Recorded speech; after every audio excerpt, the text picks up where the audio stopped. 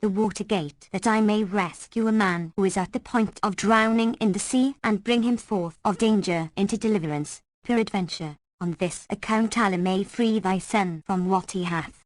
The king replied, O thou Wazir, enough is that which hath befallen my son through thee and on shine account. Haply, if thou rescue this drowning man, he will come to know our affairs, and look on my son who is in this state and exult over me. But I swear by Allah, that if this half-drowned wretch come hither and learn our condition and look upon my son and then fare forth and speak of our secrets to any, I will assuredly strike off thy head before his, for thou, O my minister, art the cause of all that hath bettered us, first and last. Now do as thou wilt. Thereupon the Wazir sprang up and, opening the private pastern which gave upon the sea, descended to the causeway, then walked on 20 steps and came to the water, where he saw Marzawan nigh unto death. So he put out his hand to him and, catching him by his hair, drew him ashore in a state of insensibility, with belly full of water and eyes half out of his head. The Wazir waited till he came to himself, when he pulled off his wet clothes and clad him in a fresh suit, covering his head with one of his servants' turbans, after which he said to him, Know that I have been the means of saving thee from drowning. Do not thou requite me by causing my death and shine own. And Shahrazad perceived the dawn of day and ceased saying her permitted say. When it was the 196th night, she said, It hath reached me, O auspicious king, that when the Wazir did to Marzawan what he did, he thus addressed him, Know that I have been the cause of saving thee from drowning, so requite me not by causing my death and shine own. Asked Marzawan, And how so? And their Wazir answered, Thou art at this hour about to go up and pass among emirs and wazirs, all of them silent and none speaking, because of Kamar al-Zaman, the son of the Sultan. Now when Marzawan heard the name of Kamar al-Zaman, he knew that this was he whom he had heard spoken of in sundry cities and of whom he came in search, but he feigned ignorance and asked the Wazir, And who is Kamar al-Zaman? Answered the minister, He is the son of Sultan Shahriman, and he is so sick and lieth strown on his couch restless alway, eating not nor drinking, neither sleeping night or day. Indeed he is nigh upon death, and we have lost hope of his living and are certain that he is dying. Beware lest thou look too long on him, or thou look on any other than that where thou sittest thy feet, else thou art a lost man, and I also. He replied, Allah upon thee, O Wazir, I implore thee, of thy favour, acquaint me touching this youth thou describest. What is the cause of the condition in which he is? The Wazir replied, I know none, save that, 3 years ago, his father required him to wed, but he refused, whereat the king was wroth and imprisoned him. And when he awoke on the morrow, he fancied that during the night he had been roused from sleep, and had seen by his side a young lady of passing loveliness, whose charms tongue can never express, and he assured us that he had plucked off her seal ring from her finger and had put it on his own, and that she had done likewise, but we know not the secret of all this business. So by Allah, O my son, when thou comest up with me into the palace, look not on the prince, but go thy way, for the Sultan's heart is full of wrath against me. So said Marzawan to himself, By Allah, this is the one I sought. Then he followed the Wazir up to the palace, where the minister seated himself at the prince's feet. But Marzawan found forsooth nothing to do but go up to Kamar al-Zaman and stand before him at gaze.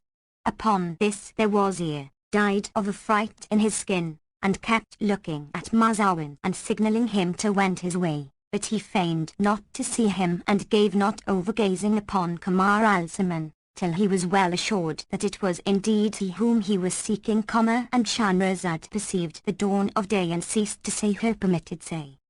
When it was the 197th night, she said, It hath reached me, O auspicious king, that when Marzawan looked upon Kamar al-Zaman and knew that it was indeed he whom he was seeking, he cried, Exalted be Allah, who hath made his shape even as her shape, and his complexion as her complexion, and his cheek as her cheek.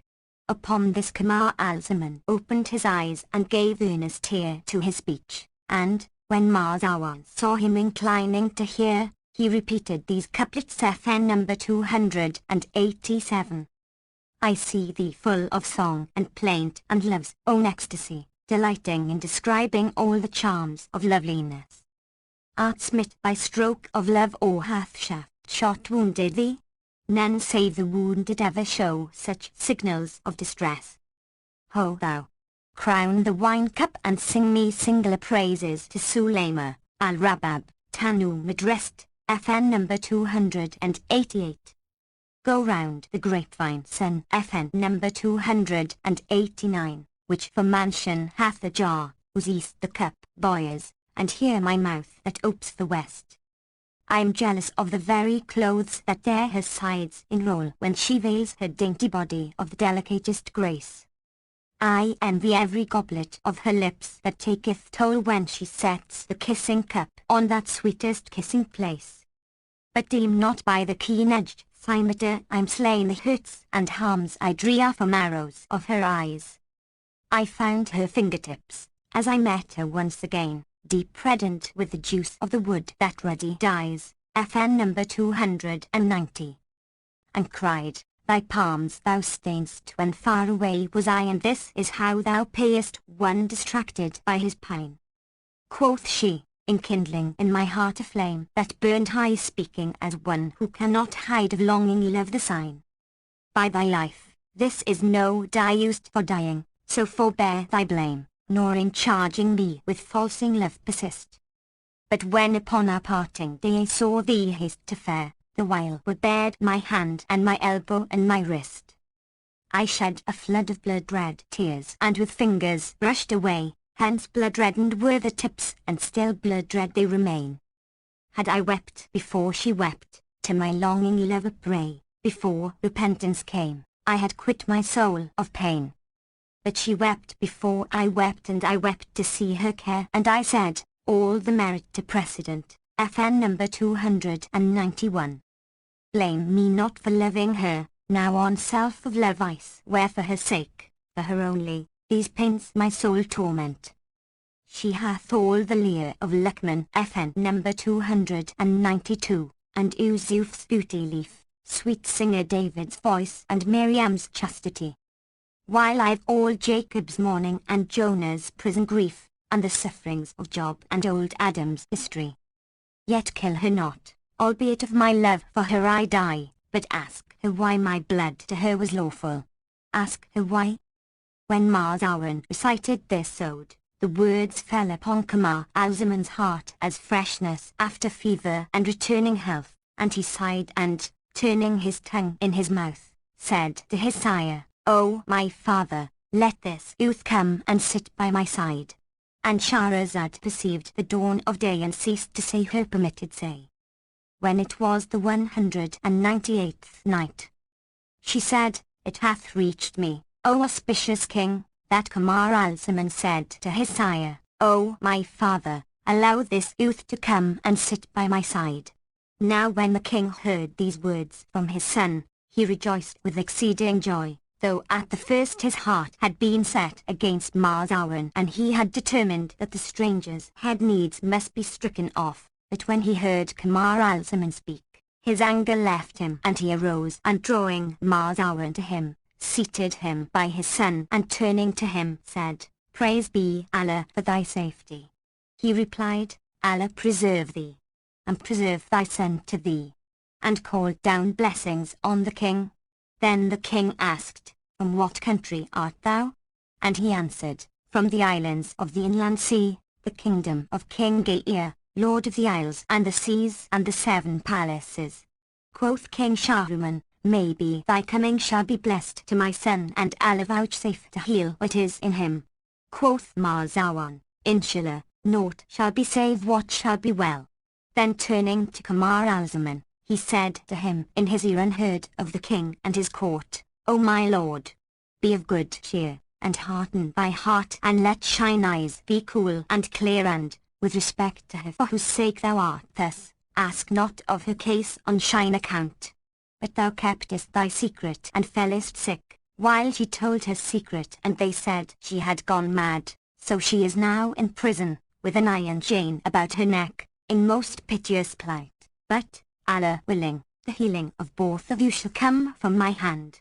Now when Kamar al-Zaman heard these words, his life returned to him, and he took heart and felt a thrill of joy and signed to his father to help him sit up, and the king was like to fly for gladness and rose hastily and lifted him up. Presently, of his fear for his son, he shook the kerchief of dismissal FN number 293, and all the emirs and wazirs withdrew. Then he set 2 pillows for his son to lean upon, after which he bade them perfume the palace with saffron and decorate the city, saying to Marzawan, "By Allah, O my son, of a truth shine aspect be a lucky and a blessed."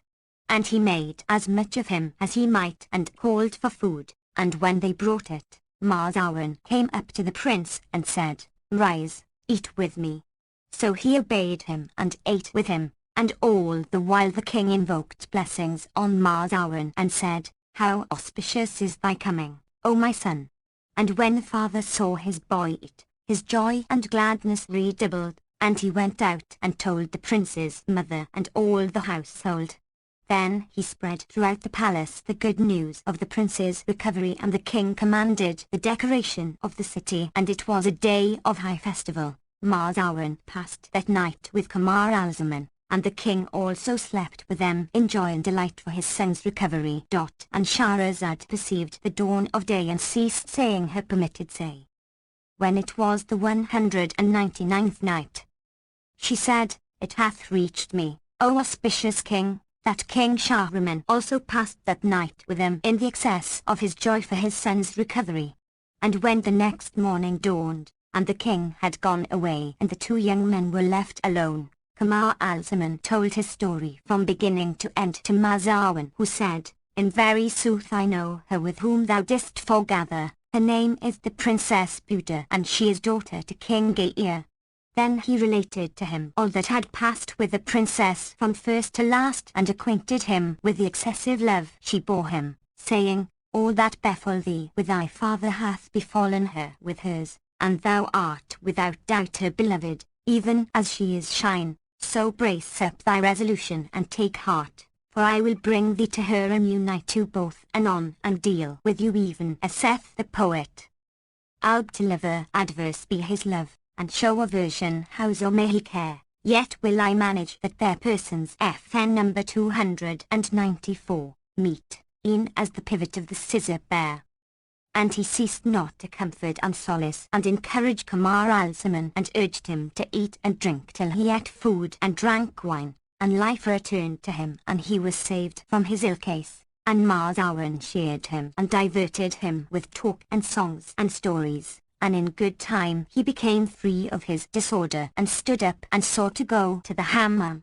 FN number 295. So Marzawan took him by the hand, and both went to the bath, where they washed their bodies and made them clean. And Shahrazad perceived the dawn of day and ceased to say her permitted say. When it was the 200th night, she said, "It hath reached me, O auspicious king, that when Kamar al-Zaman, son of King Shahriman, went to the hammam, his father in his joy at this event freed the prisoners, and presented splendid dresses to his grandees, and bestowed large armed gifts upon the poor, and bade decorate the city 7 days. Then quoth Marzawan to Kamar al-Zaman, "Know, O my lord, that I came not from the Lady Buda save for this purpose, and the object of my journey was to deliver her from her present case, and it remaineth for us only to devise how we may get to her, since thy father cannot brook the thought of parting from thee. So it is my counsel that tomorrow thou ask his leave to go abroad hunting. Then do thou take with thee a pair of saddle bags full of money, and mount a swift steed, and lead a spare horse, and I will do the like, and say to thy sire, I have a mind to divert myself with hunting the desert and to see the open country, and to pass one night. Suffer not any servant to follow us, for as soon as we reach the open country, we will go our ways." Kamar al-Zaman rejoiced in this plan with great joy and cried, "It is good." Then he stiffened his back and, going into his father, sought his leave and spoke as he had been taught, and the king consented to his going forth a-hunting, and said, O my son, blessed be the day that restoreth thee to health. I will not gainsay thee in this, but pass not more than one night in the desert and return to me on the morrow, for thou knowest that life is not good to me without thee, and indeed I can hardly believe thee to be wholly recovered from what thou hadst. FN number 296, because thou art to me as he of whom quoth the poet.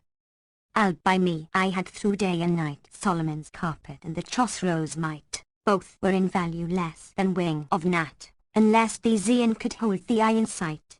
FN number 297. Then the king equipped his son Kamar al-Zaman and Marzawan for the excursion, bidding make ready for them 4 horses, together with a dromedary to carry the money and a camel to bear the water and belly timber, and Kamar al-Zaman forbade any of his attendants to follow him. His father farewelled him and pressed him to his breast and kissed him, saying, I ask thee in the name of Allah, be not absent from me more than one night, wherein sleep will be unlawful to me, for I am even as saith the poet. Thou present, in the heaven of heavens I dwell, bearing shine absence is of hell's my hell, pledged be for thee my soul. If love for thee be crime, my crime is of the fellest fell. Does love low burn thy heart as burns it mine, doomed night and day jet no fire to smell? Answered Kamar al-Zaman, O my father, inshallah, I will lie abroad but one night. Then he took leave of him, and he and Marzawan mounted and leading the spare horses, the dromedary with the money and the camel with the water and victual, turned their faces towards the open country and Shahrazad perceived the dawning day and ceased saying her permitted say. When it was the 201st night, she said, It hath reached me, O auspicious king, that Kamar al-Zaman and Marzawan fared forth and turned their faces towards the open country, and they travelled from the first of the day till nightfall, when they halted and ate and drank and fed their beasts and rested a while, after which they again took horse and ceased not journeying for 3 days, and on the 4th they came to a spacious tract wherein was a thicket. They alighted in it, and Marzawan, taking the camel and one of the horses, slaughtered them and cut off their flesh and stripped their bones. Then he doffed from Kamar al-Zaman his shirt and trousers which he smeared with the horse's blood, and he took the prince's coat which he tore to shreds and befouled with gore, and he cast them down in the fork of the road. Then they ate and drank, and mounting set forward again, and, when Kamar al-Zaman asked why this was done, and said, What is this, O my brother, and how shall it profit us? Marzawan replied, Know that thy father, when we have outstayed the 2nd night after the night for which we had his leave, and yet we return not, will mount and follow in a track till he come hither, and, when he happeneth upon this blood which I have spilt, and he seeth thy shirt and trousers rent and gore-fouled, he will fancy that some accident befell thee from bandits or wild beasts, so he will give up hope of thee and return to his city, and by this device we shall win our wishes. Quoth Kamar al-Zaman, By Allah, this be indeed a rare device. Thou hast done right well. FN number 298. Then the two fared on days and nights, and all that while Kamar al-Zaman did naught but complain when he found himself alone, and he ceased not weeping till they drew near their journey's end, when he rejoiced and repeated these verses.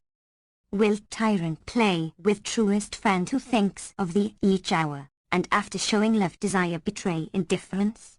May I forfeit every favour if in love I falsed thee, if thee I left, abandon me by way of recompense, but I've been guilty of no crime such harshness to deserve, and if I aught offended thee I bring my penitence, of fortune's wonders one it is thou hast abandoned me, but fortune never wearieth of showing wonderments. When he had made an end of his verses, Marzawan said to him, Look!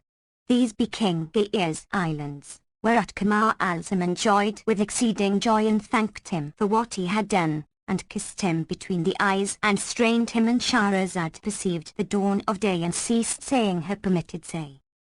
When it was the 202nd night, She said, "It hath reached me, O auspicious king, that when Marzawan said, Look, these be the islands of King Gaia, Kamar al-Zaman joyed with exceeding joy and thanked him for what he had done and kissed him between the eyes and strained him to his bosom. And after reaching the islands and entering the city they took up their lodging in a khan, where they rested 3 days from the fatigues of their wayfare, after which Marzawan carried Kamar al-Zaman to the bath and, clothing him in merchant's gear, provided him with a geomantic tablet of gold, FN number 299, with a set of astrological instruments and with an astrolabe of silver, plated with gold. Then he said to him, "Arise, O my lord, and take thy stand under the walls of the king's palace and cry out, I am the ready reckoner, I am the scrivener, I am he who weeteth the sought and the seeker, I am the finished man of science, I am the astrologer accomplished in experience. Where then is he that seeketh? As soon as the king heareth this, he will send after thee and carry thee into his daughter the princess Buda, thy lover, but when about going into her do thou say to him, Grant me 3 days' delay, and if she recover, give her to me to wife, and if not, deal with me as thou dealest with those who forewent me. He will assuredly agree to this, so as soon as thou art alone with her, discover thyself to her, and when she seeth thee, she will recover strength and her madness will cease from her and she will be made whole in 1 night. Then do thou give her to eat and drink. And her father, rejoicing in her recovery, will marry thee to her and share his kingdom with thee, for he hath imposed on himself this condition, and so peace be upon thee." Now when Kamar al-Zaman heard these words he exclaimed, "May I never lack thy benefits," and, taking the set of instruments aforesaid, sallied forth from the caravanserai in the dress of his order. He walked until he stood under the walls of King Gaia's palace, where he began to cry out, saying, "I am the scribe, I am the ready reckoner, I am he who knoweth the sought and the seeker, I am he who openeth the volume and summeth up the sums, FN number 300, who dreams can expound whereby the sought is found. Where then is the seeker?" Now when the city people heard this, they flocked to him, for it was long since they had seen scribe or astrologer, and they stood round him and, looking upon him, they saw one in the prime of beauty and grace and perfect elegance, and they marvelled at his loveliness, and his fine stature and symmetry. Presently one of them accosted him and said, "Allah upon thee, O thou fair and young, with the eloquent tongue! Incur not this affray, nor throw thy life away in thine ambition to marry the Princess Buda. Only cast shine eyes upon yonder heads hung up, all their owners have lost their lives in the same venture." Yet Kamar al-Zaman paid no heed to them, but cried out at the top of his voice, saying, "I am the doctor, the scrivener. I am the astrologer, the calculator." And all the townsfolk forbade him from this, but he regarded them not at all, saying in his mind, "None knoweth desire save whoso suffereth it." Then he began again to cry his loudest, shouting, "I am the scrivener, I am the astrologer." And Shahrazad perceived the dawn of day and ceased to say her permitted say. When it was the 203rd night, she said, "It hath reached me, O auspicious king, that Kamar al-Zaman in no wise heeded the words of the citizens, but continued to cry out, I am the calculator, I am the astrologer." Thereupon all the townsfolk were wroth with him and said to him, "Thou art nothing but an imbecile, silly, self-willed lad. Have pity on shine o youth and tender years and beauty and loveliness." But he cried all the more, "I am the astrologer, I am the calculator. Is there any one that seeketh?" As he was thus crying and the people forbidding him, behold, King Gaia heard his voice and the clamour of the lieges and said to his wazir, "Go down and bring me yon astrologer."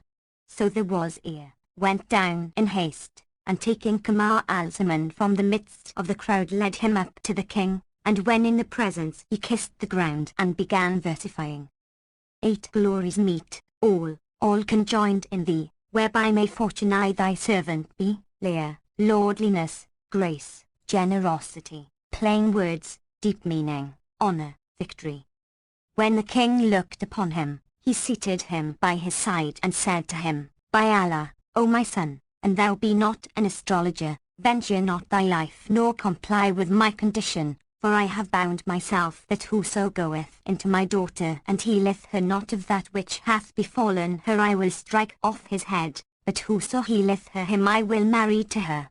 So let not thy beauty and loveliness delude thee, for, by Allah, and again, by Allah, if thou cure her not, I will assuredly cut off thy head.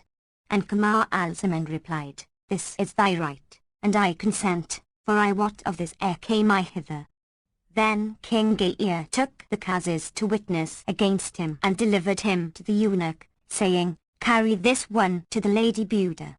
So the eunuch took him by the hand and led him along the passage, but Kamar al-Zaman outstripped him and pushed on before, whilst the eunuch ran after him, saying, Woe to thee!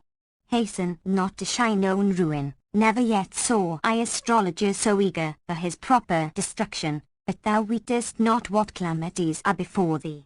Thereupon Kamar al-Zaman turned away his face from the eunuch, and Shahrazad perceived the dawn of day and ceased saying her permitted say. When it was the 204th night, she said, It hath reached me, O auspicious king, that when eunuch thus addressed Kamar al-Zaman, patience, and no indecent hurry, the prince turned away his face and began repeating these couplets. A sage, I feel a fool before thy charms, distraught, I wot not what the words I say, if say I son, away thou dost not pass from eyes of me, while suns go down with day, thou hast completed beauty, in whose praise speech makers fail, and talkers lose their way. Then the eunuch stationed Kamar al-Zaman behind the curtain of the princess's door, and the prince said to him, Which of the two ways will please thee more, treat and cure thy lady from here or go in and heal her within the curtain? The eunuch marvelled at his words and answered, An thou heal her from here it were better proof of thy skill. Upon this Kamar al-Zaman sat down behind the curtain and, taking out inkcase, pen and paper, wrote the following. This is the writ of one whom passion swayeth, and whom longing waileth and wakeful misery slayeth, one who despaireth of living and looketh for naught but dying, with whose mourning heart nor comforter nor helper take its part, one whose sleepless eyes none succoureth from anxieties, whose day is passed in fire and his night in torturing desire, whose body is wasted for much emaciation, and no messenger from his beloved bringeth him consolation. And after this he indited the following couplets. I write with heart devoted to thy thought, and eyelids chafed by tears of blood they bled, and body clad by loving pine and pain, in shirt of leanness, and worn down to thread, to thee complain I of love's tormentry, which ousted hapless patience from her stead, a toy. Show favour and some mercy deign, for passion's cruel hands my vitals shred. And beneath his lines he wrote these cadenced sentences. The heart's pain is removed by union with a beloved, and whomso his lover paineth only Allah assaineth. If we or you have wrought deceit, may the deceiver win defeat. There is naught goodlier than a lover who keeps faith with a beloved who works him scathe.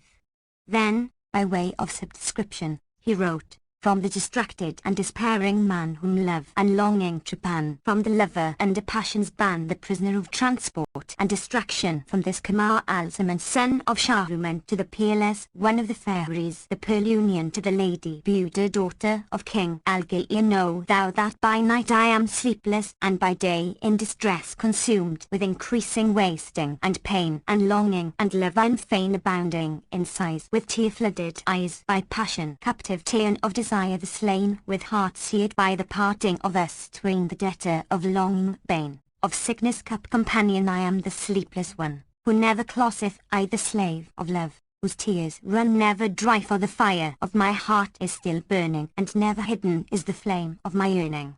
Then on the margin Kamar al-Zaman wrote this admired verse. Salem from grace is hoarded by my Lord to her, who holds my heart and soul in hoard. And also these.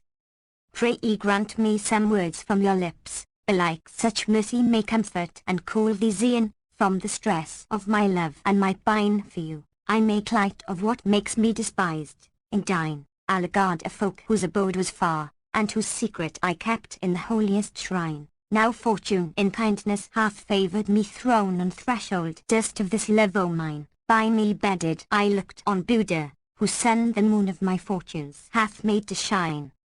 Then, having affixed his seal ring to the missive, he wrote these couplets in the place of address.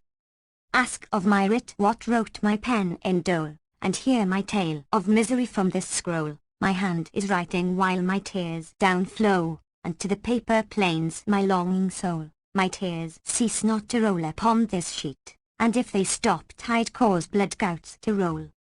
And at the end he added this other verse. I've sent the ring from off thy finger bore I when we met, now deign my ring restore. Then Kamar al-Zaman set the Lady Buddha's ring inside the letter and sealed it and gave it to the eunuch, who took it and went in with it to his mistress. And Shahrazad perceived the dawn of day and ceased to say her permitted say. When it was the 205th night, she said, It hath reached me, O auspicious king, that Kamar al-Zaman, after setting the seal ring inside the epistle, gave it to the eunuch, who took it and went in with it to his mistress, and, when the Lady Buddha opened it, she found therein her own very ring.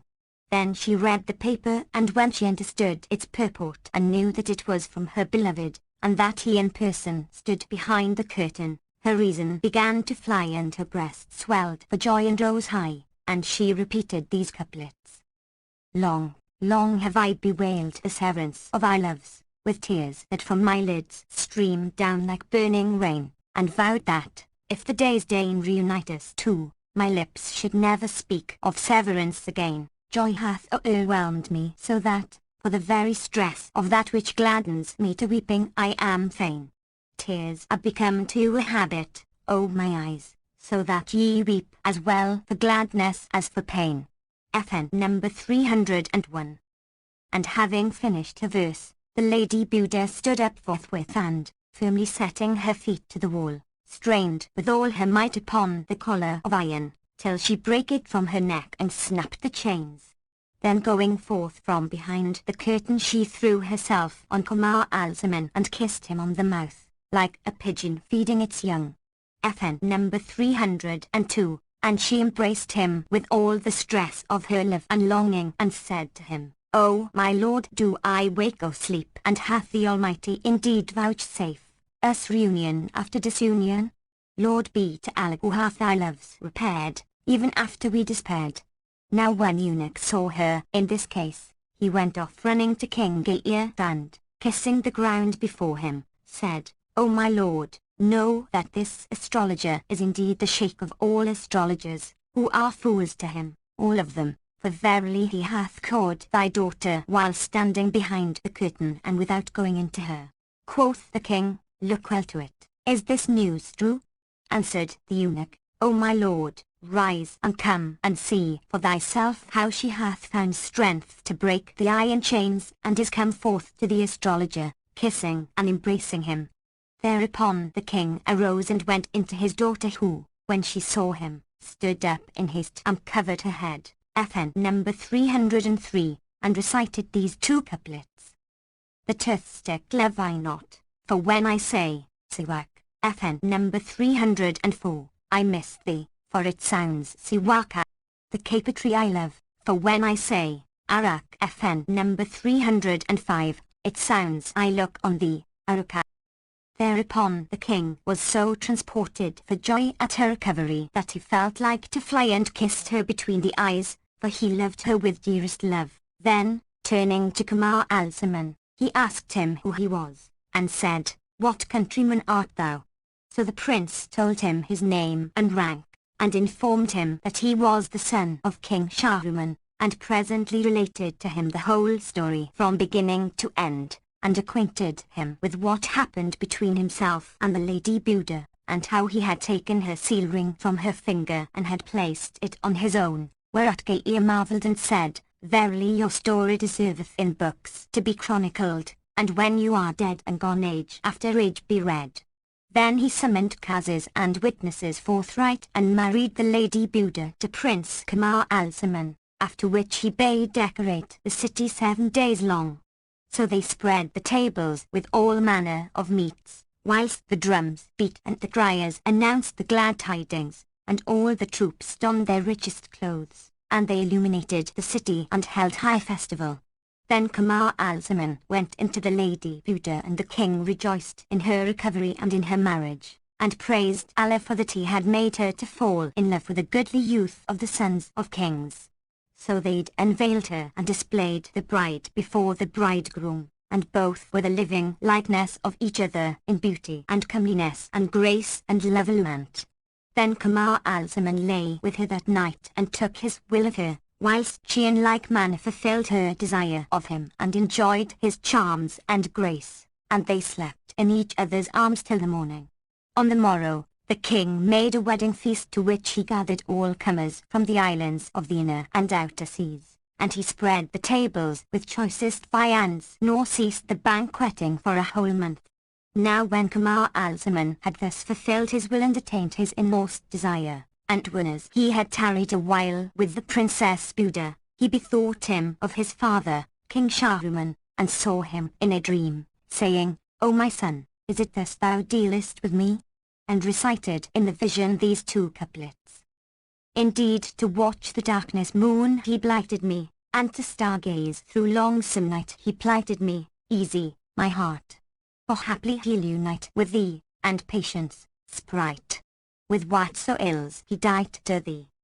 Now after seeing his father in the dream and hearing his reproaches, Kamar al-Zaman awoke in the morning, afflicted and troubled, whereupon the Lady Buddha questioned him, and he told her what he had seen. And Shahrazad perceived the dawn of day and ceased saying her permitted say. When it was the 206th night, she said, "It hath reached me, O auspicious king, that when Kamar al-Zaman acquainted the Lady Buddha with what he had seen in his dream, she and he went into her sire and, telling him what had passed, besought his leave to travel. He gave the prince the permission he sought, but the princess said, "O my father, I cannot bear to be parted from him." Quoth Gaia, her sire, "Then go thou with him," and gave her leave to be absent a whole 12 months, and afterwards to visit him in every year once. So she kissed his hand, and Kamar al-Zaman did the like. Thereupon King Gaia proceeded to equip his daughter and her bridegroom for the journey, and furnished them with outfit and appointments for the march, and brought out of his stables horses marked with his own brand, blood dromedaries FN number 306, which can journey 10 days without water, and prepared a litter for his daughter, besides loading mules and camels with victual. Moreover, he gave them slaves and eunuchs to serve them and all manner of travelling gear, and on the day of departure, when King Gaia took leave of Kamar al-Zaman, he bestowed on him 10 splendid suits of cloth of gold embroidered with stones of price, together with 10 riding horses and 10 she-camels, and a treasury of money, FN number 307, and he charged him to live and cherish his daughter the Lady Buddha. Then the king accompanied them to the farthest limits of his islands where, going into his daughter Buddha in the litter, he kissed her and strained her to his bosom, weeping and repeating, "O thou who wooest severance, easy fare, for love embrace belongs to love a friend, fare softly. Fortune's nature falsehood is, and parting shall love's every meeting end." Then leaving his daughter, he went to her husband and bade him farewell and kissed him, after which he parted from them and, giving the order for the march, he returned to his capital with his troops. The prince and princess and their suite fared on without stopping through the first day and the second and the third and the fourth, nor did they cease faring for a whole month till they came to a spacious champaign, abounding in pasturage, where they pitched their tents, and they ate and drank and rested, and the Princess Buddha lay down to sleep. Presently, Kamar al-Zaman went into her and found her lying asleep clad in a shift of apricot-coloured silk that showed all and everything, and on her head was a coif of gold cloth embroidered with pearls and jewels. The breeze raised her shift which laid bare her navel and showed her breasts and displayed a stomach whiter than snow, each one of whose dimples would contain an ounce of benzoin ointment. FN number 308. At this sight, his love and longing redoubled, and he began retting. And were it asked me when by hellfire burnt, when flames of heart my vitals hold and hem, which wouldst thou choose, say wouldst thou rather them, or drink sweet cooling draught? I'd answer, them. Then he put his hand to the band of her petticoat trousers and drew it and loosed it, for his soul lusted after her, when he saw a jewel, red as dye wood, made fast to the band. He untied it and examined it and, seeing 2 lines of writing graven thereon, in a character not to be read, marvelled and said in his mind, were not this bezel something to her very dear, she had not bound it to her trousers band nor hidden it in the most privy and precious place about her person, that she might not be parted from it. But I knew what she cloth with this and what is the secret that is in it. So saying, he took it and went outside the tent to look at it in the light, and Shahrazad perceived the dawn of day, and ceased to say her permitted say. When it was the 207th night, she said, It hath reached me, O auspicious king, that when he took the bezel to look at it in the light, the while he was holding it, behold, a bird swooped down on him and, snatching the same from his hand, flew off with it and then lighted on the ground. Thereupon Kamar al-Zaman, fearing to lose the jewel, ran after the bird, but it flew on before him, keeping just out of his reach, and ceased not to draw him on from dale to dale and from hill to hill, till the nights darkened and the firmament darkened, when it roosted on the high tree. So Kamar al-Zaman stopped under the tree, confounded in thought and faint for famine and fatigue, and giving himself up for lost, would have turned back, but knew not the way whereby he came, for that darkness had overtaken him. Then he exclaimed, There is no majesty and there is no might save in Allah, the glorious, the great, and laying him down under the tree, whereon was the bird, slept till the morning, when he awoke and saw the bird also wake up and fly away. He arose and walked after it, and it flew on little by little before him, after the measure of his faring, at which he smiled and said, By Allah, a strange thing. Yesterday, this bird flew before me as fast as I could run, and today, knowing that I have awoke tired and cannot run, he fleeth after the measure of my faring. By Allah, this is wonderful. But I must needs follow this bird, whether it lead me to death or to life, and I will go wherever it goeth, for at all events it will not abide save in some inhabited land. FN number 309. So he continued to follow the bird which roosted every night upon the tree, and he ceased not pursuing it for a space of 10 days, feeding on the fruits of the earth and drinking of its waters. At the end of this time, he came in sight of an inhabited city, whereupon the bird darted off like the glance of the eye and, entering the town, disappeared from Kamar al-Zaman, who knew not what it meant or whither it was gone. So he marvelled at this and exclaimed, Praise be to Allah who hath brought me in safety to this city. Then he sat down by a stream and washed his hands and feet and face and rested a while, and, recalling his late easy and pleasant life of union with his beloved and contrasting it with his present plight of trouble and fatigue and distress and strangerhood and famine and severance, the tears streamed from his eyes and he began repeating these cinquains. Pain had I hid by handwork, that it showed, changed, sleep, the wake, and wake with me abode. When thou didst spurn my heart I cried aloud, Pate, hold thy hand and cease to gird and goad, in dole and danger by my sprite I spy. And but the Lord of love were just to me, sleep thro' my eyelids ne'er were forced to flee. Pity, my lady, one for love o' thee from his tribe's darling brought to low degree, love came and doomed wealth beggar death to die. The railers chide at thee, I ne'er gainsay, but stop my ears and dumbly sign them, nay, thou lov'st a slender may, say they, I say, I've picked her out and cast the rest away, enough, when fate descends, she blinds man's eye. FN number 310. And as soon as he had finished his poetry and had taken his rest, he rose and walked on little by little, till he entered the city. And Shahrazad perceived the dawn of day and ceased saying her permitted say. when it was the 208th night. She said, "It hath reached me, O auspicious king, that as soon as Kamar al-Zaman had finished his poetry and had taken his rest, he arose and entered the city gate FN number 311, not knowing whither he should wend. He crossed the city from end to end, entering by the land gate, and ceased not faring until he came out at the sea gate, for the city stood on the seashore. Yet he met not a single one of its citizens. And after issuing from the land gate he fared forwards and ceased not faring till he found himself among the orchards and gardens of the place, and, passing among the trees, presently came to a garden and stopped before its door, whereupon the keeper came out to him and saluted him.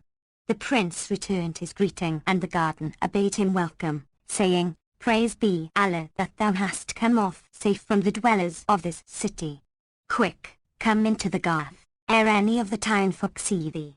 Thereupon Kamar al-Zaman entered that garden, wondering in mind, and asked the keeper, "What may be the history of the people of this city and who may they be?" The other answered, "Know that the people of this city are Almajans, but Allah upon thee, tell me how thou camest to this city and what caused thy coming to our capital." Accordingly Kamar al-Zaman told the gardener all that had befallen him from beginning to end, whereat he marvelled with great marvel and said, "Know, O my son, that the cities of al-Islam lie far from us, and between us and them is a 4 months' voyage by sea and a whole 12 months' journey by land. We have a ship which saileth every year with merchandise to the nearest Muslim country, and which entereth the seas of the Ebony Islands, and thence maketh the Khalidan Islands, the dominions of King Shahriman." Thereupon Kamar al-Zaman considered a while and concluded that he could not do better than abide in the garden with the gardener and become his assistant, receiving for pay 1/4 of the produce. So he said to him, "Wilt thou take me into thy service, to help thee in this garden?" Answered the gardener, "To hear is to consent," and began teaching him to lead the water to the roots of the trees. So Kamar al-Zaman abode with him, watering the trees and hoeing up the weeds and wearing a short blue frock which reached to his knees. And he wept floods of tears, for he had no rest day or night, by reason of his strangerhood, and he ceased not to repeat verses upon his beloved, amongst others the following couplets. Ye promised us, and will ye not keep plight? Ye said, say, and shall not deed be dight? We wake for passion while ye slumber and sleep, watchers and wakers claim not equal right. We vowed to keep our loves in secrecy, but spake the meddler and you spoke forthright. O friend in pain and pleasure, joy and grief, in all case you only, claim my sprite. Mid-folk is one who holds my prisoned heart, would he but show some ruth for me to sight. Not every eye like mine is wounded sore, not every heart like mine love pipings blight. Ye wronged me saying, love is wrong as I year. Ye were right, events have proved that quite. Forget they one love thralled, whose faith the world robs not, though burn the fires in heart alight. If and my foeman shall become my judge, whom shall I suit to remedy his despite? Had not I need of love nor love had sought, my heart for sure not thus love distraught. Such was the case with Kamar al-Zaman, but as regards his wife, the Lady Buda, when she awoke she sought her husband and found him not. Then she saw her petticoat trousers undone, for the band had been loosed and the bezel lost, whereupon she said to herself, "By Allah, this is strange. Where is my husband?" It would seem as if he had taken the talisman and gone away, knowing not the secret which is in it. Would to heaven I knew whither can he have wandered. But it must needs have been some extraordinary matter that drew him away, for he cannot brook to leave me a moment. Allah curse the stone and damn its hour. Then she considered a while and said in her mind, "If I go out and tell the valets and let them learn that my husband is lost, they will lust after me. There is no help for it but that I use stratagem." So she rose and donned some of her husband's clothes and riding boots, and a turban like his, drawing one corner of it across her face for a mouth veil. FN number 312. Then, setting a slave girl in her litter, She went forth from the tent and called to the pages who brought her Kamar al-Zaman's steed, and she mounted and bade them load the beasts and resume the march. So they bound on the burdens and departed, and she concealed her trick, none doubting but she was Kamar al-Zaman, for she favoured him in face and form, nor did she cease journeying, she and her suite, days and nights, till they came in sight of a city overlooking the salt sea, where they pitched their tents without the walls and halted to rest.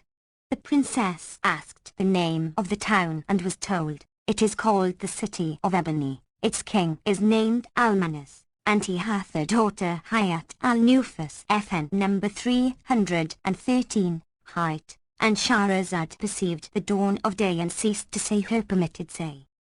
When it was the 209th night, she said, "It hath reached me, O auspicious king, that when the Lady Buda halted within sight of the Ebony City to take her rest, King Armanis sent a messenger, to learn what king it was who had encamped without his capital. So the messenger, coming to the tents, made inquiry anent their king, and was told that she was a king's son who had lost the way being bound for the Khalidan Islands, whereupon he returned to King Armanis with the tidings, and, when the king heard them, he straightway rode out with the lords of his land to greet the stranger on arrival.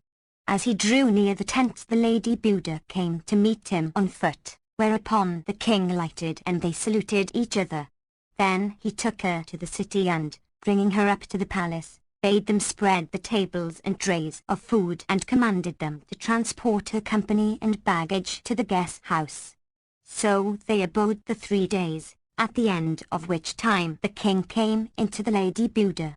Now she had that day gone to the hammam and her face shone as the moon at its full, a seduction to the world and a rending of the veil of shame to mankind, and Armanis found her clad in a suit of silk, embroidered with gold and jewels. So he said to her, "O my son, know that I am a very old man, decrepit withal, and Allah hath blessed me with no child save one daughter, who resembleth thee in beauty and grace, and I am now waxed and fit from the conduct of the state.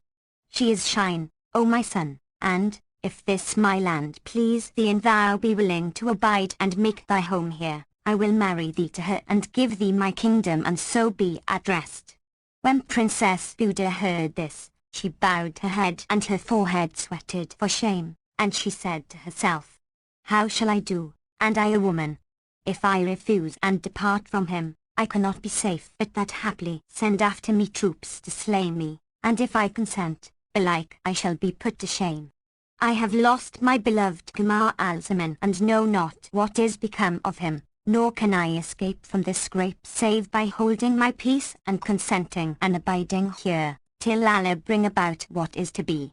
So she raised her head and made submission to King Armanis, saying, "Hearkening and obedience," whereat he rejoiced and bade the herald make proclamation throughout the Ebony Islands to hold high festival and decorate the houses.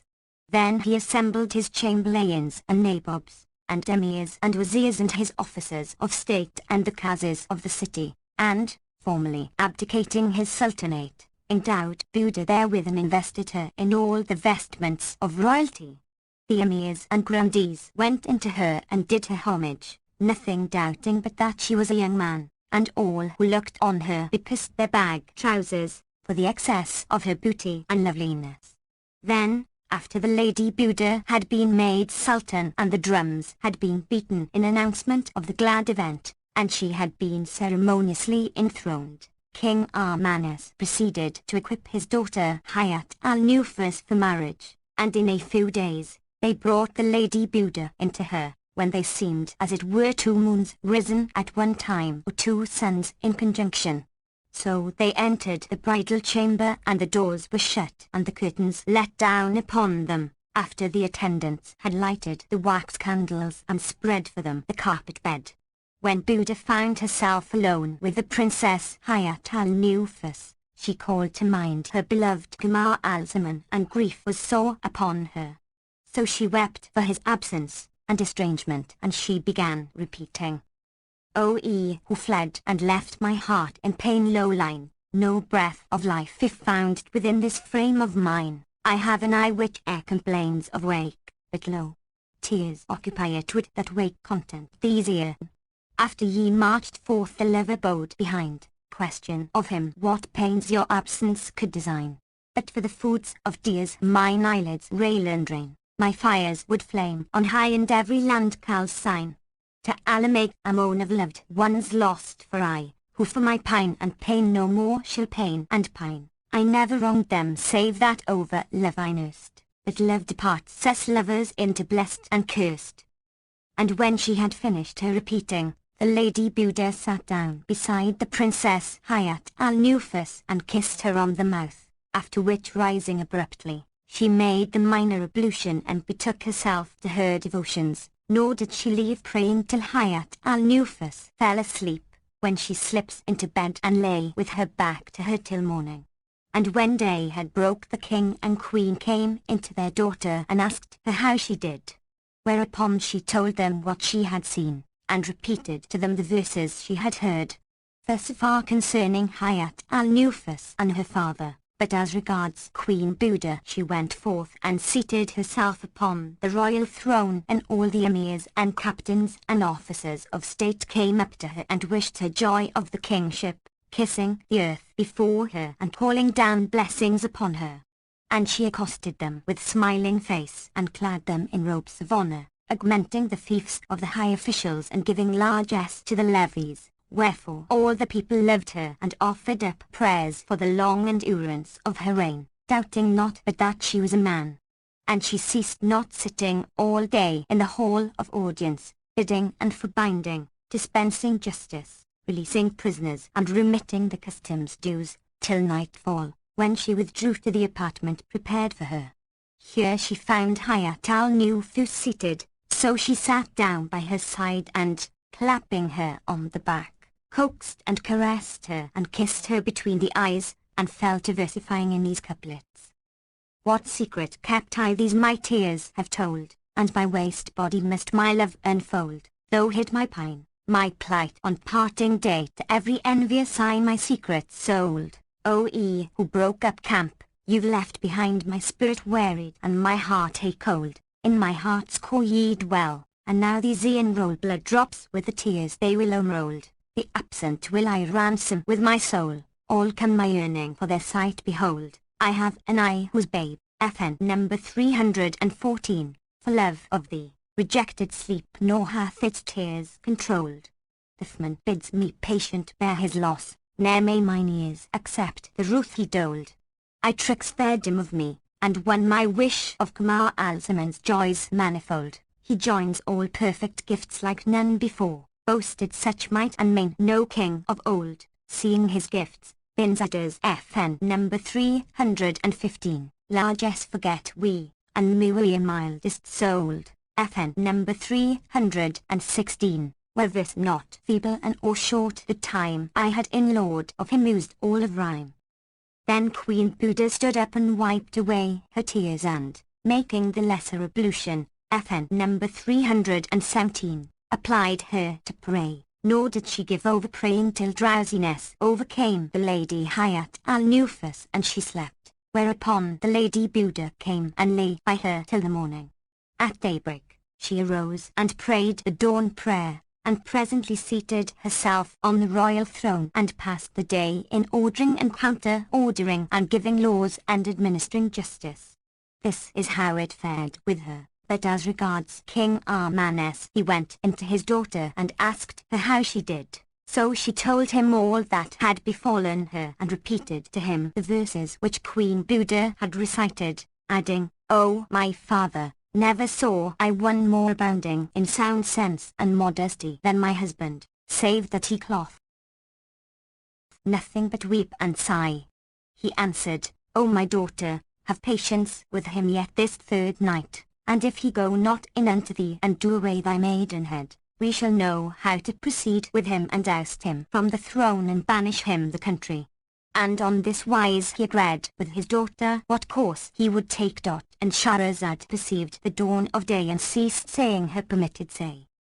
When it was the 210th night, she said, "It hath reached me, O auspicious king, that when King Armanus had agreed with his daughter on this wise and had determined what course he would take, and night came on, Queen Buda arose from the throne of her kingdom and betaking herself to the palace, entered the apartment prepared for her.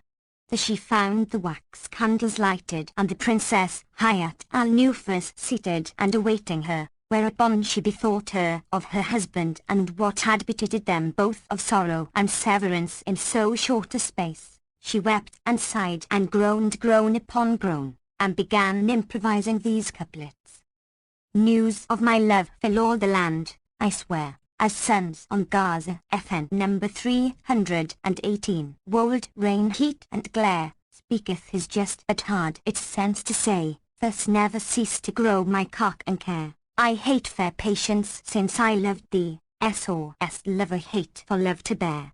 A glance that dealt love sickness dealt me death, glances are deadliest things with torments rare. He shook his love locks down and bared his chin, whereby I spied his beauties dark and fair, my care, my cure are in his hands, and he who caused their dolour can their dole repair. His belt went daft for softness of his waist, his hips, for envy, to uprise forbear, his brow curl diadem'd is murky night, unveiled he and lo, bright morn shows brightest light. When she had finished her versifying, she would have risen to pray, but, lo and behold, Hayat al-Nufus caught her by the skirt and clung to her saying, O my lord, art thou not ashamed before my father, after all his favour, to neglect me at such a time as this? When Queen Buda heard her words, she sat down in the same place and said, O my beloved, what is this thou sayest? She replied, What I say is that I never saw any so proud of himself as thou. Is every fair one so disdainful? I say not this to incline thee to me, I say it only of my fear for thee from King Red Armanus, because he purposeth, unless thou go in unto me this very night, and do away my maidenhead, to strip thee of the kingship on the morrow and banish thee his kingdom, and peradventure his excessive anger may lead him to slay thee. But I, O my lord, have ruth on thee and give thee fair warning, and it is thy right to wreck. FN number 319. Now when Queen Buda heard her speak these words, she bowed her head groundwards a while in sore perplexity and said in herself, If I refuse I'm lost, and if I obey I'm shamed. But I am now queen of all the Ebony Islands and they are under my rule, nor shall I ever again meet my Kamar al-Zaman save in this place, for there is no way for him to his native land but through the Ebony Islands. Verily, I know not what to do in my present case, but I commit my care to Allah who directed all for the best, for I am no man that I should arise and open this virgin girl. Then quoth Queen Buda to Hayat al-Nufus, O my beloved, that I have neglected thee and abstained from these in my own despite. And she told her whole story from beginning to end and showed her person to her, saying, I conjure thee by Allah to keep my counsel, for I have concealed my case only that Allah may reunite me with my beloved Kamar al-Zaman and then come what may.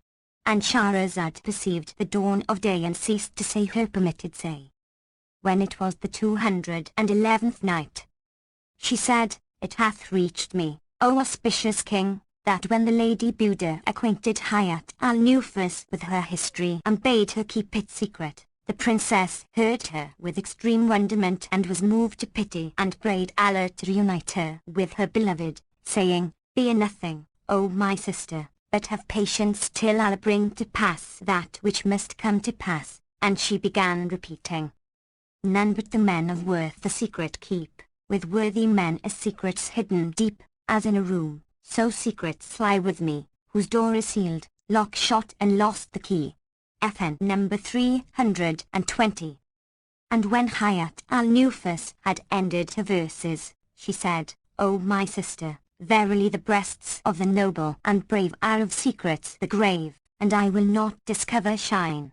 Then they toyed and embraced and kissed and slept till near the muezzin's call to dawn prayer, when Hayat al-Nufus arose and took a pigeon poult, FN number 321, and cut its throat over her smock and besmeared herself with its blood. Then she pulled off her petticoat trousers and cried aloud, whereupon her people hastened to her and raised the usual lullilooing and outcries of joy and gladness. Presently her mother came into her and asked her how she did, and busied herself about her and abode with her till evening, whilst the Lady Buda arose with the dawn, and repaired to the bath and, after washing herself pure, proceeded to the hall of audience, where she sat down on her throne and dispensed justice among the folk. Now when King Armanus heard the loud cries of joy, he asked what was the matter and was informed of the consummation of his daughter's marriage, whereat he rejoiced and his breast swelled with gladness, and he made a great marriage feast whereof the merry-making lasted a long time. Such was the case, but as regards King Shahriman it was on this wise. After his son had fared forth to the chase accompanied by Marzawan, as before related, he tarried patiently awaiting their return at nightfall. But when his son did not appear, he passed a sleepless night, and the dark hours were longsome upon him. His restlessness was excessive, his excitement grew upon him, and he thought the morning would never dawn. When day broke he sat expecting his son and waited till noon, but he came not, whereat his heart forebode separation and was fired with fears for Kamar al-Zaman, and he cried, "Alas, my son!" And he wept till his clothes were drenched with tears, and repeated with a beating heart, "Love's votaries I ceased not to oppose, till doomed to taste love's bitter and love's sweet. I drained his rigour cup to very dregs, self-humbled at its slaves' and freemen's feet. Fortune had sworn to part the loves of us, she kept her word how truly, well I weet." And when he ended his verse, he wiped away his tears and bade his troops make ready for a march and prepare for a long expedition. So they all mounted and set forth, headed by the Sultan, whose heart burnt with grief and was fired with anxiety for his son Kamar al-Zaman, and they advanced by forced marches. Now the king divided his host into 6 divisions, a right wing and left wing, a vanguard and a rearguard, FN number 322. And bade them rendezvous for the morrow at the crossroads. Accordingly they separated and scoured the country all the rest of that day till night, and they marched through the night, and at noon of the ensuing day they joined company at the place where 4 roads met. But they knew not which the prince followed, till they saw the sign of torn clothes and sighted shreds of flesh, and beheld blood still sprinkled by the way, and they noted every piece of the clothes and fragment of mangled flesh scattered on all sides. Now when King Shahriman saw this, he cried from his heart core a loud cry, saying, "Alas, my son," and buffeted his face and plucks his beard and rent his raiment, doubting not that his son was dead. Then he gave himself up to excessive weeping and wailing, and the troops also wept for his weeping, all being assured that Prince Kamar al-Zaman had perished. They threw dust on their heads, and the night surprised them shedding tears and lamenting till they were like to die. Then the king with a heart on fire and with burning sighs spake these couplets. Chide not the mourner, O bear mourning woe, enough is yearning every ill to show. He weeps for stress of sorrow and of pain, and these to the best evidence is low, happy. FN number 323, of whom love sickness swore that ne'er should cease his eyelids loving tears to flow. He mourns the loss of fairest, fullest moon, shining o'er all his peers in glorious glow, that death made drink a brimming cup. What day he fared from natal country fain to go, his home left he and went from us to grief, nor to his brethren could he say adieu. Yea, his loss wounded me with parting pangs, and separation cost me many a throe. He fared farewelling, as he fared, our eyes, when as his Lord vouchsafed him paradise. And when King Shahriman had ended his verses, he returned with the troops to his capital, and Shahrazad perceived the dawn of day and ceased saying her permitted say. When it was the 212th night, she said, It hath reached me, O auspicious king, that when King Shahriman had ended his verses, he returned with the troops to his capital, giving up his son for lost, and deeming that wild beasts or banditti had set upon him and torn him to pieces, and made proclamation that all in the Caledon Islands should don black in mourning for him. Moreover, he built, in his memory, a pavilion, naming it House of Lamentations, and on Mondays and Thursdays he devoted himself to the business of the state and ordering the affairs of his levies and lieges, and the rest of the week he was wont to spend in the House of Lamentations, mourning for his son and bewailing him with elegiac verses, FN number 324, of which the following are semicolon. My day of bliss is that when thou appearest, my day of bale FN number 325, is that whereon thou farest, though through the night I quake in dread of death, union with thee is of all bliss the dearest. And again he said, my soul be sacrifice for one, whose going afflicted hearts with sufferings sore and dread, let joy her widowed term FN number 326, fulfill, for I divorced joy with the divorce thrice said. FN number 327. Such was the case with King Shahriman, but as regards Queen Buda, daughter of King Gaia, she abode as ruler in the Ebony Islands, whilst the folk would point to her with their fingers, and say, yonder is the son-in-law of King Red Armanus. And every night she lay with Hayat al-Nufus, to whom she lamented her desolate state and longing for her husband Kamar al-Zaman, weeping and describing to her his beauty and loveliness, and yearning to enjoy him though but in a dream, and at times she would repeat, well Allah, what's that since my severance from thee, I wept till forced to borrow tears at usury, patience. My blamer cried, heart sees right soon shalt see. Quoth I, say, blamer, where may home of patience be? This is how it fared with Queen Buda, but as regards Kamar al-Zaman, he abode with the gardener in the garden for no short time, weeping night and day and repeating verses bewailing the pastime of enjoyment and delight, whilst the gardener kept comforting him and assuring him that the ship would set sail for the land of the Muslims at the end of the year.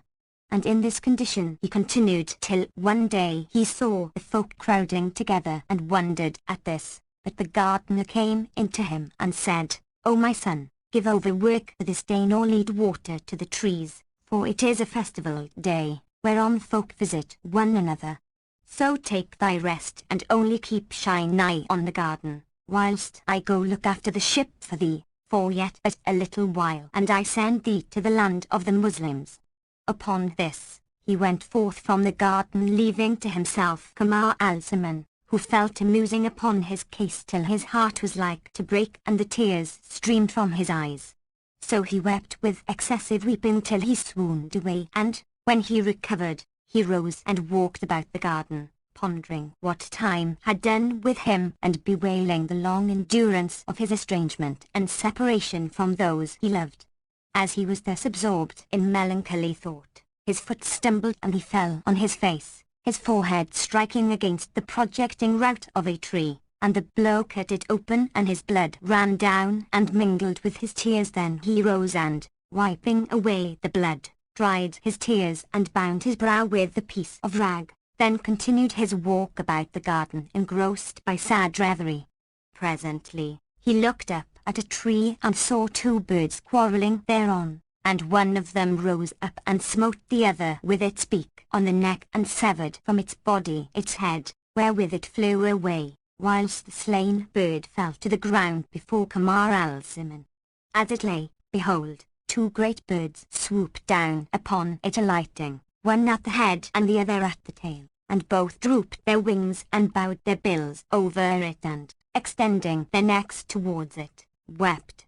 Kamar al-Zaman also wept when seeing the birds thus bewail their mate, and called to mind his wife and father, and Shahrazad perceived the dawn of day and ceased to say her permitted say.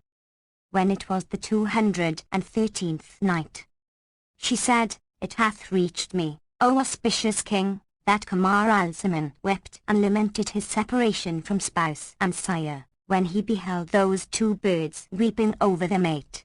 Then he looked at the twain and saw them dig a grave and therein bury the slain bird, after which they flew away far into the firmament and disappeared for a while, but presently they returned with the murderer bird and, alighting on the grave of the murdered, stamped on the slayer till they had done him to death.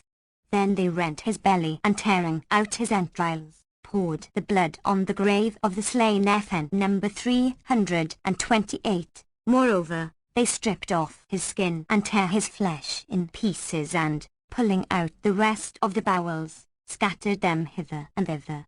All this while Kamar al-Zaman was watching them wonderingly, but presently, chancing to look at the place where the two birds had slain the third, he saw therein something gleaming. So he drew near to it and noted that it was the crop of the dead bird. Whereupon he took it and opened it and found the talisman which had been the cause of his separation from his wife.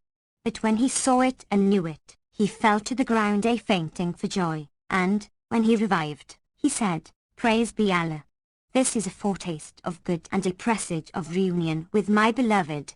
Then he examined the jewel and passed it over his eyes FN number 329, after which he bound it to his forearm, rejoicing in coming weal, and walked about till nightfall awaiting the gardener's return, and when he came not, he lay down and slept in his wonted place.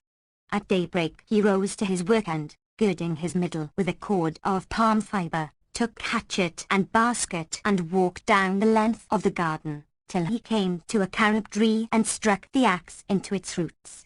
The blow rang and resounded, so he cleared away the soil from the place and discovered a trapdoor and raised it. And Shahrazad perceived the dawn of day and ceased saying her permitted say. When it was the 214th night, she said, "It hath reached me, O auspicious king, that when Kamar al-Zaman raised the trapdoor, he found a winding stair, which he descended and came to an ancient vault of the time of Ad and Tamad, FN number 330, hewn out of the rock. Round the vault stood many brazen vessels of the bigness of a great oil jar which he found full of gleaming red gold, whereupon he said to himself, "Verily sorrow is gone and solace is come."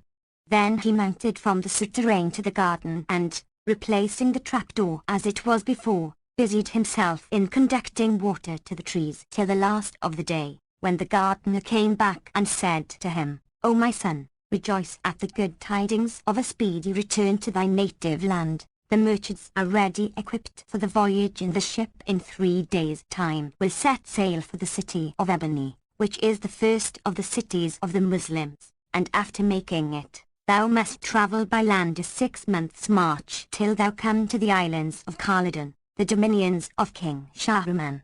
At this Kamar al-Zaman rejoiced and began repeating, "Part not from one whose wont is not to part from you, nor with your cruel taunts an innocent mortify. Another so long parted had ta'en heart from you, and had his whole condition changed, but not so I." Then he kissed the gardener's hand and said, "O my father, even as thou hast brought me glad tidings, so I also have great good news for thee," and told him anent his discovery of the vault, whereat the gardener rejoiced and said, "O my son, 80 years have I dwelt in this garden and have never hit on aught whilst thou, who hast not sojourned with me a year, hast discovered this thing, wherefore it is heaven's gift to thee, which shall end thy crosses and aid thee to rejoin thy folk and foregather with her thou lovest." Quoth Kamar al-Zaman, "There is no help but it must be shared between me and thee." Then he carried him to the underground chamber and showed him the gold, which was in 20 jars. He took 10 and the gardener 10, and the old man said to him, "O my son, fill thyself leather bottles FN number 331, with the sparrow olives FN number 332, which grow in this garden, for they are not found except in our land, and the merchants carry them to all parts. Lay the gold in the bottles and strew it over with olives, then stop them and cover them and take them with thee in the ship." So Kamar al-Zaman arose without stay or delay and took 50 leather bottles and stored in each somewhat of the gold, and closed each one after placing a layer of olives over the gold, and at the bottom of one of the bottles he laid the talisman. Then sat he down to talk with the gardener, confident of speedy reunion with his own people and saying to himself, When I come to the Ebony Islands I will journey thence to my father's country and inquire for my beloved Buddha. Would to heaven I knew whether she returned to her own land or journeyed on to my father's country, or whether there befell her any accident by the way. And he began versifying. Love in my breast they lit and fared away, and further land wherein my love is bent. Far lies the camp, and those who camp therein. Far is her tent shrine, where I ne'er shall tent. Patience far deaf me when from me they fled. Sleep failed mine eyes, endurance was forspent. They left, and with them left my every joy. Wending with them, nor find I peace that went. They made these eyes roll down love tears in flood, and lacking them these e'en with tears ardent. When my taste spins once again would see them, when fine and expectation that augment, in my heart's core their counterfeit sight trace, with love and yearning to behold their grace. Then, while he awaited the end of the term of days, he told the gardener the tale of the birds and what had passed between them, whereat the hero wondered, and they both lay down and slept till the morning. The gardener awoke sick and abode thus 2 days, but on the 3rd day, his sickness increased on him, till they despaired of his life, and Kamar al-Zaman grieved with sore grief for him. Meanwhile, behold, the master and his crew came and inquired for the gardener, and, when Kamar al-Zaman told them that he was sick, they asked, Where be the youth who is minded to go with us to the Ebony Islands? He is your servant, and he standeth before you. Answered the prince, and bade them carry the bottles of olives to the ship. So they transported them, saying, Make haste, thou, for the wind is fair. And he replied, I hear and obey. Then he carried his provaunt on board, and, returning to bid the gardener farewell, found him in the agonies of death. So he sat down at his head and closed his eyes, and his soul departed his body, whereupon he laid him out and committed him to the earth and to the mercy of Allah Almighty. Then he made for the ship, but found that she had already weighed anchor and set sail, nor did she cease to cleave the seas till she disappeared from his sight. So he went back to whence he came heavy-hearted with whirling head, and neither would he address a soul nor return a reply. And reaching the garden and sitting down in cark and care, he threw dust on his head and buffeted his cheeks. And Shahrazad perceived the dawn of day and ceased saying her permitted say. When it was the 215th night, she said, It hath reached me, O auspicious king, that when the ship sped on her course, Kamar al-Zaman returned to the garden in cark and care. But anon he rented the place of its owner and hired a man to help him in irrigating the trees. Moreover, he repaired the trapdoor, and he went to the underground chamber, and bringing the rest of the gold to grass, stowed it in other 50 bottles which he filled up with a layer of olives. Then he inquired of the ship, and they told him that it sailed but once a year, at which his trouble of mind redoubled, and he cried sore for that which had betided him, above all for the loss of the Princess Buddha's talisman, and spent his nights and days weeping and repealing verses. Such was his case, but as regards the ship, she sailed with a favouring wind till she reached the Ebony Islands. Now by decree of destiny, Queen Buddha was sitting at a lattice window overlooking the sea, and saw the galley cast anchor upon the strand. At this sight, her heart throbbed, and she took horse with the chamberlains and nabobs, and, riding down to the shore, halted by the ship, whilst the sailors broke bulk and bore the bales to the storehouses, after which she called the captain to her presence and asked what he had with him.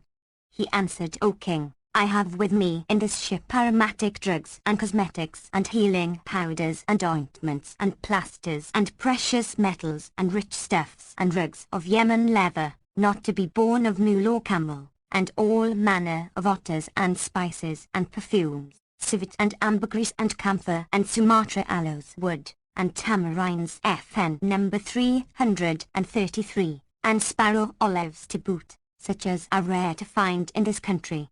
When she heard talk of sparrow olives, her heart longed for them, and she said to the shipmaster, How much of olives hast thou?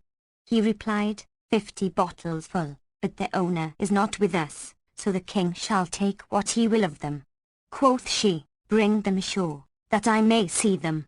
Thereupon he called to the sailors, who brought her the 50 bottles, and she opened one and, looking at the olives, said to the captain, I will take the whole 50 and pay you their value, whatso it be.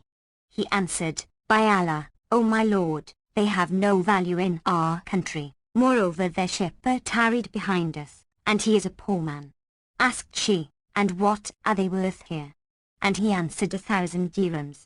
I will take them at 1,000, she said, and bade them carry the 50 bottles to the palace. When it was night, she called for a bottle of olive and opened it, there being none in the room but herself and the Princess Hayat al-Nufus. Then, placing a dish before her, she turned into it the contents of the jar, when there fell out into the dish with the olives a heap of red gold, and she said to the lady Hayat al-Nufus, This is naught but gold. So she sent for the rest of the bottles and found them all full of precious metal and scarce enough olives to fill a single jar. Moreover, she sought among the gold and found therein the talisman, which she took and examined, and behold, it was that which Kamar al-Zaman had taken from off the band of her petticoat trousers. Thereupon she cried out for joy and slipped down in a swoon. And Shahrazad perceived the dawn of day and ceased to say her permitted say. When it was the 216th night, she said, It hath reached me, O auspicious king, that when King Buddha saw the talisman she cried out for joy and slipped down in a swoon, and when she recovered she said to herself, Verily, this talisman was the cause of my separation from my beloved Kamar al-Zaman, but now it is an omen of good. Then she showed it to Hayat al-Nufus and said to her, This was the cause of disunion, and now, please Allah, it shall be the cause of reunion. As soon as day dawned she seated herself on the royal throne and sent for the shipmaster, who came into the presence and kissed the ground before her. Quoth she, Where didst thou leave the owner of these olives? Quoth he, O king of the age, we left him in the land of the Magians, and he is a gardener there. She rejoined, Except thou bring him to me, thou knowest not the harm which awaiteth thee in thy ship. Then she bade them seal up the magazines of the merchants and said to them, Verily the owner of these olives hath borrowed of me, and I have a claim upon him for debt, and, unless ye bring him to me, I will without fail do you all die and seize your goods. So they went to the captain and promised him the hire of the ship, if he would go and return a second time, saying, Deliver us from this masterful tyrant. Accordingly the skipper embarked and set sail, and Allah decreed him a prosperous voyage, till he came to the island of the Magians and, landing by night, went up to the garden. Now the night was long upon Kamar al-Zaman, and he sat, bethinking him of his beloved, and bewailing what had befallen him and versifying. A night whose stars refused to run their course, a night of those which never seem outworn, like resurrection day, of longsome length. FN number 334, to him that watched and waited for the morn. Now at this moment, the captain knocked at the garden gate, and Kamar al-Zaman opened and went out to him, whereupon the crew seized him and went down with him on board the ship and set sail forthright, and they ceased not voyaging days and nights, whilst Kamar al-Zaman knew not why they dealt thus with him, but when he questioned them they replied, Thou hast offended against the Lord of the Ebony Islands, the son-in-law of King Red Armanus, and thou hast stolen his monies, miserable that thou art. Said he, By Allah, I never entered that country, nor do I know where it is. However, they fared on with him, till they made the Ebony Islands, and landing, carried him up to the Lady Buddha, who knew him at sight, and said, Leave him with the eunuchs, that they may take him to the bath. Then she relieved the merchants of the embargo and gave the captain a robe of honor worth 10,000 pieces of gold, and, after returning to the palace, she went in that night to the Princess Hayat al-Nufus and told her what had passed, saying, Keep thou my counsel, till I accomplish my purpose, and do a deed which shall be recorded and shall be read by kings and commoners after we be dead and gone. And when she gave orders that they bear Kamar al-Zaman to the bath, they did so and clad him in a royal habit, so that, When he came forth, he resembled a willow bough or a star, which shamed the greater and lesser light. FN number 335, and its glow, and his life and soul returned to his frame. Then he repaired to the palace and went into the Princess Buda, and when she saw him she schooled her heart to patience, till she should have accomplished her purpose, and she bestowed on him Mamelukes and eunuchs, camels and mules. Moreover, she gave him a treasury of money, and she ceased not advancing him from dignity to dignity, till she made him Lord High Treasurer and committed to his charge all the treasures of the state, and she admitted him to familiar favor and acquainted the emirs with his rank and dignity. And all loved him, for Queen Buda did not cease day by day to increase his allowances. As for Kamar al-Zaman, he was at a loss anent the reason of her thus honoring him, and he gave gifts and largesse out of the abundance of the wealth, and he devoted himself to the service of King Redamanus, so that the king and all the emirs and people, great and small, adored him and were wont to swear by his life. Nevertheless, he ever marveled at the honor and favor shown him by Queen Buda, and said to himself, by Allah, the needs must be a reason for this affection. Peradventure, this king favoreth me not with these immoderate favors save for some ill purpose, and, therefore, there is no help but that I crave leave of him to depart his realm. So he went into Queen Buda and said to her, O king, thou hast overwhelmed me with favors, but it will fulfill the measure of thy bounties if thou take from me all thou hast been pleased to bestow upon me, and permit me to depart.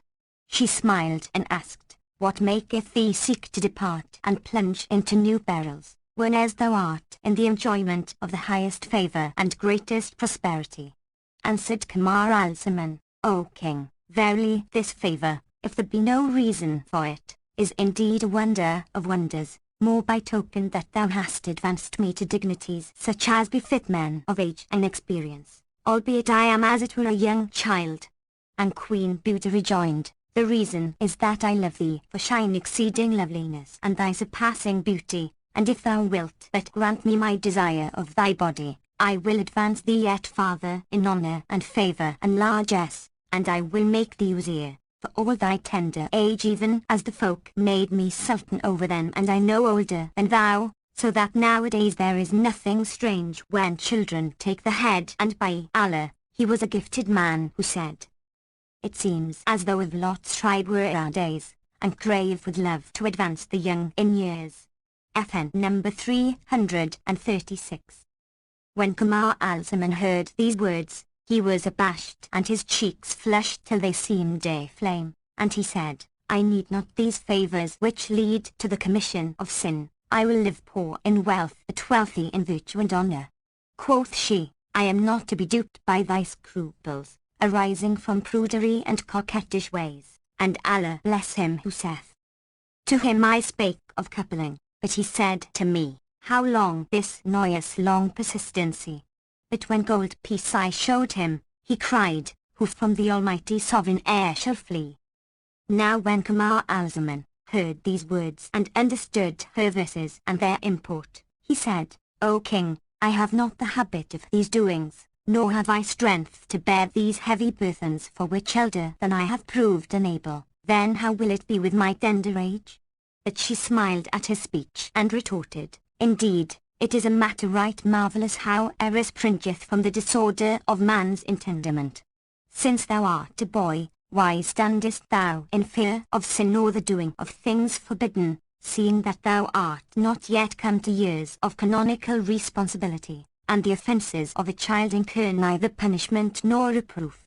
Verily, thou hast committed thyself to a quibble for the sake of contention, and it is thy duty to bow before a proposal of fruition, so henceforward cease from denial and coyness, for the commandment of Allah is a decree foreordained. FN number 337. Indeed, I have more reason than thou to fear falling and by sin to be misled, and well inspired was he who said, my prickle is big, and the little one said, thrust boldly in vitals with lion-like stroke. Then I, 'tis a sin, and he, no sin to me. So I had him at once with a counterfeit poke. FN number 338. When Kamar al-Zaman heard these words, the light became darkness in his sight, and he said, O king, thou hast in thy household fair women and female slaves, who have not their like in this age. Shall not these suffice thee without me? Do thy will with them and let me go. She replied, Thou sayest sooth, but it is not with them that one who loveth thee can heal himself of torment and can abate his fever. For, when tastes and inclinations are corrupted by vice, they hear and obey other than good advice. So leave arguing and listen to what the poet saith. Test not the bazaar with its fruit in rows. These men are for figs and for sycamore. FN number 339, those. And what another saith. Many whose anklet rings are dumb have tinkling belts, and this hath all content, while that for want must wail. Thou bidst me be a fool and quit thee for her charms. Allah offend I leave the faith, turn infidel. Nay, by thy rights of side beard mocking all her curls, nor mot nor maid. FN number 340, from thee my heart shall spell. And yet another. O beauty's union. Love for these my greed, free choice of faith and eke my best desire. Women I have forsworn for thee, so may deem me all men this day shaveling friar. FN number 341. And yet another. Even not beardless one with girl, nor heed the spy who saith to thee 'tis an amiss. Far different is the girl whose feet one kisses and that gazelle whose feet the earth must kiss. And yet another. A boy of twice 10 is fit for a king. And yet another. The penis smooth and round was made with anus best to match it. Had it been made for cunner's sake it had been formed like hatchet. And yet another said, My soul thy sacrifice. I chose thee out, who art not menstruous nor oviparous. Did I with woman mell, I should beget brats till the wide world grew straight for us. And yet another. She saith, saw it in sense the most acute, for she had proffered what did not besuit. Unless thou stroke as man should swive his wife, blame not when horns thy brow shall incanute. Thy one seems waxen, to a limpo grown, and more I palm it, softer grows the brute. And yet another. Quoth she, for I to lie with her forbore, O folly following fool, O fool to core, if thou my coin for Qibla. FN number 342, to thy coin reject, we shall please thee more. FN number 343. And yet another. She proffered me a tender cointy, quoth I will not roger thee. She drew back, saying, from the faith he turns, who's turned by heaven's decree. FN number 344, and front-wise fluttering, in one day, is obsolete persistency. Then swung she round, and shining rump like sylvan lump she showed me. I cried, well done, O mistress mine. No more am I in pain for thee, O thou of all that Allah upped. FN number 345, showest me fairest victory. And yet another. Men craving pardon will uplift their hands, women pray pardon with their legs on high, out on it for a pious, prayerful work. The Lord shall raise it in the depths to lie. FN number 346. When Kamar al-Zaman heard her quote this poetry, and was certified that there was no escaping compliance with what willed she, he said, O king of the age, if thou must needs have it so, make covenant with me that thou wilt do this thing with me but once, though it avail not to correct thy depraved appetite, and that thou wilt never again require this thing of me to the end of time, so perchance shall Allah purge me of the sin. She replied, I promise thee this thing, hoping that Allah of his favour will relent towards us and blot out our mortal offence, for the girdle of heaven's forgiveness is not indeed so strait, but it may compass us around and absolve us of the excess of our heinous sins and bring us to the light of salvation out of the darkness of error. And indeed excellently well saith the poet, of evil thing the folk suspect us twain, and to this thought their hearts and souls are bent. Come, dear, let's justify and free their souls that wrong us, one good bout and then repent! FN number 347.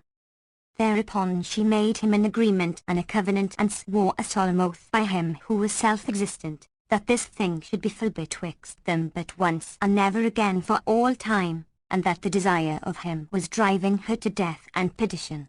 So he rose up with her, on this condition, and went with her to her own boudoir, that she might quench the low of her lust, saying, There is no majesty, and there is no might save in Allah, the glorious, the great. This is the fated decree of the all-powerful, the all-wise, and he doffed his bag trousers, shameful and abashed, with the tears running from his eyes for stress of affright. Thereat she smiled, and making him mount upon a couch with her, said to him, After this night, thou shalt see naught that will offend thee. Then she turned to him bussing and bosoming him and bending calf over calf, and said to him, Put thy hand between my thighs to the accustomed place, so haply it may stand up to prayer after prostration. He wept and cried, I am not good at aught of this, but she said, By my life, and thou do as I bid thee, it shall profit thee. So he put out his hand, with vitals afire for confusion, and found her thighs cooler than cream and softer than silk. The touching of them pleasured him, and he moved his hand hither and thither, till it came to a dome abounding in good gifts and movements and shifts, and said in himself, Perhaps this king is a hermaphrodite. FN number 348, neither man nor woman quite. So he said to her, O king, I cannot find that thou hast a tool like the tools of men. What then moved thee to do this deed? Then loudly laughed Queen Buddha till she fell on her back, FN number 349, and said, O my dealing, how quickly thou hast forgotten the nights we have lain together. Then she made herself known to him, and he knew her for his wife, the Lady Buddha, daughter of King Algaia, Lord of the Isles and Seas. So he embraced her and she embraced him, and he kissed her and she kissed him. Then they lay down on the bed of pleasure voluptuous, repeating the words of the poet.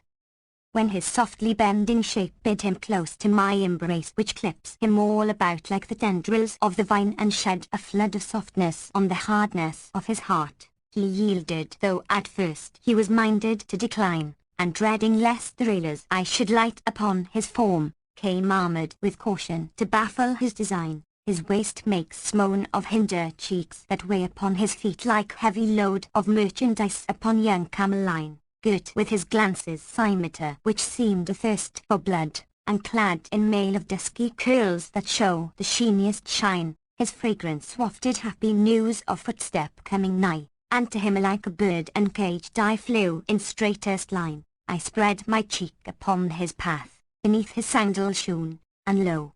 The stibium FN number 350, of their dust healed all my hurt of ear.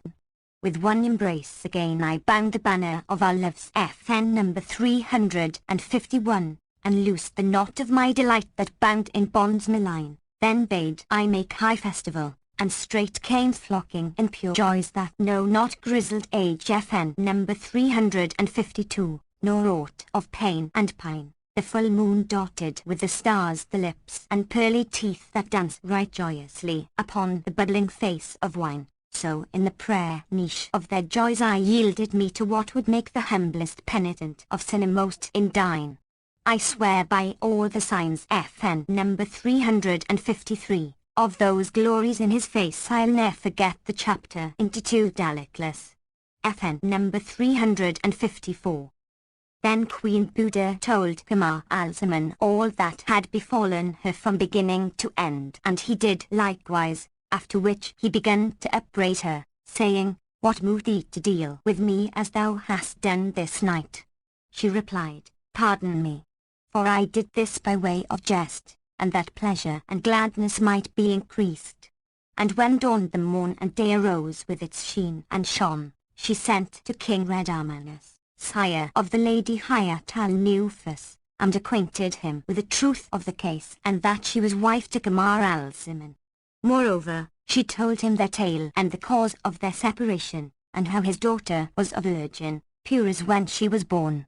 He marvelled at their story with exceeding marvel and bade them chronicle it in letters of gold. Then he turned to Kamar al-Zaman and said, O king's son, "Art thou minded to become my son-in-law by marrying my daughter?" Replied he, "I must consult the Queen Buda, as she hath a claim upon me for benefits without stint." And when he took counsel with her, she said, "Right is thy recking, marry her and I will be her handmaid, for I am her debtor for kindness and favour and good offices, and obligations manifold, especially as we are here in her place and as the king her father hath whelmed us with benefits." FN number 355. Now when he saw that she inclined to this and was not jealous of Hayat al-Nufus, he agreed with her upon this matter. And Shahrazad perceived the dawn of day and ceased saying her permitted say. When it was the 217th night, she said, "It hath reached me, O auspicious king, that Kamar al-Zaman agreed with his wife, Queen Buda, upon this matter and told King Armanus what she had said, whereat he rejoiced with great joy. Then he went out and, seating himself upon his chair of estate, assembled all the wazirs, emirs, chamberlains and grandees, to whom he related the whole story of Kamar al-Zaman and his wife, Queen Buda, from first to last, and acquainted them with his desire to marry his daughter Hayat al-Nufus to the prince and make him king in the stead of Queen Buda. Whereupon said they all, "Since he is the husband of Queen Buda, who hath been our king till now, whilst we deemed her son-in-law to King Armanus, we are all content to have him to sultan over us, and we will be his servants, nor will we swerve from his allegiance." So Armanus rejoiced hereat and, summoning qazis and witnesses and the chief officers of state, bade draw up the contract of marriage between Kamar al-Zaman and his daughter, the princess Hayat al-Nufus. Then he held high festival, giving sumptuous marriage feasts and bestowing costly dresses of honor upon all the emirs and captains of the host. Moreover, he distributed alms to the poor and needy and set free all the prisoners. The whole world rejoiced in the coming of Kamar al-Zaman to the throne, blessing him and wishing him endurance of glory and prosperity, renown and felicity, and, as soon as he became king, he remitted the customs dues and released all men who remained in jail. Thus he abode a long while, ordering himself worthily towards his lieges, and he lived with his 2 wives in peace, happiness, constancy and content, lying the night with each of them in turn. He ceased not after this fashion during many years, for indeed all his troubles and afflictions were blotted out from him, and he forgot his father King Shahriman and his former estate of honor and favor with him. After a while Almighty Allah blessed him with 2 boy children, as they were 2 shining moons, through his 2 wives, the elder whose name was Prince Amjad, FN number 356, by Queen Buda, and the younger whose name was Prince Azad by Queen Hayat al-Nufus, and this one was comelier than his brother. They were reared in splendor and tender affection, in respectful bearing and in the perfection of training, and they were instructed in penmanship and science and the arts of government and horsemanship, till they attained the extreme accomplishments and the utmost limit of beauty and loveliness, both men and women being ravished by their charms. They grew up side by side till they reached the age of 17, eating and drinking together and sleeping in one bed, nor ever parting at any time or tide, wherefore all the people envied them. Now when they came to man's estate and were endowed with every perfection, their father was wont, as often as he went on a journey, to make them sit in his stead by turns in the hall of judgment, and each did justice among the folk one day at a time. But it came to pass, by confirmed fate and determined lot, that love for Azad, son of Queen Hayat al-Nufus, rose in the heart of Queen Buda, and that affection for Amjad, son of Queen Buda, rose in the heart of Queen Hayat al-Nufus. FN number 357. Hence it was that each of the women used to sport and play with the son of her sister wife, kissing him and straining him to her bosom, whilst each mother thought that the other's behavior arose but from maternal affection. On this wise passion got the mastery of the 2 women's hearts, and they became madly in love with the 2 youths, so that when the other's son came into either of them, she would press him to her breast and long for him never to be parted from her, till, at last, when waiting grew longsome to them and they found no path to enjoyment, they refused meat and drink and banished the solace of sleep. Presently, the king fared forth to course and chase, bidding his 2 sons sit to do justice in his stead, each one day in turn as was their wont. And Shahrazad perceived the dawn of day and ceased to say her permitted say. When it was the 218th night, she said, It hath reached me, O auspicious king, that the king fared forth to sport and hunt, bidding his 2 sons sit to do justice in his stead, each one day by turn, as was their wont. Now Prince Amjad sat in judgment the first day, bidding and forbinding, appointing and deposing, giving and refusing, and Queen Hayat al-Nufus, mother of Azad, wrote to him a letter suing for his favour and discovering to him her passion and devotion, altogether put Tiny off the mask and giving him to know that she desired to enjoy him. So she took a scroll and thereon indited these guidances, from the love deranged, the sorrowful and estranged, whose torment is prolonged for the longing of thee. Were I to recount to thee the extent of my care and what of sadness I bear, the passion which my heart cloth tear, and all that I endure for weeping and unrest, and the rending of my sorrowful breast, my unremitting grief and my woe without relief, and all my suffering for severance of thee, and sadness and love's ardency, no letter could contain it, nor calculation could compass it. Indeed earth and heaven upon me are strait, and I have no hope and no trust but what from thee I await. Upon death I am come nigh, and the horrors of dissolution I abide burning upon me is sore with parting pangs and estrangement galore. Were I to set forth the yearnings that possess me more and more, no scrolls would suffice to hold such store, and of the excess of my pain and pine, I have made the following lines: : Were I to dwell on heart-consuming heat, unease and transports in my spin's meat, nothing were left to ink and reading pen, nor aught of paper, no, not e'en a sheet.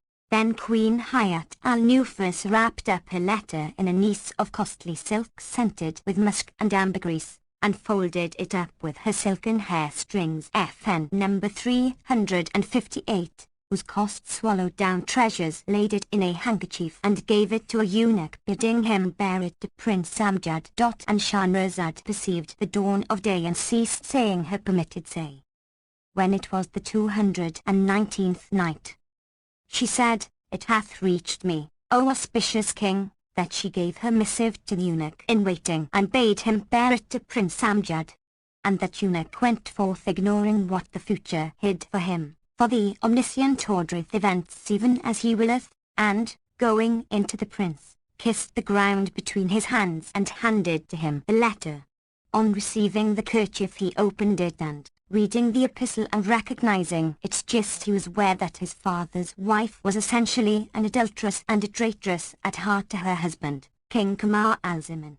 So he waxed wroth with exceeding wrath and railed at women and their works, saying, Allah curse women, the traitresses, the imperfect in reason and religion. FN number 359. Then he drew his sword and said to the eunuch, Out on thee, thou wicked slave! Dost thou carry messages of disloyalty for thy lord's wife? By Allah, there is no good in thee, O black of hue and heart, O foul of face and nature's forming.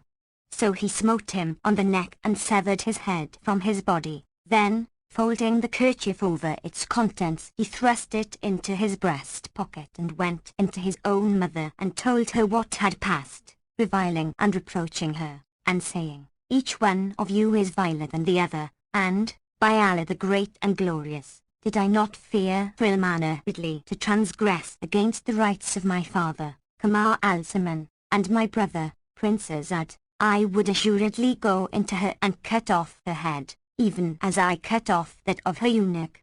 Then he went forth from his mother in a mighty rage, and when the news reached Queen Hayat al-Nufus of what he had done with her eunuch, she abused him. FN number 360, and cursed him and plotted perfidy against him. He passed the night, sick with rage, wrath and concern, nor found he pleasure in meat, drink or sleep. And when the next morning dawned, Prince Azad fared forth in his turn to rule the folk in his father's stead, whilst his mother, Hayat al-Nufus, awoke in feeble plight because of what she had heard from Prince Amjad concerning the slaughter of her eunuch. So Prince Azad sat in the audience chamber that day, judging and administering justice, appointing and deposing, bidding and forbinding, giving and bestowing. And he ceased not thus till near the time of afternoon prayer, when Queen Buddha sent for a crafty old woman and, discovering to her what was in her heart, wrote a letter to Prince Azad, complaining of the excess of her affection and desire for him in these cadenced lines. From her who perisheth for passion and love forlorn, to him who in nature and culture is goodliest born, to him who is conceited of his own loveliness and glories in his amorous grace, who from those that seek to enjoy him averteth his face and refuseth to show favour unto the self-abasing and base, him who is cruel and of disdainful mood, from the lover despairing of good, to Prince Azad with passing beauty endowed and of excelling grace, proud of the face moon bright and the brow flower white and dazzling splendid light. This is my letter to him whose love melteth my body and rendeth my skin and bones. Know that my patience faileth me quite, and I am perplexed in my plight. Longing and restlessness weary me, and sleep and patience deny themselves to me. But mourning and watching stick fast to me, and desire and passion torment me, and the extremes of languor and sickness have sheet me. Yet may my life be a ransom for thee, albeit thy pleasure be to slay her who loveth thee, and Allah prolong the life of thee and preserve thee from all infirmity. And after these cadences she wrote these couplets. Fate hath commanded I become thy fear, O shining like full moon when clearest clear. All beauty dost embrace, all eloquence, brighter than aught within our worldly sphere. Content am I, my torturer thou be, haply shalt arms me with one lovely leer. Happy her death who dieth for thy love, no good in her who holdeth thee unclear. And also the following couplets. Unto thee, Azad, I of passion pangs complain, have ruth on slave of love so burnt with flaming pain. How long, I ask, shall hands of love disport with me, with longings, dolour, sleepiness and bale and bane? Anon my plain of the sea in heart, anon of fire in vitals. O strange case, dear wish, my fairest fane. O blamer, cease thy blame, and seek thyself to fly from love, which makes thee in a rill of tears to rain. How oft I cry for absence and desire, grief! But all my crying naught of gain for me shall gain. Thy rigours dealt me sickness passing power to bear. Thou art my only leech, assain me and thou deign. O chider, chide me not in caution, for I doubt that plaguey love to thee shall also deal about. Then Queen Buddha perfumed the letter paper with a profusion of odoriferous musk, and, winding it in her hair strings which were of Iraqi silk, with pendants of oblong emeralds, set with pearls and stones of price, delivered it to the old woman, bidding her carry it to Prince Azad. FN number 361, she did so in order to pleasure her, and going into the prince, straightway and without stay, found him in his own rooms and delivered to him the letter in privacy, after which she stood waiting an hour or so for the answer. When Azad had read the paper and knew its purport, he wrapped it up again in the ribbons and put it in his bosom pocket. Then, for he was wroth beyond all measure of wrath, he cursed false women and sprang up, and drawing his sword, smote the old draught on the neck and cut off her pate.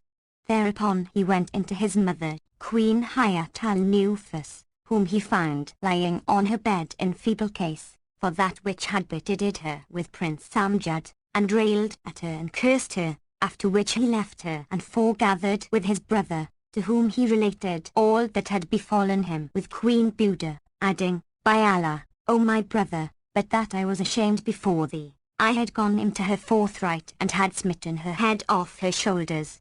Replied Prince Amjad, By Allah, O my brother, yesterday when I was sitting upon the seat of judgment, the like of what hath befallen thee this day befell me also with thy mother, who sent me a letter of similar purport. And he told him all that had passed, adding, By Allah, O my brother, Naught but respect for thee withheld me from going into her and dealing with her even as I dealt with eunuch. They passed the rest of the night conversing and cursing womankind, and agreed to keep the matter secret, lest their father should hear of it and kill the two women. Yet they ceased not to suffer trouble and foresee affliction. And when the morrow dawned, the king returned with his suite from hunting and sat a while in his chair of estate, after which he sent the emirs about their business and went up to his palace, where he found his two wives lying abed and both exceeding sick and weak. Now they had made a plot against their two sons and concerted to do away their lives, for that they had exposed themselves before them and feared to be at their mercy and dependent upon their forbearance. When Kamar al-Zaman saw them on this wise, he said to them, "What aileth you?" Whereupon they rose to him and kissing his hands answered, perverting the case and saying, "Know, O king, that thy two sons, who have been reared in thy bounty, have played thee false and have dishonored thee in the persons of thy wives." Now when he heard this, the light became darkness in his sight, and he raged with such wrath that his reason fled. Then said he to them, "Explain me this matter." Replied Queen Buda, "O king of the age, know that these many days past thy son Azad hath been in a persistent habit of sending me letters and messages to solicit me to lewdness and adultery, while I still forbade him from this, but he would not be forbidden, and, when thou wentest forth to hunt, he rushed in on me, drunk and with a drawn sword in his hand, and smiting my eunuch, slew him. Then he mounted on my breast, still holding the sword, and I feared lest he should slay me, if I gainsaid him, even as he had slain my eunuch, so he took his wicked will of me by force.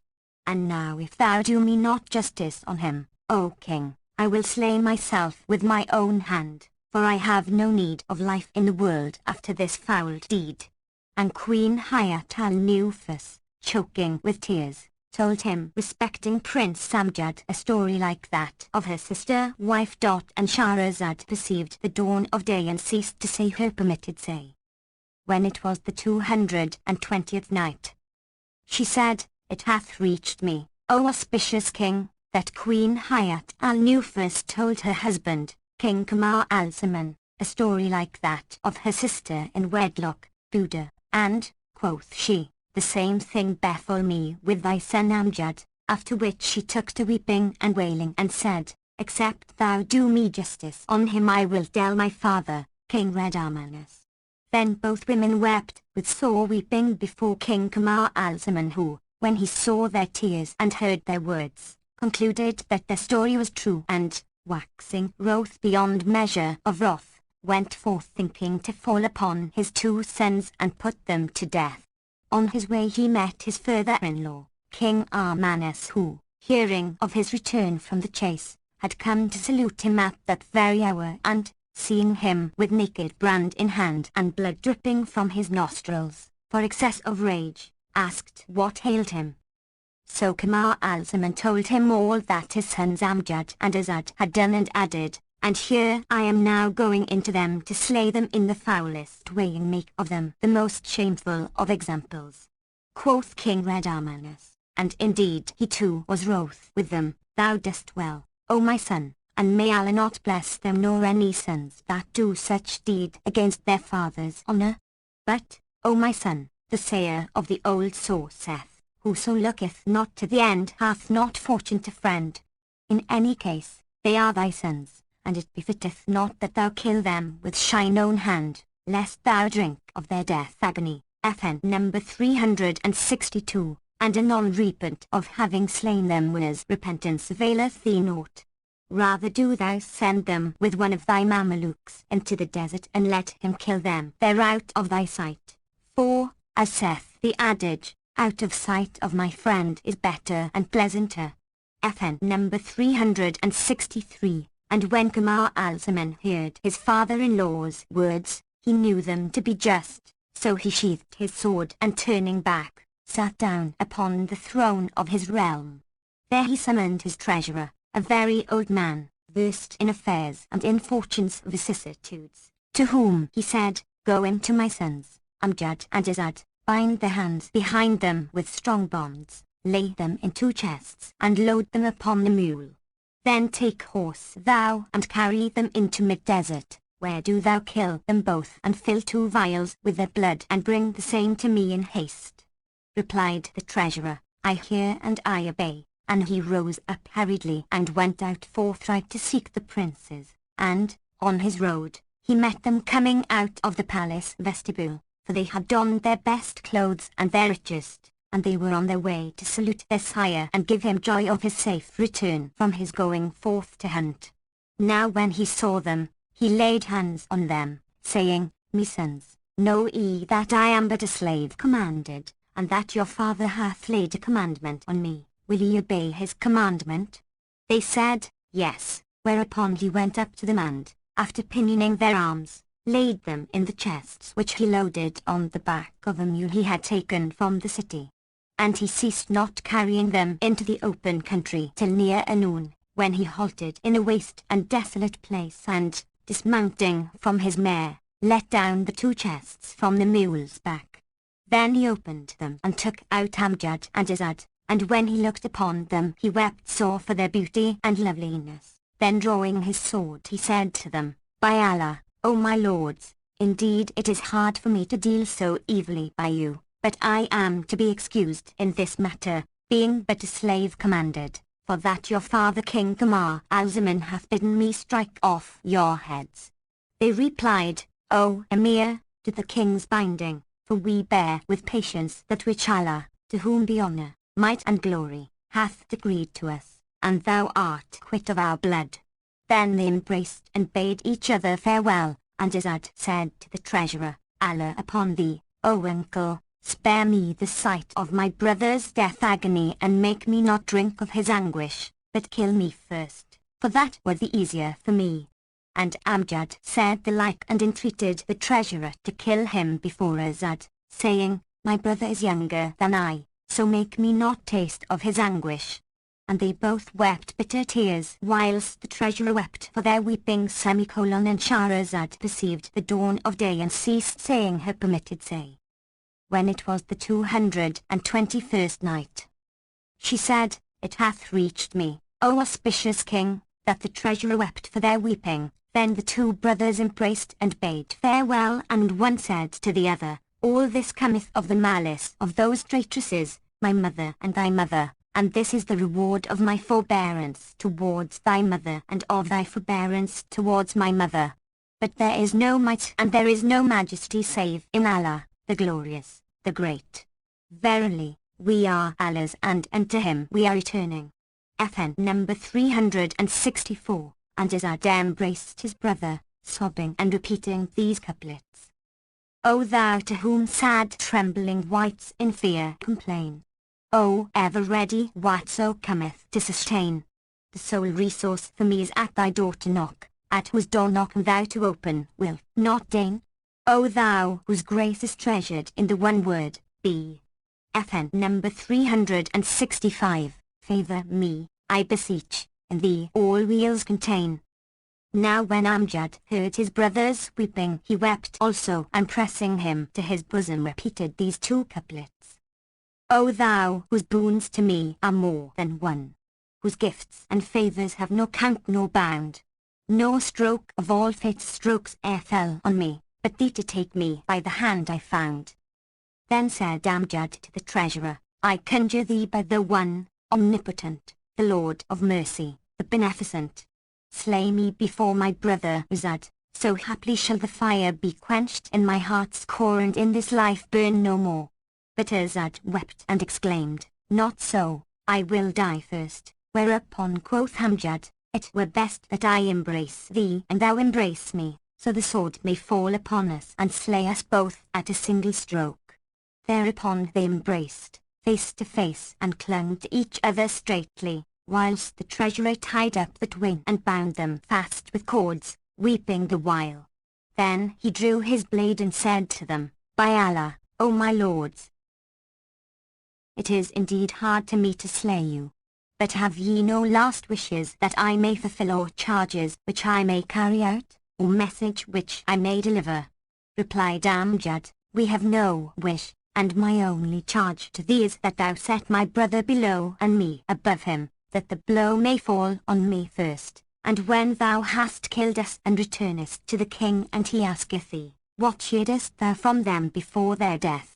Do thou answer, verily thy sons salute thee and say to thee, thou knewest not if we were innocent or guilty, yet hast thou put us to death and hast not certified thyself of our sin nor looked into our case. Then do thou repeat to him these two couplets. Women are Satan's maid for woe, O men, I fly to Allah from the devilish scathe, source of whatever bale befell our kind, in worldly matters and in things of faith. Continued Amjad, we desire of thee naught but that thou repeat to our sire these two couplets. And Shahrazad perceived the dawn of day and ceased to say her permitted say. When it was at the 222nd night, she said, it hath reached me, O auspicious king, that Amjad added, speaking to the treasurer, we desire of thee naught but that thou repeat to our sire these two couplets which thou hast just now heard, and I conjure thee by Allah to have patience with us, whilst I cite to my brother this other pair of couplets. Then he wept with sore weeping and began. The kings who fared before us showed of instances full many a show, of great and small and high and low how many this one road have trod. Now when the treasurer heard these words from Amjad, he wept till his beard was wet, whilst Tirzad's eyes brimmed with tears and he in turn repeated these couplets. Fate frights us when the thing is past and gone, weeping is not the form or face alone. FN number 366, what ails the nights? FN number 367, Allah blot out our sin, and be the nights by other hand undone. This Zubaysan FN number 368, felt the spiteful hate, who fled for refuge to the house and stone, would that encourager was Forum Ruslain FN number 369, they had ransomed Ali with all men they own. Then, with cheeks stained by tears down railing he recited also these verses. In sooth the nights and days are charactered by traitor falsehood and as knaves they lie. The desert tree FN number 370, recalls their teeth that shine, all horrid blackness is the K of I, my sin anent the world which I abhor a sin of the sword when sworders fighting high. Then his sobs waxed louder and he said, O thou who's the world FN number 371, unworthy, learn 'tis house of evils, 'tis perdition's net, a house where whoso laughs this day shall weep the next. Then perish house of fume and fret. Endless its frays and forays, and its thralls are ne'er redeemed, while endless risks beset. How many gloried in its pomps and pride, till proud and pompous did all bounds forget. Then showing back of shield she made them swill FN number 372, full draft, and claimed all her vengeance debt. For know her strokes fall swift and sure. Alth along bide she, and for slow the course of fate, so look thou to thy days lest life go by idly, and meet thou more than thou hast met, and cut all chains of world love and desire and save thy soul and rise to secrets higher. Now when Azad made an end of these verses, he strained his brother Amjad in his arms, till they twain were one body, and the treasurer, drawing his sword, was about to strike them, when behold, his steed took fright at the wind of his upraised hand, and breaking its tether, fled into the desert. Now the horse had cost 2,000 gold pieces and on its back was a splendid saddle worth much money, so the treasurer threw down his sword, and ran after his beast. And Shahrazad perceived the dawn of day and ceased saying her permitted say. When it was the 223rd night, she said, it hath reached me, O auspicious king, that when his horse ran away, the treasurer ran after it in huge concern, and ceased not running to catch the runaway till it entered a thicket. He followed it whilst it dashed through the wood, smiting the earth with its hoofs till it raised a dust cloud which towered high in air, and snorting and puffing and neighing and waxing fierce and furious. Now there happened to be in this thicket a lion of terrible might, hideous to sight, with eyes sparkling light, His look was grim and his aspect struck fright into man's sprite. Presently the treasurer turned and saw the lion making towards him, but found no way of escape, nor had he his sword with him. So he said in himself, "There is no majesty and there is no might save in Allah, the glorious, the great. This strait is come upon me for no other cause but because of Amjad and Izad, and indeed this journey was unblessed from the first." Meanwhile the two princes were grievously oppressed by the heat and grew sore athirst, so that their tongues hung out and they cried for succor, but none came to their relief, and they said, "Would to heaven we had been slain and were at peace from this pain. But we know not whither the horse hath fled, that the treasurer is gone and hath left us thus pinioned. If he would but come back and do us die, it were easier to us than this torture to abide." Said Azad, "O my brother, be patient, and the relief of Allah, extolled and exalted be He, shall assuredly come to us, for the horse started not away save of his favour towards us, and nor taketh us but this thirst." Upon this he stretched and shook himself and strained right and left, till he burst his pinion bonds. Then he rose and unbound his brother, and catching up the Emir's sword, said, "By Allah, we will not go hence till we look after him and learn what is become of him." Then they took to following on the trail till it led them to the thicket, and they said to each other, "Of a surety, the horse and the treasurer have not passed out of this wood." Quoth Izad, "Stay thou here, whilst I enter the thicket and search it," and Amjad replied, "I will not let thee go in alone, nor will we enter it but together, so if we escape, we shall escape together, and if we perish, we shall perish together." Accordingly both entered and found that the lion had sprang upon the treasurer, who lay like a sparrow in his grip, calling upon Allah for aid and signing with his hands to heaven. Now when Amjad saw this, he took the sword and, rushing upon the lion, smote him between the eyes and laid him dead on the ground. The Emir sprang up, marvelling at this escape, and seeing Amjad and Izad, his master's sons, standing there, cast himself at their feet and exclaimed, "By Allah, O my lords, it were intolerable wrong in me to do you to death. May the man never be who would kill you. Indeed, with my very life, I will ransom you." And Shahrazad perceived the dawn of day and ceased to say her permitted say. When it was the 224th night, she said, "It hath reached me, O auspicious king, that quoth the treasurer to Amjad and Izad, 'With my life will I ransom you both.'" Then he hastily rose and, at once embracing them, inquired how they had loosed their bonds and come thither, whereupon they told him how the bonds of one of them had fallen loose and he had unbound the other, whereto they were helped by the purity of their intentions, and how they had tracked his trail till they came upon him. So he thanked them for their deed and went with them forth of the thicket, and, when they were in the open country, they said to him, "O uncle, do our father's bidding." He replied, "Allah forbid that I should draw near to you with hurt. But know ye that I mean to take your clothes and clothe you with mine. Then will I fill 2 vials with the lion's blood and go back to the king and tell him I have outvowed to death. But as for you two, fare ye forth into the lands, for Allah's earth is wide, and know, O my lords, that it paineth me to part from you." At this, they all fell a-weeping. Then the 2 youths put off their clothes, and the treasurer habited them with his own. Moreover he made 2 parcels of their dress and, filling 2 vials with the lion's blood, set the parcels before him on his horse's back. Presently he took leave of them and, making his way to the city, ceased not faring till he went into King Kamar al-Zaman and kissed the ground between his hands. The king saw him changed in face and troubled, which arose from his adventure with the lion, and, deeming this came of the slaughter of his 2 sons, rejoiced and said to him, "Hast thou done the work?" "Yes, O our lord," replied the treasurer, and gave him the 2 parcels of clothes and the 2 vials full of blood. Asked the king, "What didst thou observe in them, and did they give thee any charge?"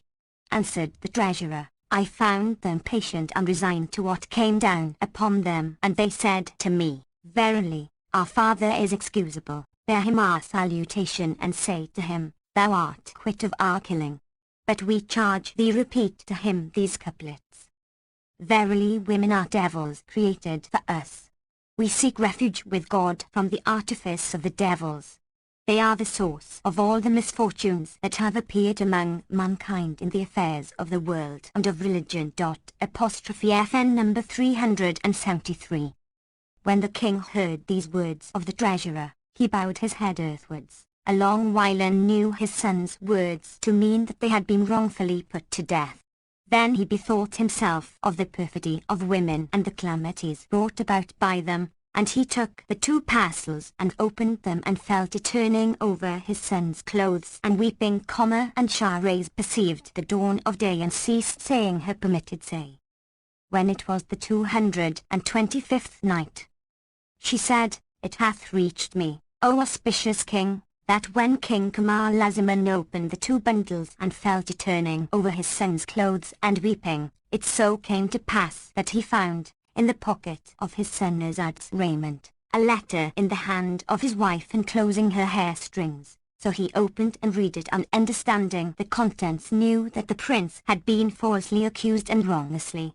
Then he searched Amjad's parcel of dress and found in his pocket a letter in the handwriting of Queen Hayat al-Nufus enclosing also her hair strings. So he opened and read it and knew that Amjad too had been wronged, whereupon he beat hand upon hand and exclaimed, There is no majesty and there is no might save in Allah, the glorious, the great.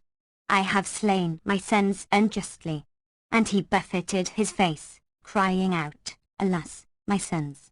Alas, my long grief! Then he bade them build 2 tombs in one house, which he styled House of Lamentations, and had graved thereon his sons' names, and he threw himself on Amjad's tomb, weeping and groaning and lamenting, and improvised these couplets. O moon forever set this earth below, whose loss bewailed the stars which stood the sky.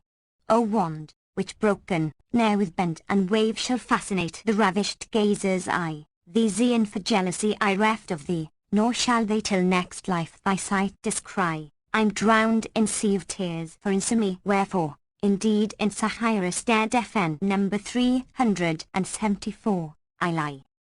Then he threw himself on Azad's tomb, groaning and weeping and lamenting and versifying with these couplets. Indeed I long to share and surweal with thee, but Allah than my will willed otherwise, my grief all blackens twixt mine eyes and space, yet whitens all the blackness from mine eyes. FN number 375, of tears they weep these and run never dry, and ulcerous flow in vitals never dries. Rightly so it irks me seeing thee instead. FN number 376, where slave with sovereign for once levelled lies. And his weeping and wailing redoubled, and, after he had ended his lamentations and his verse, he forsook his friends and intimates, and denying himself to his women and his family, cut himself off from the world in the House of Lamentations, where he passed his time in weeping for his sons. Such was his case, but as regards Amjad and Azad they fared on into the desert, eating of the fruits of the earth and drinking of the remnants of the rain for a full month, till their travel brought them to a mountain of black flint. FN number 377, whose further end was unknown, and here the road forked, one line lying along the midway height, and the other leading to its head. They took the way trending to the top, and gave not over following it 5 days, but saw no end to it and were overcome with weariness, being unused to walking upon the mountains or elsewhere. FN number 378. At last, despairing of coming to the last of the road, they retraced their steps and, taking the other, that led over the midway heights, and Shahrazad perceived the dawn of day and ceased to say her permitted say. When it was the 226th night, she said, It hath reached me, O auspicious king, that Princes Amjad and Azad returned from the path leading to the mountain head and took that which ran along the midway heights, and walked through all that day till nightfall, when Azad, weary with much travel, said to Amjad, O my brother, I can walk no farther, for I am exceeding weak. Replied Amjad, O my brother, take courage, Maybe Allah will send us relief. So they walked on part of the night, till the darkness closed in upon them, when Azad became weary beyond measure of weariness and cried out, "O my brother, I am worn out and spent with walking," and threw himself upon the ground and wept. Amjad took him in his arms and walked on with him, by times sitting down to rest till break of day, when they came to the mountain top and found there a stream of running water and by it a pomegranate tree and a prayer niche.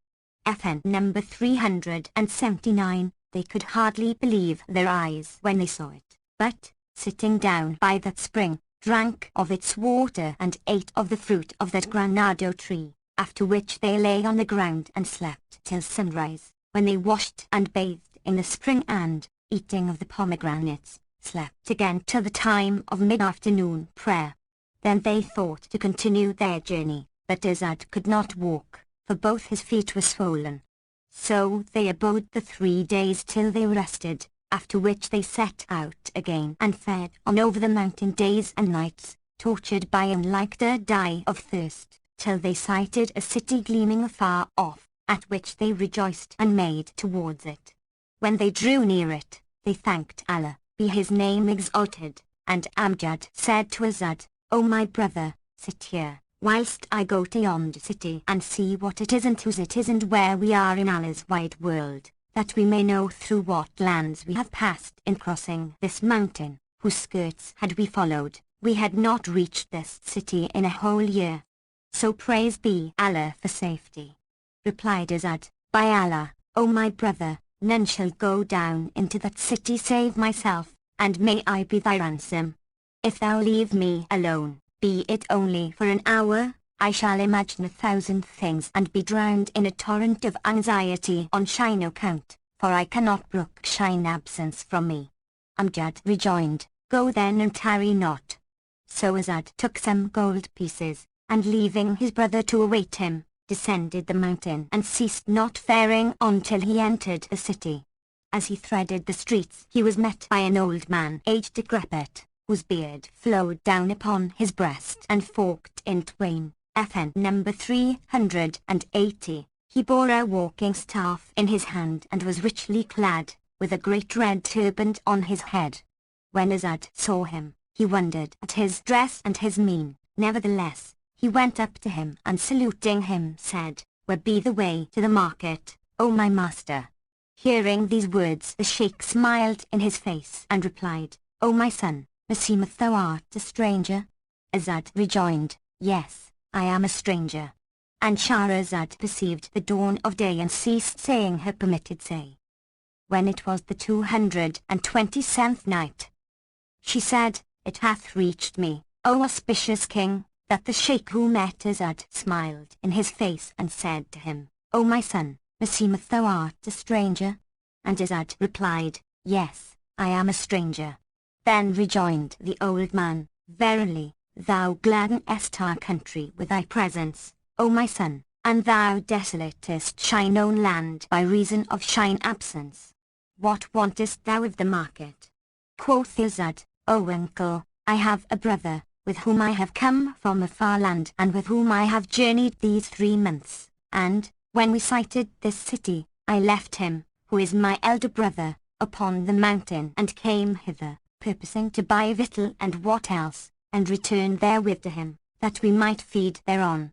Said the old man, "Rejoice in all good, O my son, and know thou that today I give a marriage feast, to which I have bidden many guests, and I have made ready plenty of meats, the best and most delicious that heart can desire. So if thou wilt come with me to my place, I will give thee freely all thou lackest without asking thee a price or aught else. Moreover I will teach thee the ways of the city, and, praise be Allah, O my son, that I, and none other have happened upon thee." "As thou wilt," answered Azad, "do as thou art disposed, but make haste, for indeed my brother awaiteth me and his whole heart is with me." The old man took Azad by the hand and carried him to a narrow lane, smiling in his face and saying, "Glory be to him who hath delivered thee from the people of this city." And he ceased not walking till he entered a spacious house, wherein was a saloon, and behold, in the middle of it were 40 old men, well stricken in years, collected together and forming a single ring as they sat round about a lighted fire, to which they were doing worship and prostrating themselves. FN number 381. When Azad saw this, he was confounded, and the hair of his body stood on end, though he knew not what they were. And the Sheikh said to them, O elders of the fire, how blessed is this day. Then he called aloud, saying, Hello, Gazban. Whereupon there came out to him a tall black slave of frightful aspect, grim-visaged and flat-nosed as an ape, who, when the old man made a sign to him, bent Azad's arms behind his back and pinioned them, after which the Sheikh said to him, Let him down into the vault under the earth and relieve him, and say to my slave girl such an one, torture him night and day, and give him a cake of bread to eat morning and evening against the time come of the voyage to the blue sea and the mountain of fire, whereon we will slaughter him as a sacrifice. So the black carried him out at another door, and, raising a flag in the floor, discovered a flight of 20 steps leading to a chamber FN number 382, under the earth, into which he descended with him and, laying his feet in irons, gave him over to the slave girl and went away. Meanwhile, the old men said to one another, When the day of the festival of the fire cometh, we will sacrifice him on the mountain, as a propitiatory offering whereby we shall pleasure the fire. Presently the damsel went down to him and beat him a grievous beating, till streams of blood flowed from his sides and he fainted, after which she set at his head a scone of bread and a cruse of brackish water and went away and left him. In the middle of the night, he revived and found himself bound and beaten and sore with beating, so he wept bitter tears, and recalling his former condition of honor and prosperity, lordship and dominion, and his separation from his sire and his exile from his native land. And Shahrazad perceived the dawn of day and ceased to say her permitted say. When it was the 228th night, she said, It hath reached me, O auspicious king, that when Azad found himself bound and beaten and sore with beating, he recalled his whilome condition of honor and prosperity and dominion and lordship, and he wept and groaned aloud and recited these couplets. Stand by the ruined stead and ask of us, nor deem we dwell there as was state of us. The world, that parter, hath departed us, yet soothes not hateful hearts the fate of us. With whips accursed slave girl scourges us, and teems her breast with rancorous hate of us. Allah shall haply deign to unpart our lives, chastise our foes, and end this strait of us. And when Azad had spoken his poetry, he put out his hand towards his head, and finding there the crust and the cruse full of brackish water, he ate a bit of, just enough to keep life in him, and drank a little water, but could get no sleep till morning for the swarms of bugs FN number 383, and lice. As soon as it was day, the slave girl came down to him and changed his clothes, which were drenched with blood and stuck to him, so that his skin came off with the shirt, wherefore he shrieked aloud and cried, Alas! And said, O my God, if this be thy pleasure, increase it upon me.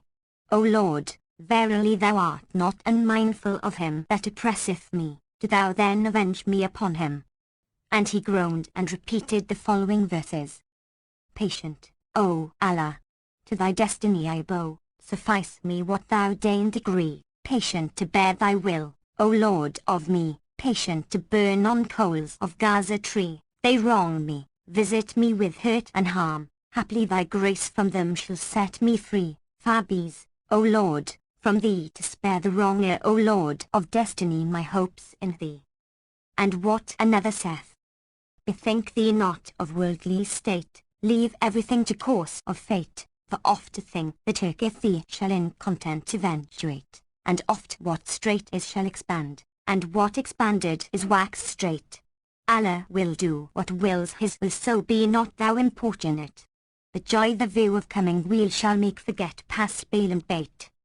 And when he had ended his verse, the slave girl came down upon him with blows till he fainted again, and, throwing him a flap of bread and a gugglet of saltish water, went away and left him sad and lonely, bound in chains of iron, with the blood streaming from his sides and far from those he loved. So he wept and called to mind his brother and the honours he erst enjoyed. And Shahrazad perceived the dawn of day and ceased saying her permitted say. When it was the 229th night, she said, It hath reached me, O auspicious king, that Azad called to mind his brother and the honours he erst enjoyed. So he wept and groaned and complained and poured forth tears in floods and improvised these couplets. Easy, O fate! How long this wrong, this injury, robbing each morn and eve my brotherhood from me? Is't not time now thou deem this length sufficiency of woes and, O thou heart of rock, show clemency?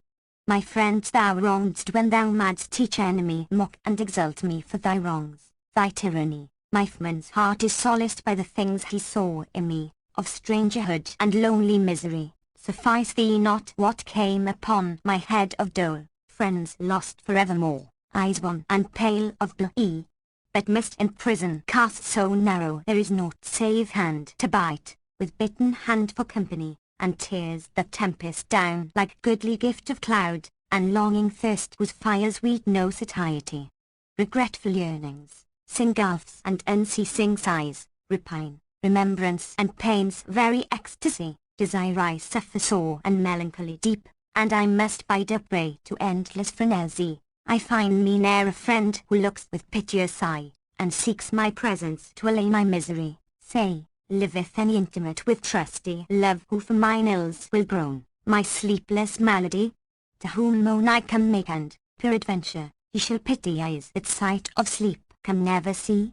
The flea and bug suck up my blood, as white that drinks wine from the proffering hand of fair virginity. Amid the lice my body I remindeth me of orphans good in Kazi's claw of villainy. My home's a sepulchre that measures cubits 3, where pass I mourn and even chained agony. My wines are tears, my clank of chains takes music's stead, cares my dessert of fruit and sorrows are my bed.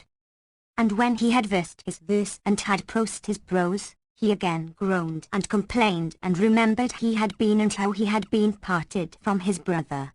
Thus far concerning him, but as regards his brother Amjad, he awaited Azad till midday yet he returned not to him, whereupon Amjad's vitals fluttered, the pangs of parting were sore upon him and he poured forth abundant tears, and Shahrazad perceived the dawn of day and ceased to say her permitted say. When it was the 230th night, she said, It hath reached me, O auspicious king, that when Amjad awaited his brother Azad till midday and he returned not to him, Amjad's vitals fluttered, the pangs of parting were sore upon him and he poured forth abundant tears, exclaiming, Alas, my brother! Alas, my friend! Alas my grief! How I feared me we should be separated! Then he descended from the mountain top with the tears running down his cheeks, and, entering the city, ceased not walking till he made the market. He asked the folk the name of the place and concerning its people, and they said, This is called the city of the Magians, and its citizens are mostly given to fire worshipping in lieu of the omnipotent king. Then he inquired of the city of Ebony, and they answered, Of a truth it is a year's journey thither by land and 6 months by sea. It was governed erst by a king called Almanus, but he took to son-in-law and made king in his stead a prince called Kamar al-Zaman, distinguished for justice and munificence, equity and benevolence. When Amjad heard tell of his father, he groaned and wept and lamented and knew not whither to go. However, he bought a something of food and carried it to a retired spot where he sat down thinking to eat, but, recalling his brother, he fell a-weeping and swallowed but a morsel to keep breath and body together, and that against his will. Then he rose and walked about the city, seeking news of his brother, till he saw a Muslim tailor sitting in his shop, so he sat down by him and told him his story, whereupon quoth the tailor, If he have fallen into the hands of the Magians, thou shalt hardly see him again, yet it may be Allah will unite you twain. But thou, O my brother, he continued, wilt thou lodge with me? Amjad answered, "Yes," and the tailor rejoiced at this. So he abode with him many days, what while the tailor comforted him and exhorted him to patience and taught him tailoring, till he became expert in the craft. Now one day he went forth to the seashore and washed his clothes, after which he entered the bath and put on clean raiment. Then he walked about the city, to divert himself with its sights, and presently there met him on the way a woman of passing beauty and loveliness, without peer for grace and comeliness. When she saw him, she raised her face veil and signed to him by moving her eyebrows and her eyes with luring glances, and versified these couplets. I drooped my glance when seen thee on the way, as though, O slim waist, felled by Sol's hot ray, thou art the fairest fair that e'er appeared, fairer today than fair of yesterday. FN number 384, were beauty parted, a fifth part of it with Joseph, or a part of fifth would stay, the rest would fly to thee. Shine, honest tone, be every soul thy sacrifice, I pray. When Amjad heard these her words, they gladdened his heart, which inclined to her, and his bowels yearned towards her, and the hands of love sported with him. So he sighed to her in reply and spoke these couplets. Above the rose of cheek is thorn of lance, FN number 385, who doth pluck it, rashest chevisance. Stretch not thy hand towards it, for night long those lances marred because we snatched a glance. Say her, who tyrant is and tempter too, though justice might her tempting power enhance, dash thy face would add to errors were it veiled, unveiled. I see its guard hath best of chance. I cannot look upon Sol's naked face, but can, when mist cloud dims his countenance, the honey hive is held by honey bee. FN number 386, ask the tribe guards what wants their vigilance, and they would slay me. Let them mend their ire rancorous, and grant us freely to advance, they're not more murderous, and charge the whole than charging glance of her who wears the mole. And hearing these lines from Amjad, she sighed with the deepest sighs, and, signing to him again, repeated these couplets. "'Tis thou hast trodden coyness path, not I, grant me thy favours, for the time draws nigh. O thou who makest morn with light of brow, and with loosed brow locks night in lift to sty.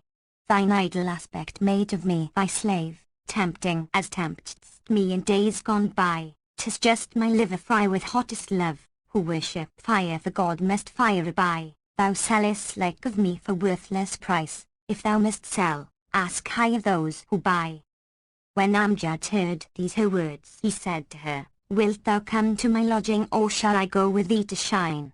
So she hung her head in shame to the ground, and repeated the words of him whose name be exalted. Men shall have the pre-eminence above women, because of those advantages wherein Allah hath caused the one of them to excel the other. FN number 387. Upon this, Amjad took the hint. And Shahrazad perceived the dawn of day and ceased saying her permitted say. When it was the 231st night, she said, "It hath reached me, O auspicious king, that Amjad took the woman's hint and understood that she wished to go with him whither he was going. He felt himself bounder to find a place wherein to receive her, but was ashamed to carry her to the house of his host, the tailor. So he walked on and she walked after him, and the two ceased not walking from street to street and place to place, till she was tired and said to him, "O my lord, where is thy house?" Answered he, "Before us a little way." Then he turned aside into a handsome by street, followed by the young woman, and walked on till he came to the end, when he found it was no thoroughfare, and exclaimed, "There is no majesty and there is no might save in Allah, the glorious, the great." Then, raising his eyes, he saw, at the upper end of the lane, a great door with 2 stone benches, but it was locked. So Amjad sat down on one of the benches and she on the other, and she said to him, "O my lord, wherefore waitest thou?" He bowed his head a while to the ground, then raised it and answered, "I am awaiting my Mameluke who hath the key, for I bade him make me ready meat and drink and flowers, to deck the wine service against my return from the bath." But he said to himself, haply the time will be tedious to her and she will go about her business, leaving me here, when I will wend my own way. However, as soon as she was weary of long waiting, she said, O my lord, thy mamma looked alath, and here are we sitting in the street. And she arose and took a stone and went up to the lock. Said Amjad, be not in haste, but have patience till the servant come. However, she hearkened not to him, but smote the wooden bolt with the stone and broke it in half, whereupon the door opened. Quoth he, what possessed thee to do this deed? Quoth she, Pooh, pooh, my lord. What matter it? Is not the house thy house and thy place? He said, there was no need to break the bolt. Then the damsel entered, to the confusion of Amjad, who knew not what to do for fear of the people of the house. But she said to him, why dost thou not enter, O light of mine eyes and core of my heart? Replied he, I hear and obey, but my servant tarrieth long, and I know not if he have done aught of what I bade him and specially enjoined upon him, or not. Hereupon he entered, saw in fear of the people of the house, and found himself in a handsome saloon with 4 dais recesses, each facing other, and containing closets and raised seats, all bespread with stuffs of silk and brocade, and in the midst was a jetting fountain of costly fashion, on whose margin rested a covered tray of meats, with a leather tablecloth hanging up and gem-encrusted dishes, full of fruits and sweet-scented flowers. Hard by stood drinking vessels and a candlestick with a single wax candle therein, and the place was full of precious stuffs and was ranged with chests and stools, and on each seat lay a parcel of clothes upon which was a purse full of monies, gold and silver. The floor was paved with marble and the house bore witness in every part to its owner's fortune. When Amjad saw all this, he was confounded at his case and said to himself, I am a lost man. Verily we are Allah's and to Allah we are returning. As for the damsel, when she sighted the place she rejoiced indeed with a joy nothing could exceed, and said to him, By Allah, O my lord, thy servant hath not failed of his duty, for see, he hath swept the place and cooked the meat and set on the fruit, and indeed I come at the best of times. But he paid no heed to her, his heart being taken up with fear of the house folk, and she said, Fie, O my lord, O my heart. What aileth thee to stand thus? Then she sighed and, giving him a buss which sounded like the cracking of a walnut, said, O my lord, and thou have made an appointment with other than with me, I will gird my middle and serve her and thee. Amjad laughed from a heart full of rage and wrath and came forwards and sat down, panting and saying to himself, Alack, mine ill death and doom when the owner of the place shall return. Then she seated herself by him and fell to toying and laughing, whilst Amjad sat careful and frowning, thinking 1,000 thoughts and communing with himself. Assuredly the master of the house cannot but come, and then what shall I say to him? He needs must kill me and my life will be lost thus foolishly. Presently she rose and, tucking up her sleeves, took a tray of food on which she laid the cloth and then set it before Amjad and began to eat, saying, Eat, O my lord. So he came forward and ate, but the food was not pleasant to him. On the contrary, he ceased not to look towards the door, till the damsel had eaten her fill, when she took away the tray of the meats and, setting on the dessert, fell to eating of the dried fruits. Then she brought a wine service and opening the jar, filled a cup and handed it to Amjad, who took it from her hand saying to himself, Ah, ah, and well away, when the master of the house cometh and seeth me, and he kept his eyes fixed on the threshold, even with cup in hand. While he was in this case, lo, in came the master of the house, who was a white slave, one of the chief men of the city, being master of the horse FN number 388, to the king. He had fitted up this saloon for his pleasures, that he might make merry therein and be private with whom he would, and he had that day bidden a youth whom he loved and had made this entertainment for him. Now the name of this slave was Bahadur, FN number 389, and he was open of hand, generous, munificent, and fain of almsgiving and charitable works. And Shahrazad perceived the dawn of day and ceased to say her permitted say.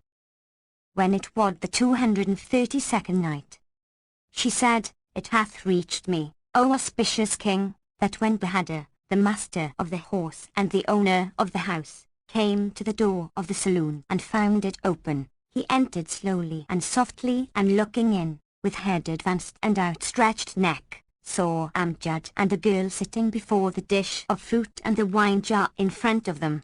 Now Amjad at that moment had the cup in his hand and his face turned to the door, and when his glance met Bahadur's eyes his hue turned pale yellow and his side muscles quivered. So seeing his trouble Bahadur signed to him with his finger on his lips, as much as to say, Be silent and come hither to me. Whereupon he set down the cup and rose, and the damsel cried, Whither away? He shook its head and, signing to her that he wished to make water, went out into the passage barefoot. Now when he saw Bahadur he knew him for the master of the house, so he hastened to him and, kissing his hands, said to him, Allah upon thee, O my lord, ere thou do me a hurt, hear what I have to say. Then he told him who he was from first to last and acquainted him with what caused him to quit his native land and royal state, and how he had not entered its house of his free will, but that it was the girl who had broken the lock bolt and done all this. FN number 390. When Bahadur heard his story and knew that he was a king's son, he felt for him and, taking compassion on him, said, Hearken to me, O Amjad, and do what I bid thee, and I will guarantee thy safety from that thou fearest. But, if thou cross me, I will kill thee. Amjad replied, Command me as thou wilt, I will not gainsay thee in aught, no, never, for I am the freedman of thy bounty. Rejoined Bahadur, Then go back forthwith into the saloon, sit down in thy place and be at peace and at thine ease. I will presently come into thee, and when thou sayest me, Remember my name is Bahadur, do thou revile me and rail at me, saying, What made thee tarry till so late? And accept no excuse from me, nay, so far from it, rise and beat me, and, if thou spare me, I will do away thy life. Enter now and make merry, and whatsoever thou seekest of me at this time I will bring thee forthwith, and do thou spend this night as thou wilt, and on the morrow wend thy way. This I do in honour of thy strangerhood, for I love the stranger and hold myself bounder to do him devour. So Amjad kissed his hand, and, returning to the saloon with his face clad in its natural white and red, at once said to the damsel, O my mistress, thy presence hath gladdened this shine-known place, and ours is indeed a blessed night. Quoth the girl, Verily I see a wonderful change in thee, that thou now welcomest me so cordially. So Amjad answered, By Allah, O my lady, methought my servant Bahadur had robbed me of some necklaces of jewels, worth 10,000 dinars each. However, when I went out but now in concern for this, I sought for them and found them in their place. I know not why the slave tarrieth so long, and needs must I punish him for it. She was satisfied with his answer, and they sported and drank and made merry and ceased not to be so till near sundown, when Bahadur came into them, having changed his clothes and girt his middle and put on shoes, such as are worn of Mamelukes. He saluted and kissed the ground, then held his hands behind him and stood, with his head hanging down, as one who confesseth to a fault. So Amjad looked at him with angry eyes and asked, Why hast thou tarried till now, O most pestilent of slaves? Answered Bahadur, O my lord, I was busy washing my clothes and knew not of thy being here, for our appointed time was nightfall and not daytide. But Amjad cried out at him, saying, Thou list, O vilest of slaves! By Allah, I must needs beat thee. So he rose and, throwing Bahadur prone on the ground, took a stick and beat him gently, but the damsel sprang up and, snatching the stick from his hand, came down upon Bahadur so lustily, that in extreme pain the tears ran from his eyes and he ground his teeth together and called out for succor, whilst Amjad cried out to the girl, Don't, and she cried out, "Let me satisfy my anger upon him." Till at last he pulled the stick out of her hand and pushed her away. So Bahadur rose and, wiping away his tears from his cheeks, waited upon them the while, after which he swept the hall and lighted the lamps, but as often as he went in and out, the lady abused him and cursed him till Amjad was wroth with her and said, "For Almighty Allah's sake leave my Mameluke, he is not used to this." Then they sat and ceased not eating and drinking, and Bahadur waiting upon them, till midnight when, being weary with service and beating, he fell asleep in the midst of the hall and snored and snorted, whereupon the damsel, who was drunken with wine, said to Amjad, "Arise, take the sword hanging yonder and cut me off this slave's head, and, if thou do it not, I will be the death of thee." "What possesseth thee to slay my slave?" asked Amjad, and she answered, "Our joyaunce will not be complete but by his death. If thou wilt not kill him, I will do it myself." Quoth Amjad, "By Allah's rights to thee, do not this thing." Quoth she, "It must perforce be," and, taking down the sword, drew it and made at Bahadur to kill him. But Amjad said in his mind, "This man hath entreated us courteously and sheltered us and done us kindness and made himself my slave. Shall we requite him by slaughtering him? This shall never be." Then he said to the woman, "If my Mameluke must be killed, better I should kill him than thou." So saying, he took the sword from her and, raising his hand, smote her on the neck and made her head fly from her body. It fell upon Bahadur, who awoke and sat up and opened his eyes, when he saw Amjad standing by him and in his hand the sword dyed with blood, and the damsel lying dead. He inquired what had passed, and Amjad told him all she had said, adding, "Nothing would satisfy her but she must slay thee, and this is her reward." Then Bahadur rose and, kissing the prince's hand, said to him, "Would to heaven thou hadst spared her! But now there is nothing for it but to rid us of her without stay or delay, before the daybreak." Then he girded his loins and took the body, wrapped it in an upper cloak and, laying it in a large basket of palm leaves, he shouldered it saying, "Thou art a stranger here and knowest no one, so sit thou in this place and await my return till daybreak. If I come back to thee, I will assuredly do thee great good service and use my endeavours to have news of thy brother, but if by sunrise I return not, know that all is over with me, and peace be on thee, and the house and all it containeth of stuffs and money a shine." Then he fared forth from the saloon bearing the basket, and, threading the streets, he made for the salt sea, thinking to throw it therein, but as he drew near the shore, he turned and saw that the chief of police and his officers had ranged themselves around him, and, on recognizing him, they wondered and opened the basket, wherein they found the slain woman. So they seized him and laid him in bilboes all that night till the morning, when they carried him and the basket, as it was, to the king and reported the case. The king was sore enraged when he looked upon the slain and said to Bahadur, "Woe to thee! Thou art always so doing, thou killest folk and castest them into the sea and takest their goods. How many murders hast thou done ere this?" Thereupon Bahadur hung his head. And Shahrazad perceived the dawn of day and ceased saying her permitted say. When it was the 233rd night, she said, "It hath reached me, O auspicious king, that Bahadur hung down his head groundwards before the king, who cried out at him, saying, 'Woe to thee! Who killed this girl?' He replied, 'O my lord, I killed her, and there is no majesty and there is no might save in Allah, the glorious, the great.'" FN number 391. So the king in his anger, commanded to hang him, and the hangman went down with him by the king's commandment, and the chief of police accompanied him with a crier who called upon all the folk to witness the execution of Bahadur, the king's master of the horse, and on this wise they paraded him through the main streets and the market streets.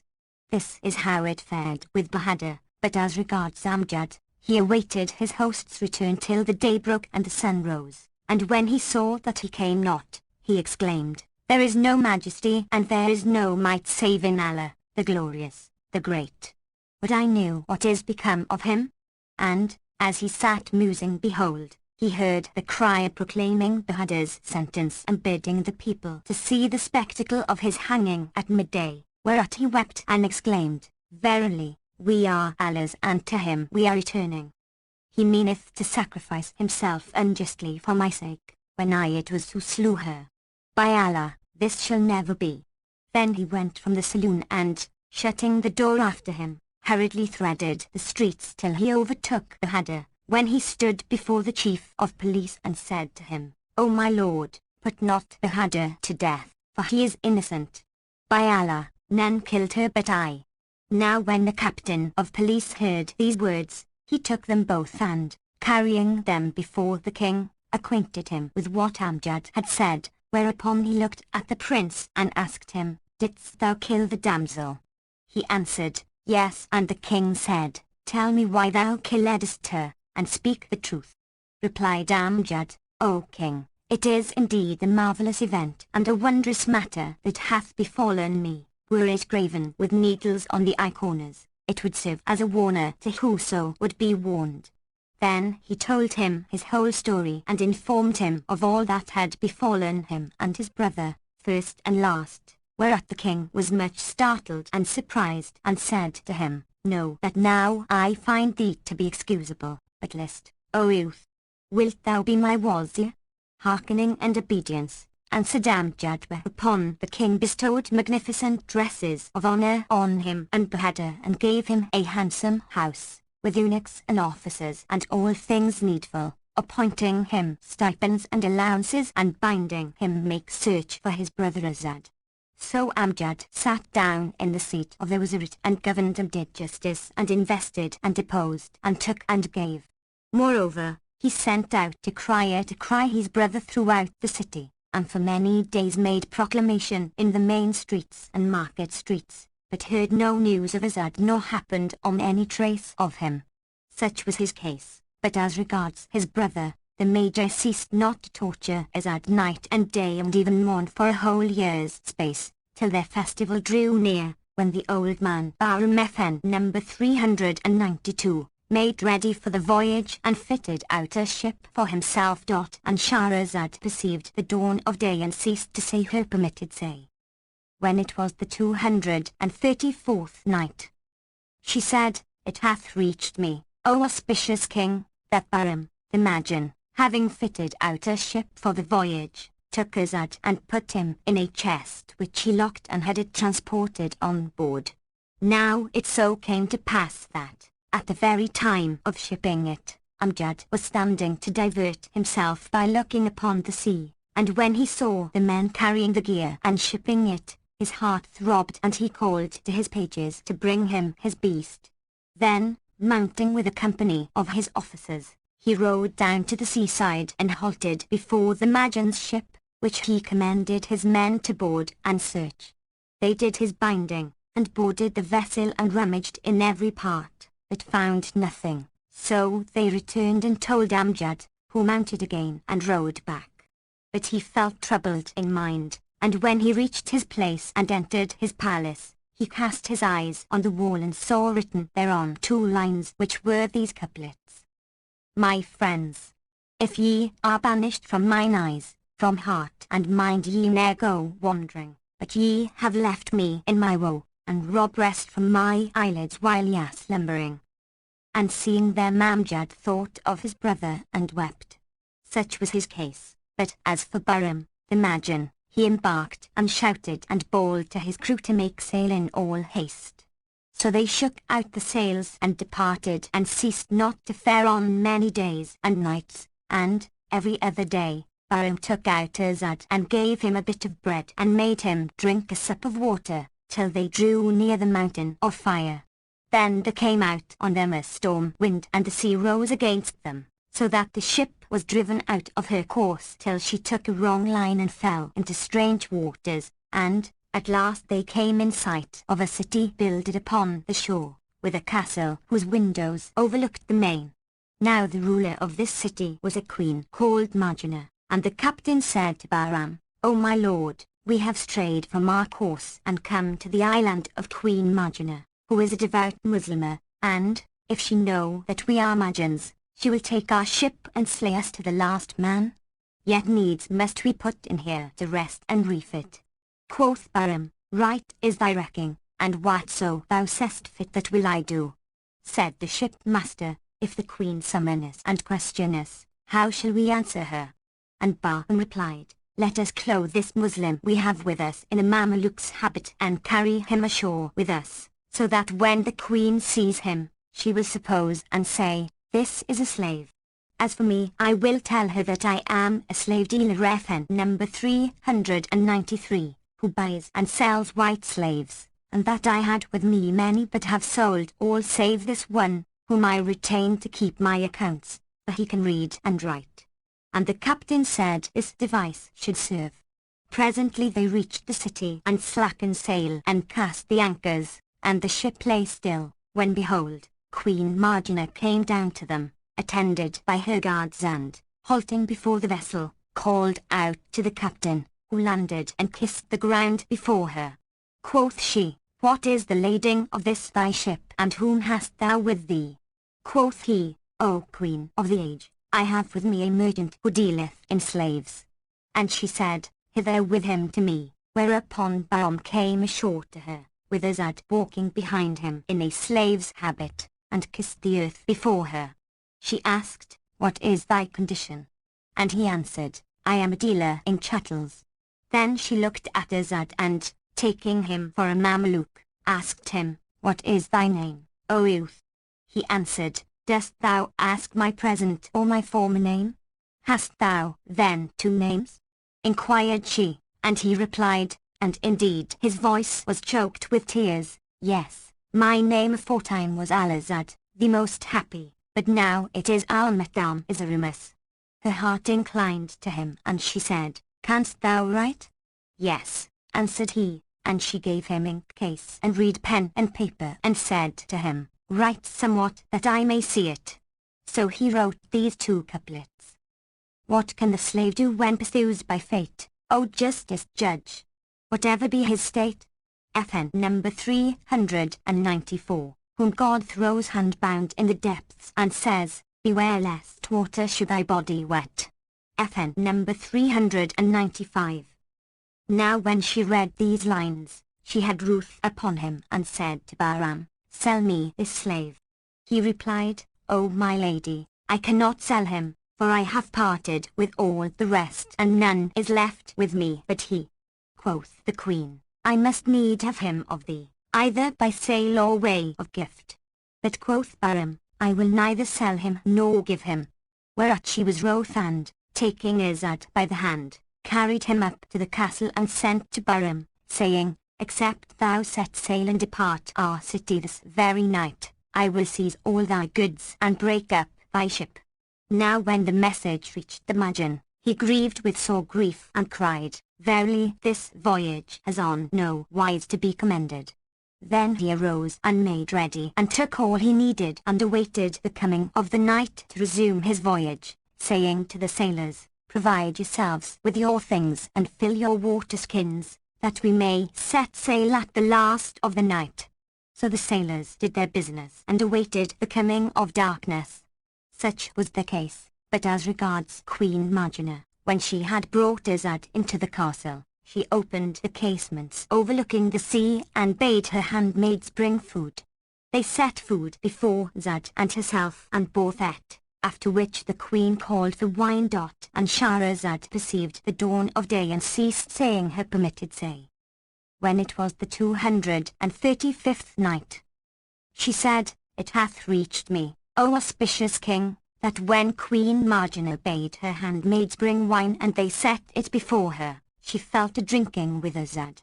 Now, Allah, be he extolled and exalted, filled her heart with love for the prince, and she kept filling his cup and handing it to him till his reason fled, and presently he rose and left the hall to satisfy a call of nature. As he passed out of the saloon he saw an open door through which he went and walked on till his walk brought him to a vast garden full of all manner fruits and flowers, and, sitting down under a tree, he did his occasion. Then he rose and went up to a jetting fountain in the garden and made the lesser ablution and washed his hands and face, after which he would have risen to go away, but the air smote him and he fell back, with his clothes undone and slept, and night overcame him thus. So far concerning him, but as concerns Burton, the night being come, he cried out to his crew, saying, Set sail and let us away, and they answered, We hear and obey, but wait till we fill our water skins and then we will set sail. So they landed with their water skins and went round about the castle, and found nothing but garden walls, whereupon they climbed over into the garden and followed the track of feet, which led them to the fountain, and there they found Azad lying on his back. They knew him and were glad to find him, and, after filling their water skins, they bore him off and climbed the wall again with him and carried him back in haste to Burton, to whom they said, Hear the good tidings of thy winning thy wish, and gladden thy heart and beat thy drums and sound thy pipes, for thy prisoner, whom Queen Margina took from thee by force, we have found and brought back to thee. And they threw Azad down before him. When Burton saw him, his heart leapt for joy and his breast swelled with gladness. Then he bestowed largesse on the sailors and bade them set sail in haste. So they sailed forthright, intending to make the mountain of fire, and stayed not their course till the morning. This is how it fared with them, but as regards Queen Margina, she abode a while, after Azad went down from her, awaiting his return in vain, for he came not. Thereupon she rose and sought him, yet found no trace of him. Then she bade her women light flambeaux and look for him, whilst she went forth in person and, seeing the garden door open, knew that he had gone thither. So she went out into the garden and finding his sandals lying by the fountain, searched the place in every part, but came upon no sign of him, and yet she gave not over the search till morning. Then she inquired for the ship, and they told her, the vessel set sail in the first watch of the night, wherefore she knew that they had taken Azad with them, and this was grievous to her, and she was sore and angered. She bade equip 10 great ships forthwith, and, making ready for fight, embarked in one of the 10 with her Mamelukes and slave women and men-at-arms, all splendidly accoutred and weaponed for war. They spread the sails, and she said to the captains, If you overtake the Magian's ship, ye shall have of me dresses of honour and largesse of money, but if you fail so to do, I will slay you to the last man. Whereat fear and great hope animated the crews, and they sailed all that day and the night, and the second day and the third day, till, on the fourth, they sighted the ship of Burton, the Magian, and before evening fell the Queen's squadron had surrounded it on all sides, just as Burton had taken Azad forth of the chest and was beating and torturing him, whilst the prince cried out for help and deliverance, but found neither helper nor deliverer, and the grievous bastinado sorely tormented him. Now while so occupied, Burton chanced to look up, and, seeing himself encompassed by the Queen's ships, as the white of the eye encompasseth the black, he gave himself up for lost, and groaned and said, Woe to thee, O Azad! This is all out of thy head. Then taking him by the hand he bade his men throw him overboard, and cried, By Allah, I will slay thee before I die myself. So they carried him along by the hands and feet and cast him into the sea, and he sank. But Allah, be he extolled and exalted, willed that his life be saved and that his doom be deferred. So he caused him to sink and rise again, and he struck out with his hands and feet, till the Almighty gave him relief, and sent him deliverance, and the waves bore him far from the Magian's ship and threw him ashore. He landed, scarce crediting his escape, and once more on land he doffed his clothes and wrung them and spread them out to dry, whilst he sat naked and weeping over his condition, and bewailing his calamities and mortal dangers, and captivity and strangerhood. And presently he repeated these 2 couplets. Allah, my patience fails, I have no ward, my breast is straitened and clean cut my cord, to whom shall wretched slave of case complain save to his Lord? O thou of Lords the Lord! Then, having ended his verse, he rose and donned his clothes, but he knew not whither to go or whence to come. So he fed on the herbs of the earth and the fruits of the trees, and he drank of the streams, and fed on night and day till he came in sight of a city, whereupon he rejoiced and hastened his pace. But when he reached it, and Shahrazad perceived the dawn of day and ceased to say her permitted say. When it was the 236th night, she said, It hath reached me, O auspicious king, that when he reached the city the shades of evening closed around him and the gates were shut. Now by the decrees of fate and man's lot this was the very city wherein he had been a prisoner and to whose king his brother Amjad was minister. When Azad saw the gate was locked, he turned back and made for the burial ground, where finding a tomb without a door, he entered therein and lay down and fell asleep, with his face covered by his long sleeve. FN number 396. Meanwhile, Queen Marjana, coming up with Burton's ship, questioned him of Azad. Now the Majin, when Queen Marjana overtook him with her ships, baffled her by his artifice and grammar, swearing to her that he was not with him and that he knew nothing of him. She searched the ship, but found no trace of her friend, so she took Burton and, carrying him back to her castle, would have put him to death. But he ransomed himself from her with all his good and his ship, and she released him and his men. They went forth from her hardly believing in their deliverance, and fared on 10 days' journey till they came to their own city and found the gate shut, it being eventide.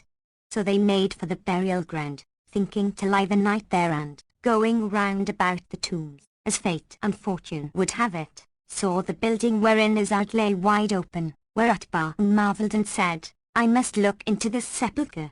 Then he entered and found Azad lying in a corner fast asleep, with his head covered by his sleeve. So he raised his head, and looking in his face, knew him for the man on whose account he had lost his good and his ship, and cried, What? Art thou yet alive?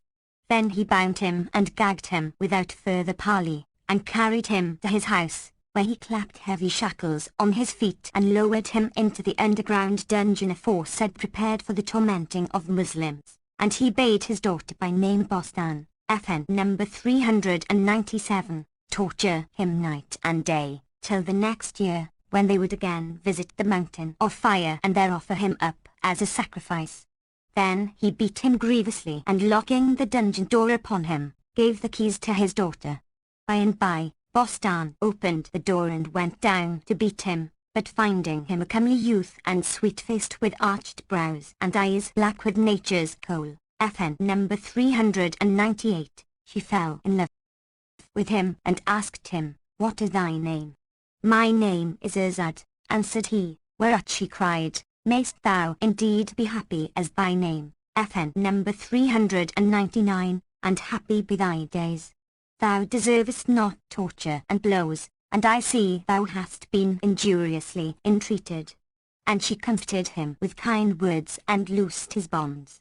Then she questioned him of the religion of Al-Islam, and he told her that it was the true and right faith, and that our Lord Muhammad had approved himself by surpassing miracles FN number 400, and signs manifest, and that fire worship is harmful and not profitable. And he went on to expound to her the tenets of Al-Islam till she was persuaded and the love of the true faith entered her heart.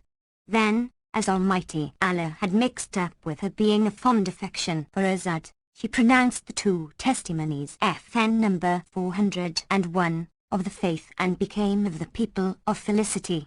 After this, she brought him meat and drink and talked with him and they prayed together. Moreover, she made him chicken stews and fed him therewith, till he regained strength and his sickness left him and he was restored to his former health.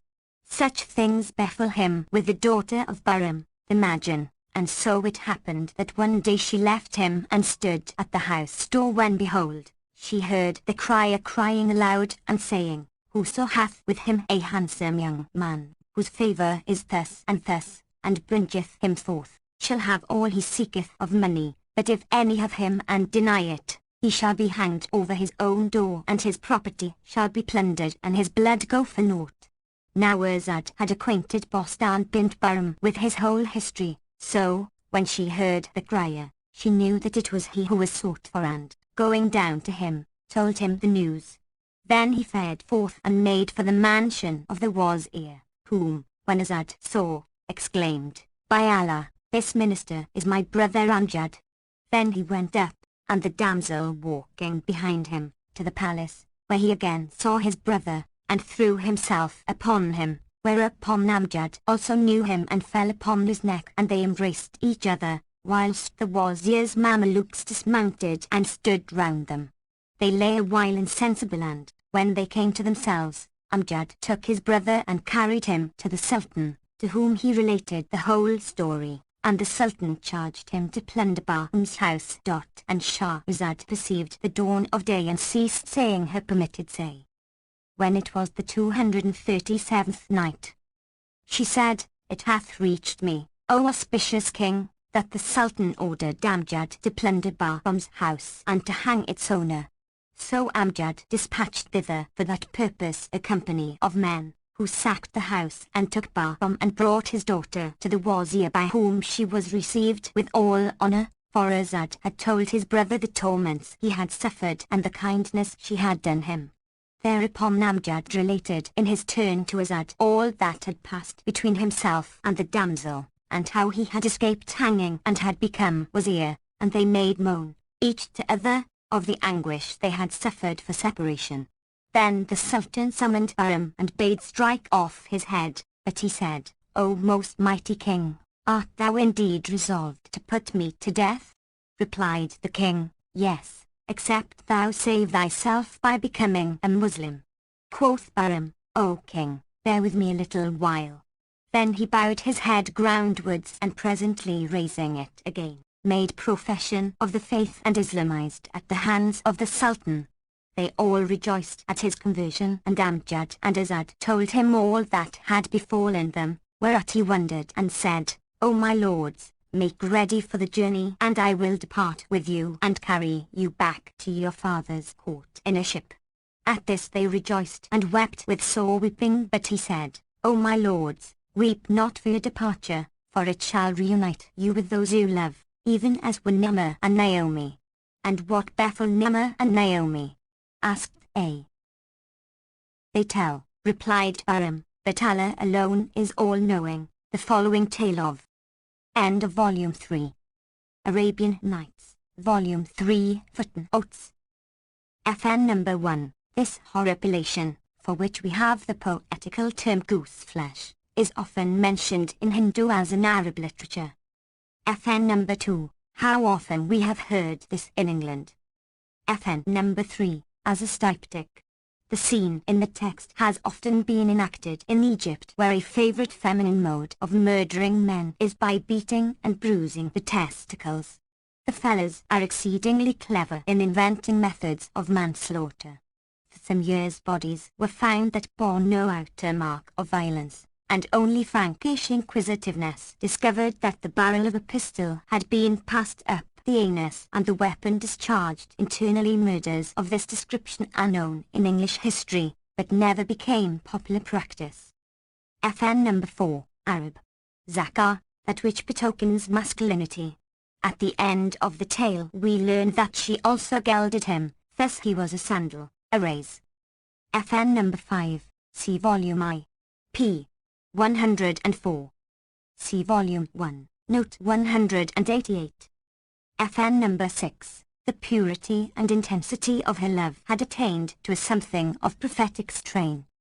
FN Number 7. Lane corrupts this Persian name to Shahzeman, I. 568. FN Number 8. That is the world, which includes the ideas of fate, time, chance. FN Number 9. Arab. Barid, silly, noyous, contemptible, as in the proverb. Two things the nice are colder, an old man young, a young man old. A cold of countenance equals a fool, may Allah make cold thy face. Equals may it show want and misery. By Allah, a cold speech. Equals a silly or abusive tirade, pilgrimage, 2. 22. FN Number 10. The popular form is, often the ear loveth before the eye. FN Number 11. Not the first time that royalty has played this prank, nor the last, perhaps. FN number 12, that is the Lady Dunya. FN number 13, these magazines are small, strongly built rooms on the ground floor, where robbery is almost impossible. FN number 14, lit. Approbation, benediction, also the angel who keeps the gates of paradise and who has allowed one of the Gilman, or Weldon, the boys of supernatural beauty that wait upon the faithful, to wander forth into this wicked world. FN number 15, in Europe this would be a plural majestatis, used only by royalty. In Arabic it has no such significance, and even the lower orders apply it to themselves, although it often has a soupçon of iron thou. FN number 16, man being an extract of despicable water, Quran 32. 7. Spermate genital, which Mr. Rodwell renders from germs of life, from sorry water. FN number 17, that is begotten by man's seed in the light of salvation, Nir al-Huda. FN number 18, the rolls of white, come to like, scarf skin and swords which come off under the bathman's glove become by miracle of beauty, as brown musk. The rubber or shampoo is called, in Egypt, mukayyas, vulgarly mukayyizati, or bagman, from his kiss, a bag glove of coarse swollen stuff. To Johnny Raws he never fails to show the little rolls which come off the body and prove to them how unclean they are, but the material is mostly dead scarf skin. FN number 19, the normal phrase on such occasions, there is always a dovetail de rigueur, Allah give thee profit. FN number 20, that is we are forced to love him only, and ignore giving him a rival, referring to Quranic denunciations of shirk, or attributing a partner to Allah, the religion of plurality, syntheism not polytheism. See, he walks tottering under the weight of his back parts wriggling them whilst they are rounded like the revolving heavens. FN number 21, Jannat al-Nam, Garden of Delight, the fifth of the 7 paradises made of white diamond, the gardens and the plurality being borrowed from the Talmud. Muhammad's paradise, by the by, is not a greater failure than Dante's. Only ignorance or bias for order asserts it is to be wholly sensual, and a single verse is sufficient refutation. Their prayer therein shall be praise unto thee, O Allah, and their salutation therein shall be peace, and the end of their prayer shall be praise unto God, the Lord of all creatures. Quran X 10:11. See also LVI 24:26. It will also be an intellectual condition wherein knowledge will greatly be increased. 17:20. Moreover, the Muslims, far more logical than Christians, admit into paradise the so-called lower animals. FN number 22, Stvitam Facient Balnya, Vine, Venus. The hammam to Easterns is a luxury as well as a necessity. Men sit there for hours talking chiefly of money and their prowess with the fair, and women pass half the day in it complaining of their husbands' over-nativeness and contrasting their own chaste and modest aversion to camel congress. FN number 23, the frigidarium or cold room, coolness being delightful to the Arab. FN number 24, the calidarium or hot room of the bath. FN number 25, the angel who acts storekeeper of hell. Others say he specially presides over the torments of the damned. Quran Sli 78. FN number 26, the doorkeeper of heaven before mentioned who, like the Qbrazamiyad, has charge of the heavenly lads and lasses, and who is often charged by poets with letting them slip. FN number 27, Lane, I. 616, says of wine, milk, sherbet, or any other beverage. Here it is wine, a practice famed in Persian poetry, especially by Hafiz, but most distasteful to a European stomach. We find the Mu'allaka of Imral Keyes noticing a morning draught. Not, Hafiz, says a cheerful cup of wine in the morning was a favorite indulgence with the more luxurious Persians. And it was not uncommon among the Easterns, to salute friend by saying, "May your morning potation be agreeable to you." In the present day this practice is confined to regular debauchees. FN number 28, Quran 12:31. The words spoken by Zuleika's women friends and detractors whom she invited to see Booty Joseph. FN number 29, a formula for averting fascination. Quran, chaps. Xi. 1. Falak means cleaving, hence the breaking forth of light from darkness, a wonderful instance of the divine power. FN number 30, the usual delicate chaff. FN number 31, such letters are generally written on a full-sized sheet of paper. Notes are held slighting in the east, and folded till the breadth is reduced to about 1 inch.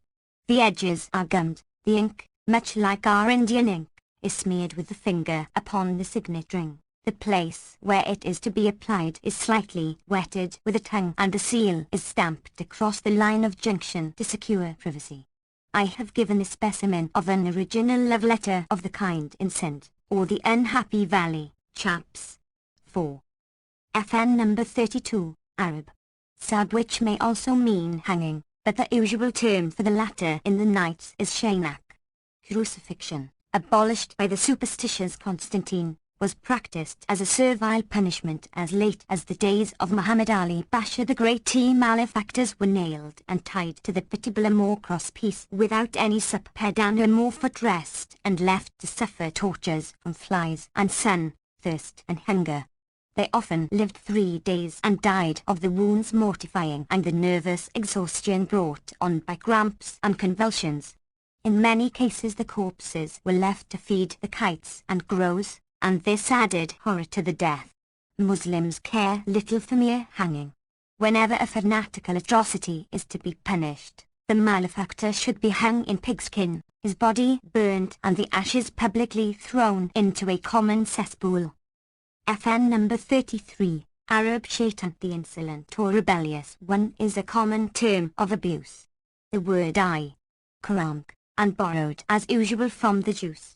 Satan occurs 4 times in the OD, of which 2 are in Job, where, however, he is a subordinate angel.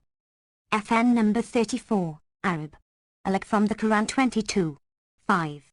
O men... Consider that we first created you of dust, Adam, afterwards of seed, Rodwell's moist germs of life, afterwards of a little coagulated, or clots of, blood.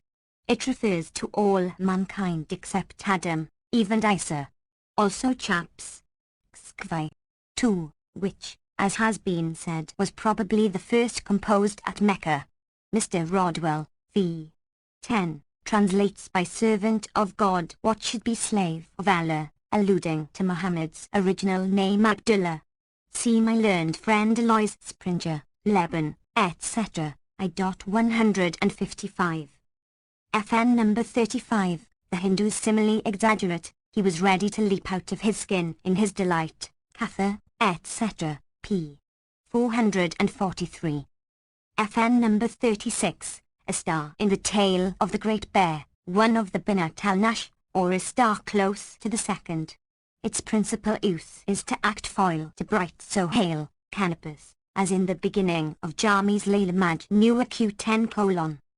To whom Thurite hid, day is darksome night, to whom shone, Soa as Sohail is bright. See also Al-Hariri, 32 and 36. The saying, I show her Soa and she shows me the moon, A. P. I. 547, arose as follows. In the ignorance a beautiful Amazon defied any man to take her maidenhead, and a certain Ibn al-Ghaz won the game by struggling with her till she was nearly senseless. He then asked her, How is thine eyesight? Dost thou see Soa? And she, in her confusion, pointed to the moon and said, That is it. FN number 37, the moon being masculine, lupus, and the sun feminine. FN number 38, the 5 sheikhs must allude to that number of saints whose names are doubtful. It would be vain to offer conjectures. Lane and his sheikh, I. 617, have tried and failed. FN number 39, the beauties of nature seem always to provoke hunger in Orientals, especially Turks, as good news in Englishmen. FN number 40, Purs. Lajawad, Arab. Lazuid, prob. The origin of Arazur, through the Romaic and the Ital. Azaro, and, more evidently still, of lapis lazuli, for which do not see the dictionaries. FN number 41, Arab. Morid. The desert wells where caravans drink, also the way to water wells. FN number 42, the famous Avicenna, whom the Hebrews called Ibn Sina. The early European Arabists, who seem to have learned Arabic through Hebrew, borrowed their corruption, and it long kept its place in southern Europe. FN number 43. According to the Hindus there are 10 stages of lovesickness. 1. Love of the eyes. 2. Attraction of the manners or mind. 3. Birth of desire. 4. Loss of sleep. 5. Loss of flesh. 6. Indifference to objects of sense. 7. Loss of shame. 8. Distraction of thought. 9. Loss of consciousness. And 10. Death.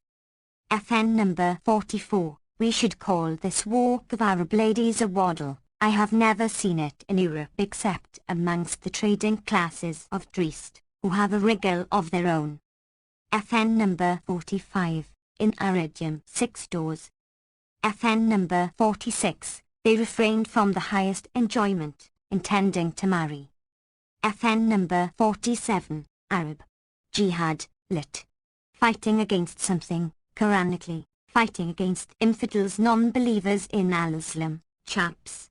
X. 1. That the mujahideen who wage such war are forbidden to act aggressively. 2. 186. Here it is a war to save a son.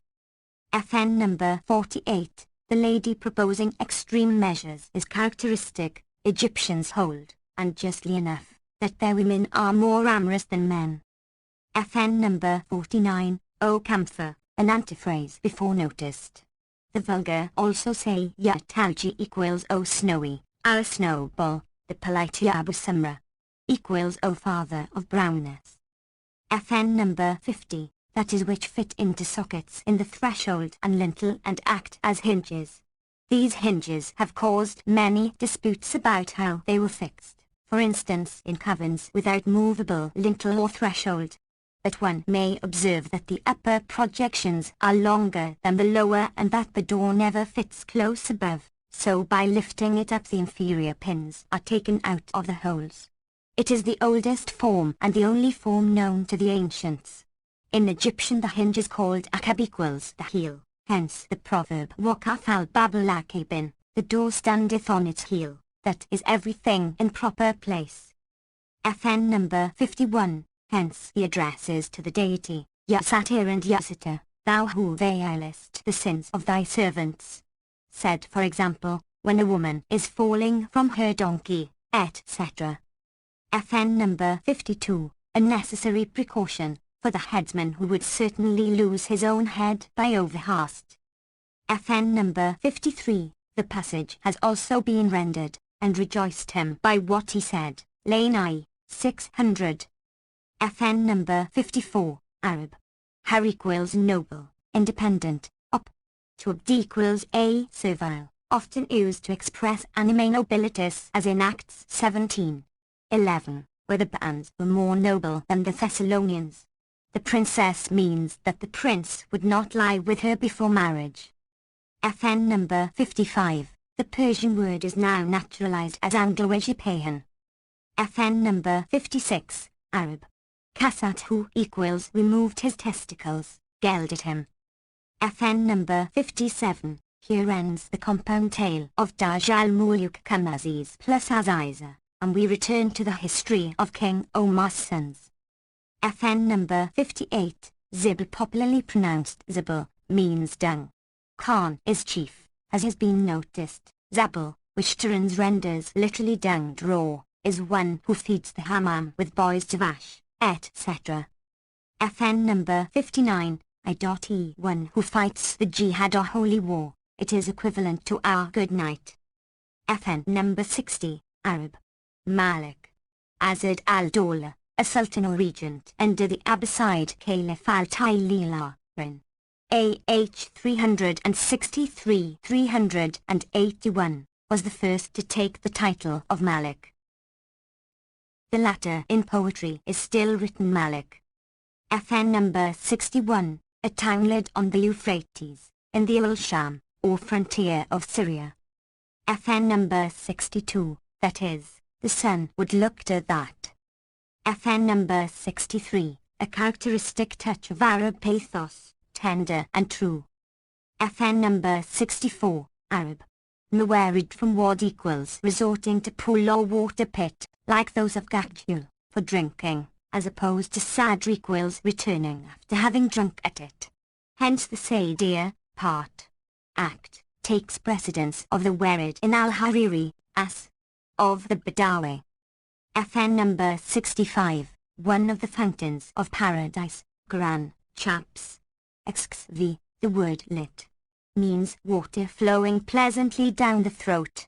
The same chapter mentions Zanjibil, or the ginger fount, which to the infidel mind unpleasantly suggests ginger pop.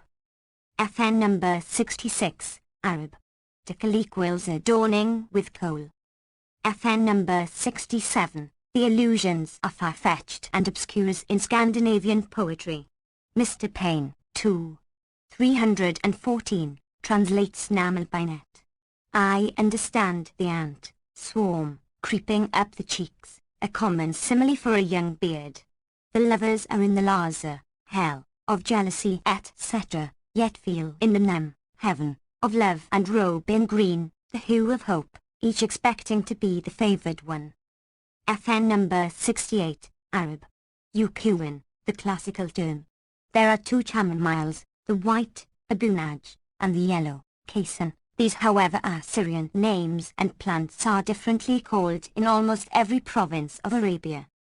FN number 69, in nomadic life the parting of lovers happens so frequently that it become a stock topic in poetry and often, as here, the lover complains of parting when he is not parted. But the gravamen lies in the word wasl, which may mean union, meeting, reunion or coition.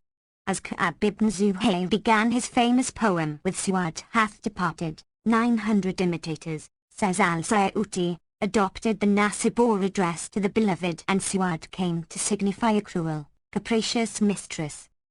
FN number 70, as might be expected from a nation of camel breeders, actual cautery which can cause only counter-irritation, is a favourite nostrum, and the Hades or prophetic saying is a al-dawa, or al-dib. Al-K equals cautery is the end of medicine cure, and fire and sickness cannot cohabit. Most of the Badawi bear upon their bodies grisly marks of this heroic treatment, whose abuse not infrequently brings on gangrene. The Hades, Burkhardt, Proverbs, number 30, also means if nothing else avail, take violent measures. FN number 71, the Spaniards have the same expression. Man is fire and woman is tinder. FN number 72, Arab. Bashik from Persian Basha, Axiphytonisus, a fierce little species of sparrowhawk which I have described in falconry in the valley of the Indus, p. 14, etc. FN number 73, lit. Coals, fit, for frying pan. FN number 74, Arab. Libda, the sign of a pauper or religious mendicant. He is addressed Yabu Libda, O father of a felt calot. FN number 75, in times of mourning Muslim women do not use perfumes or dyes, like the henna here alluded to in the pink legs and feet of the dove. FN number 76, Quran, chaps. 2. 23. The idea is repeated in some 40 Quranic passages. FN number 77, a woman's name, often occurring. The daughters of Sayada are zebras, so called because they resemble women in beauty and graceful agility. FN number 78, Arab. Tiriac from GR. A drug against venomous bites. It was compounded mainly of treacle, and that of Baghdad and Iraq was long held sovereign. The European equivalent, Venice treacle, Theriaca andromache, is an electuary containing many elements. Bedouin eat for counterpoison 3 heads of garlic in clarified butter for 40 days. Pilgrimage 377. FN number 79. Could Cervantes have read this? In Algiers he might easily have heard it recited by the tale-tellers. Kanmakan is the typical Arab knight, gentle and valiant as Don Quixote. Sabah is the grazioso, a Bedouin Sancho Panza. In the romance of Antar we have a similar contrast with Okap, who says, "Indeed I am no fighter, the sword in my hand palm chases only pelicans, and, whenever you kill a satrap, I'll plunder him." FN number 80, that is the comely, son of the spearman, son of the lion, or hero. FN number 81, Arab. Ushari. Old Purchas, Vi. I. 9, says there are 3 kinds of camels. 1. Hugan, equals Hedjan, of tall stature and able to carry 1,000 pounds. 2. Bashit, equals Bhakti, the 2-humped Bactrium before mentioned, and 3. The Raguhil, Rahil, small dromedaries unfit for burden but able to cover 100 miles in a day. The king of Timbuktu, not Baktu's Walpop. Timbuktu had camels which reached Sajelmas, Sijlumas, or Dhaka, 900 miles in 8 days at most. Lion makes the Maheri, also called Iri equals Mri, trot 9 miles an hour for a long time. Other travellers in North Africa report the Sabi, Saba '(I) equals 7 days reader, as able to get over 630 miles, or 35 caravan stages equals each 18 miles, in 5 to 7 days. One of the dromedaries in the Hamla or caravan of Mr. Insa, Journey Through Nubia and Darfur, a charming book, travelled 1,110 miles in 27 days. He notes that his beasts were better with water every 5 to 7 days, but in the cold season could do without drink for 16. I found in Al-Hijaz at the end of August that the camels suffered much after 90 hours without drink. Pilgrimage 3:14. But these were duty fine-haired animals and opposed to Kawa, the Kawas of Chesney, p. 333, coarse-haired, heavy, slow brutes which will not stand great heat. FN number 82, that is fortune so willed it, euphemistically. FN number 83, the minaret being feminine is usually compared with a fair young girl. The oldest minaret proper is supposed to have been built in Damascus by the Umayyad Caliph. No. X. Al-Walid AH 8696, equals 705-715. According to Ainsworth, 2. 113, the second was at Kukhisar in Chaldea. FN number 84, none of the Piradawi can swim for the best of reasons, want of waters. FN number 85, the baser sort of Badawi is never to be trusted. He is a traitor born, and looks upon fair play as folly or cowardice. Neither oath nor kindness can bind him, he unites the cruelty of the cat with the wildness of the wolf. How many Englishmen have you lost their lives by not knowing these elementary truths? The race has not changed from the days of Mandeville, AD 1322, whose Arabians, who are called Bedouins and Scipids, are right felonious and foul, and of a cursed nature.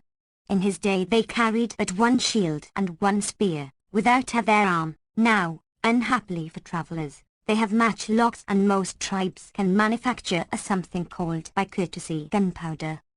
FN number 86, thus by Arab custom they become friends. FN number 87, our classical term for a noble Arab horse. FN number 88, in Arab. Kales equals horse, Husen, a stallion. Hudud, a brood stallion, Faras, a mare, but sometimes used as a horse and meaning that tears over the ground, Judesteed, noble, Gadish, a nag, ignoble, Mora colt and Mora, a filly. There are dozens of other names but these suffice for conversation. FN number 89, Al-Qatil, the slayer, Al-Majnun, the mad, both high compliments in the style inverted. FN number 90. This was a highly honourable exploit, which would bring the doer fame as well as gain. FN number 91, this is a true and lifelike description of horse stealing in the desert, and Tar and Burkhardt will confirm every word. A noble Arab stallion is supposed to fight for his rider and to wake him at night if he see any sign of danger. The owner generally sleeps under the belly of the beast, which keeps eyes and ears alert till dawn. FN number 92, Arab. Yawm al-Tanadi, that is Resurrection Day. FN number 93, Arab. Bilad al-Sudan equals the land of the blacks, Negro land, whence the slaves came, a word now fatally familiar to English ears. There are, however, two regions of the same name, the eastern upon the Upper Nile and the western, which contains the Niger Valley, and each considers itself the Sudan. And the reader must not confound the Berber of the Upper Nile, the Bedouino who acts servant in Lower Egypt, with the Berber of Barbary. The former speaks an African language, the latter a Semitic, Arabic, tongue. FN number 94, Hymn for Her. FN number 95, Arab. Saber, a she-camel freed from labor under certain conditions amongst the pagan Arabs, for which see sail, prel, disc, sect, v. FN number 96, Arab. Marba. In early spring the Badawi tribes leave the Raz or wintering place, the Turco-Persian Kishluk, in the desert, where winterings supply them, and make for the Yalak, or summer quarters, where they find grass and water. Thus the great Ruwala tribe appears regularly every year on the eastern slopes of the anti-Libanus, unexplored Syria, I. 117, and hence the frequent partings. FN number 97. This renowning it and boasting of one's tribe, and oneself, before battle is as natural as the war cry. Both are intended to frighten the foe and have often succeeded. Every classical reader knows that the former practice dates from the earliest ages. It is still customary in Arabia during the furious tribal fights, the duello on a magnificent scale which often ends in half the combatants on either side being placed hors de combat. A fair specimen of renowning it is Amr's suspended poem with its extravagant panegyric of the Taglab tribe, p. 64, Arabian Poetry for English Readers, etc., by W. A. Clouston, Glasgow, privately printed and transcribed from Sir William Jones's translation. FN number 98, the Turk appeared soon amongst the Abbasid caliphs. Muhammad was made to prophesy of them under the title Banu Kanshura, the latter being a slave girl of Abraham. The Imam al-Shafi, AH 195 equals A.D. 810, is said to have foretold their rule in Egypt where an Ottoman defended him against a donkey boy. For details see Pilgrimage I. 216, the Caliph al-Mu'tasim Billah, AD 833-842, had more than 10,000 Turkish slaves and was the first to entrust them with high office, so his Arab subjects wrote of him: A wretched Turk is thy heart's desire, and to them thou showest thee dam and sire. His successor Al-Wasik, Vathak, of the terrible eyes, was the first to appoint a Turk his sultan or regent. After his reign they became Praetorians and led to the downfall of the Abbasids. FN number 99, the Persian saying is first at the feast and last at the fray. FN number 100, that is a tempter, a seducer. FN number 101, Arab. Waylak here probably used in the sense of wayhak, an expression of affectionate concern. FN number 102, Ferdowsi, the Homer of Persia, affects the same magnificent exaggeration. The trampling of men and horses raises such a dust that it takes one layer of the seven from earth and adds it to their seven of the heavens. The blaze on the stallion's forehead, Arab. Gurra, is the white gleam of the morning. FN number 103, a noted sign of excitement in the Arab blood horse, when the tail looks like a panache covering the hind quarter. FN number 104, that is Prince Kanwagan. FN number 105, the quality of mercy belongs to the noble Arab, whereas the ignoble and the Badawin are rancorous and revengeful as camels. FN number 106, Arab. Kanjar, The poison was let into the grooves and hollows of the poniard. FN number 107, the Purs. Bang, Indian Bang, Moroccan Fasuk and S African Dhaka. Pilgrimage I. 64. I heard of a hashish orgy in London which ended in half the experimentalists being on their sofas for a week. The drug is useful for stokers, having the curious property of making men insensible to heat. Easterns also use it for imsak, prolonging coition, of which I speak presently. FN number 108, Arab. Hashashin, whence to say derived assassin.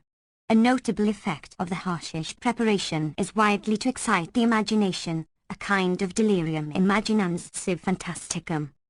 FN number 109, meaning well done.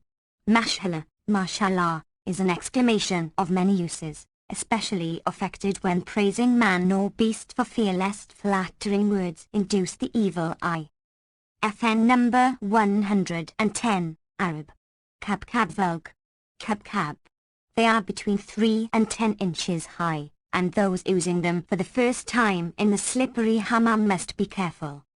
FN number 111, Arab. Majlis equals sitting. The postures of coition, ethnologically curious and interesting, are subjects so extensive that they require a volume rather than a note. Full information can be found in the Ananga, or stage of the bodiless one, a treatise in Sanskrit verse vulgarly known as Koka Pandit from the supposed author, a wazir of the great Raja Bhoj, or according to others, of the Maharaja of Kannauj. Under the title Litsat al-Nisa, the pleasures or enjoying of women, it has been translated into all the languages of the Muslim East, from Hindustani to Arabic. It divides postures into 5 great divisions. 1. The woman lying supine, of which there are 11 subdivisions. 2. Lying on her side, right or left, with 3 varieties. 3. Sitting, which has 10. 4. Standing, with 3 subdivisions. And 5. Lying prone, with 2. This total of 29, with 3 forms of perashate, when the man lies supine, see the abbot in Boccaccioi. 4, becomes 32, approaching the French quarantifaçons. The upavishta, majlis, or sitting postures, when one or both sit at squat somewhat like birds, appear utterly impossible to Europeans who lack the pliability of the Eastern's limbs. Their object in Congress is to avoid tension of the muscles which would shorten the period of enjoyment. In the text the woman lies supine and the man sits at squat between her legs. It is a favorite from Morocco to China.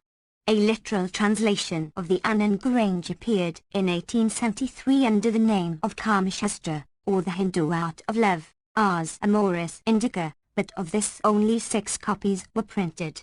It was reissued, printed but not published, in 1885. The curious in such matters will consult the Index Librorum Prohibitorum, London, privately printed, 1879, by Business Raxi, H. S. Ashby. FN number 112, that is La Anro I Crot. FN number 113, this seems to be a punning allusion to Baghdad, which in Persian would mean the garden, of justice, Dad. See biographical notices of Persian poets by Sir Horace Lee, London, Oriental Translation Fund, 1846. FN number 114, the Kardkoi, Karduchi, of Zenifton, also called Strabo 15, Kardakis, from a Persian word signifying manliness, which would be Kardak equals a doer, of daring do. They also named the month as Gordai, the original Ararat of Xizisthras Noah's Arkansas. The Kurds are of Persian race, speaking an old and barbarous Iranian tongue and often of the Shia sect. They are born bandits, highwaymen, cattle lifters, yet they have spread extensively over Syria and Egypt and have produced some glorious men, witness Sultan Salah al-Din, Saladin, the Great. They claim affinity with the English in the East, because both races always inhabit the highest grounds they can find. FN number 115, These irregular bands who belong to no tribe are the most dangerous bandits in Arabia, especially upon the northern frontier. Burckhardt, who suffered from them, gives a long account of their treachery and utter absence of that Arab pandona which is supposed to characterize Arab thieves. FN number 116, an euphemistic form to avoid mentioning the incestuous marriage. FN number 117, the Arab form of Archinchingly. FN number 118, these are the signs of a sheikh's tent. FN number 119, these questions, indiscreet in Europe, are the rule throughout Arabia, as they were in the United States of the last generation. FN number 120, Arab. Gazaba paste of quicklime and lampblack kneaded with linseed oil which turns the henna to a dark olive. It is hideously ugly to unaccustomed dyes and held to be remarkably beautiful in Egypt. FN number 121, that is the god of the Empyrean. FN number 122, a blow worthy of the Salaba tribe to which he belonged. FN number 123, that is benefits, also the name of Muhammad's muezzin, or crier to prayer, who is buried outside the Jabiya gate of Damascus. Hence, amongst Muslims, Abyssinians were preferred as mosque criers in the early ages of al-Islam. Egypt chose blind men because they were abundant and cheap. Moreover, they cannot take note of what is doing on the adjoining roof terraces where women and children love to pass the cool hours that begin and end the day. Stories are told of men who counterfeited blindness for years in order to keep the employment. In Muslim cities, the strange required to be careful how he appeared at a window or on the gallery of a minaret. The people hate to be overlooked, and the whizzing of a bullet was the warning to be off. Pilgrimage 3. 185. FN number 124. His instinct probably told him that this opponent was a low fellow, but such insults are common when renowning it. FN number 125, Arab. Derodira, a habergeon, a coat of ring mail, sometimes worn in pairs. During the wretched Sudan campaigns, much naive astonishment was expressed by the English press to hear of warriors armed cap a pie in the summer like medieval knights. They did not know that every great tribe has preserved, possibly from crusading times, a number of hauberks, even to hundreds. I have heard of only one English traveller who had a mail jacket made by Wilkinson of Pall Mall, imitating in this point Napoleon III. And, according to the bank poet Rogers, the Duke of Wellington, that of Napoleon is said to have been made of platinum wire, the work of a Pole who received his money and an order to quit Paris. The late Sir Robert Clifton, they say, tried its value with a coat after placing it upon one of his coat models or mannequins. It is easy to make these hauberks arrow-proof or sword-proof, even bullet-proof if Arab gunpowder be used, but against a modern rifle cone they are worse than worthless, as the fragments would be carried into the wound.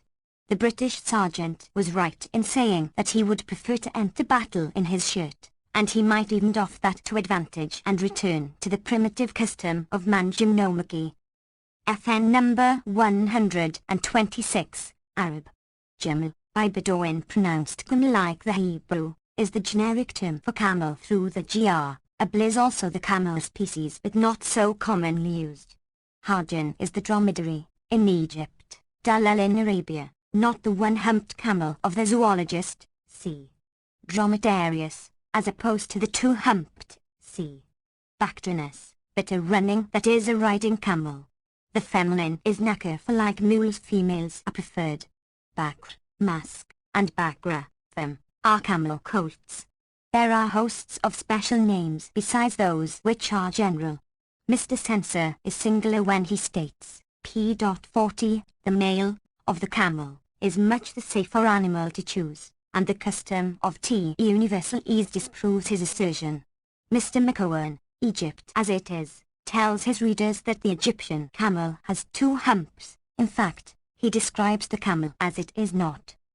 FN number 127. So, in the romance of Dalhammer, Zat al-Hemmer, the heroine, the hero Al-Gunjuba, one locust man, smites off the head of his mother's servile murderer and cries, "I have taken my blood revenge upon this traitor slave." Lane, M.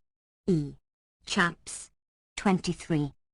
FN number 128. This gathering all the persons upon the stage before the curtain drops is highly artistic and improbable. FN number 129. He ought to have said his dawn prayers. FN number 130. Here begins what I hold to be the oldest subject matter in the Nights, the apologues or fables proper, but I reserve further remarks for the terminal essay. Lane has most objectionably thrown this and sundry of the following stories into a note, Volume 2, pages 53 to 69. FN number 131. In beast stories generally when man appears he shows to disadvantage. FN number 132. Shakespeare's "Don't bow not Lane's crossbow", 2. 53. FN number 133. The goad still used by the rascally Egyptian donkey boy is a sharp nail at the end of a stick, and claims the special attention of societies for the protection of animals. FN number 134. The most ungrateful of all voices surely is the voice of asses, Quran 31:18, and hence the braying of hell, Quranics vi.7. The vulgar still believe that the donkey brays when seeing the devil. The last animal which entered the ark with Noah was the ass to whose tail a blue was clinging. At the threshold the ass seemed troubled and could enter no further when Noah said to him, "Fie upon thee. Come in." But as the ass was still troubled and did not advance, Noah cried, "Come in, through the devil be with thee." So the ass entered and with him a blue. Thereupon Noah asked, "O enemy of Allah, who brought thee into the ark?" And Abel answered, "Thou art the man, for thou saidest to the ass, Come in though the devil be with thee." Kitab al-Anwan fi Maked al-Niswan, quoted by Lane 2. 54. FN number 135. Arab. Meh, a wooden saddle stuffed with straw and matting. In Europe the ass might complain that his latter end is the sausage. In England they say no man sees a dead donkey. I have seen dozens and, unfortunately, my own. FN number 136. The English reader will not forget Sterne's Old Mayor. Even Al-Hariri, the prince of Arab rhetoricians, does not disdain to use Pepperidge, the effect being put for the cause terror. But Mr. Preston, p. 285, and polite men translate by fled in haste the Arabic farted for fear. FN number 137. This is one of the lucky signs and adds to the value of the beast. There are some 50 of these marks, some of them, like a spiral of hair in the breast, which denotes that the rider is a cuckold, so ill-omened that the animal can be bought for almost nothing. Of course great attention is paid to colours, the best being the dark rich bay, red of Arabs, with black points, or the flea-bitten grey, termed Azraq equals blue or Axar equals green, which whitens with age. The worst are done, cream-coloured, piebald and black, which last are very rare. Yet according to the Miskat al-Mas'abah, Lane 2, 54, Muhammad said, the best horses are black, dark brown, with white blazes, Arab, gurra, and upper lips. Next, black with blaze and 3 white legs, bad, because white hoofs are brittle. Next, bay with white blaze and white fore and hind legs. He also said, prosperity is with sorrel horses, and praised a sorrel with white forehead and legs, but he dispraised the shakl, which has white stockings, Arab, muhajjil, on alternate hoofs, for example right hind and left fore.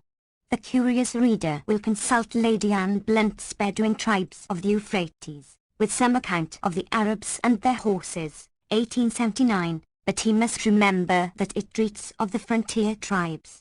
The late Major Upton also left a book, Gleanings from the Desert of Arabia, 1881, but it is a marvelous production deriving, for example, kale, a horse generically, from coal or antimony, p. 275. What the editor was dreaming of I cannot imagine. I have given some details concerning the Arab horses, especially in Al Yaman, among the Zu Muhammad, the Zu Hussein and the Banu Yam in Pilgrimage 3. 270. As late as Marco Polo's day they supplied the Indian market via Aden, but the Al Yaman has totally lost the habit of exporting horses. FN number 138, shovel iron, which is the only form of spur. FN number 139, used for the dromedary, the baggage camel is haltered. FN number 140, Arab. Hawala, the par gymnastic affected when circumambulating the Kaaba, Pilgrimage 3. 208. FN number 141, this night would be our last night, the Arabs, I repeat, say night and day, not day and night. FN number 142, the vulgar belief is that man's fate is written upon his skull, the sutures being the writing. FN number 143, Quran 2. 191. FN number 144, Arab. Tasbih equals saying, Subhanallah. It also means a rosary, Egypt. Seba the Seba, a string of 99 beads divided by a longer item into sets of 3 and much fingered by the would appear pious. The professional devotee carries a string of wooden balls the size of pigeons' eggs. FN number 145, the pigeon is usually made to say, Wahadu Rabbakum Lazi Khalakakum, Yog Firulakum Zambakum equals unify, assert the unity of your Lord who created you, so shall he forgive your sin. As might be expected, this language is differently interpreted. Pigeon superstitions are found in all religions, and I have noted, Pilgrimage 3, 218, how the Hindu deity of destruction reproduction, the third person of their triad, Shiva and his spouse, or active energy, are supposed to have dwelt at Mecca under the titles of Kapochwara, pigeon god, and Kapochi, pigeon goddess. FN number 146. I have seen this absolute horror of women amongst the monks of the Coptic convents. FN number 147. After the day of doom, when men's actions are registered, that of mutual retaliation will follow, and all creatures, brutes included, will take vengeance on one another. FN number 148. The Comrades of the Cave, famous in the Middle Ages of Christianity, Gibbon Chaps. 33, is an article of faith with Muslims, being part subject of chapter 18, the Quranic surah termed the cave. These Rip Van Winkle tales begin with Endymion, so famous amongst the classics, and Epaminondas of Crete, who slept 57 years, and they extend to modern days as La Belle aux Bois Dormant.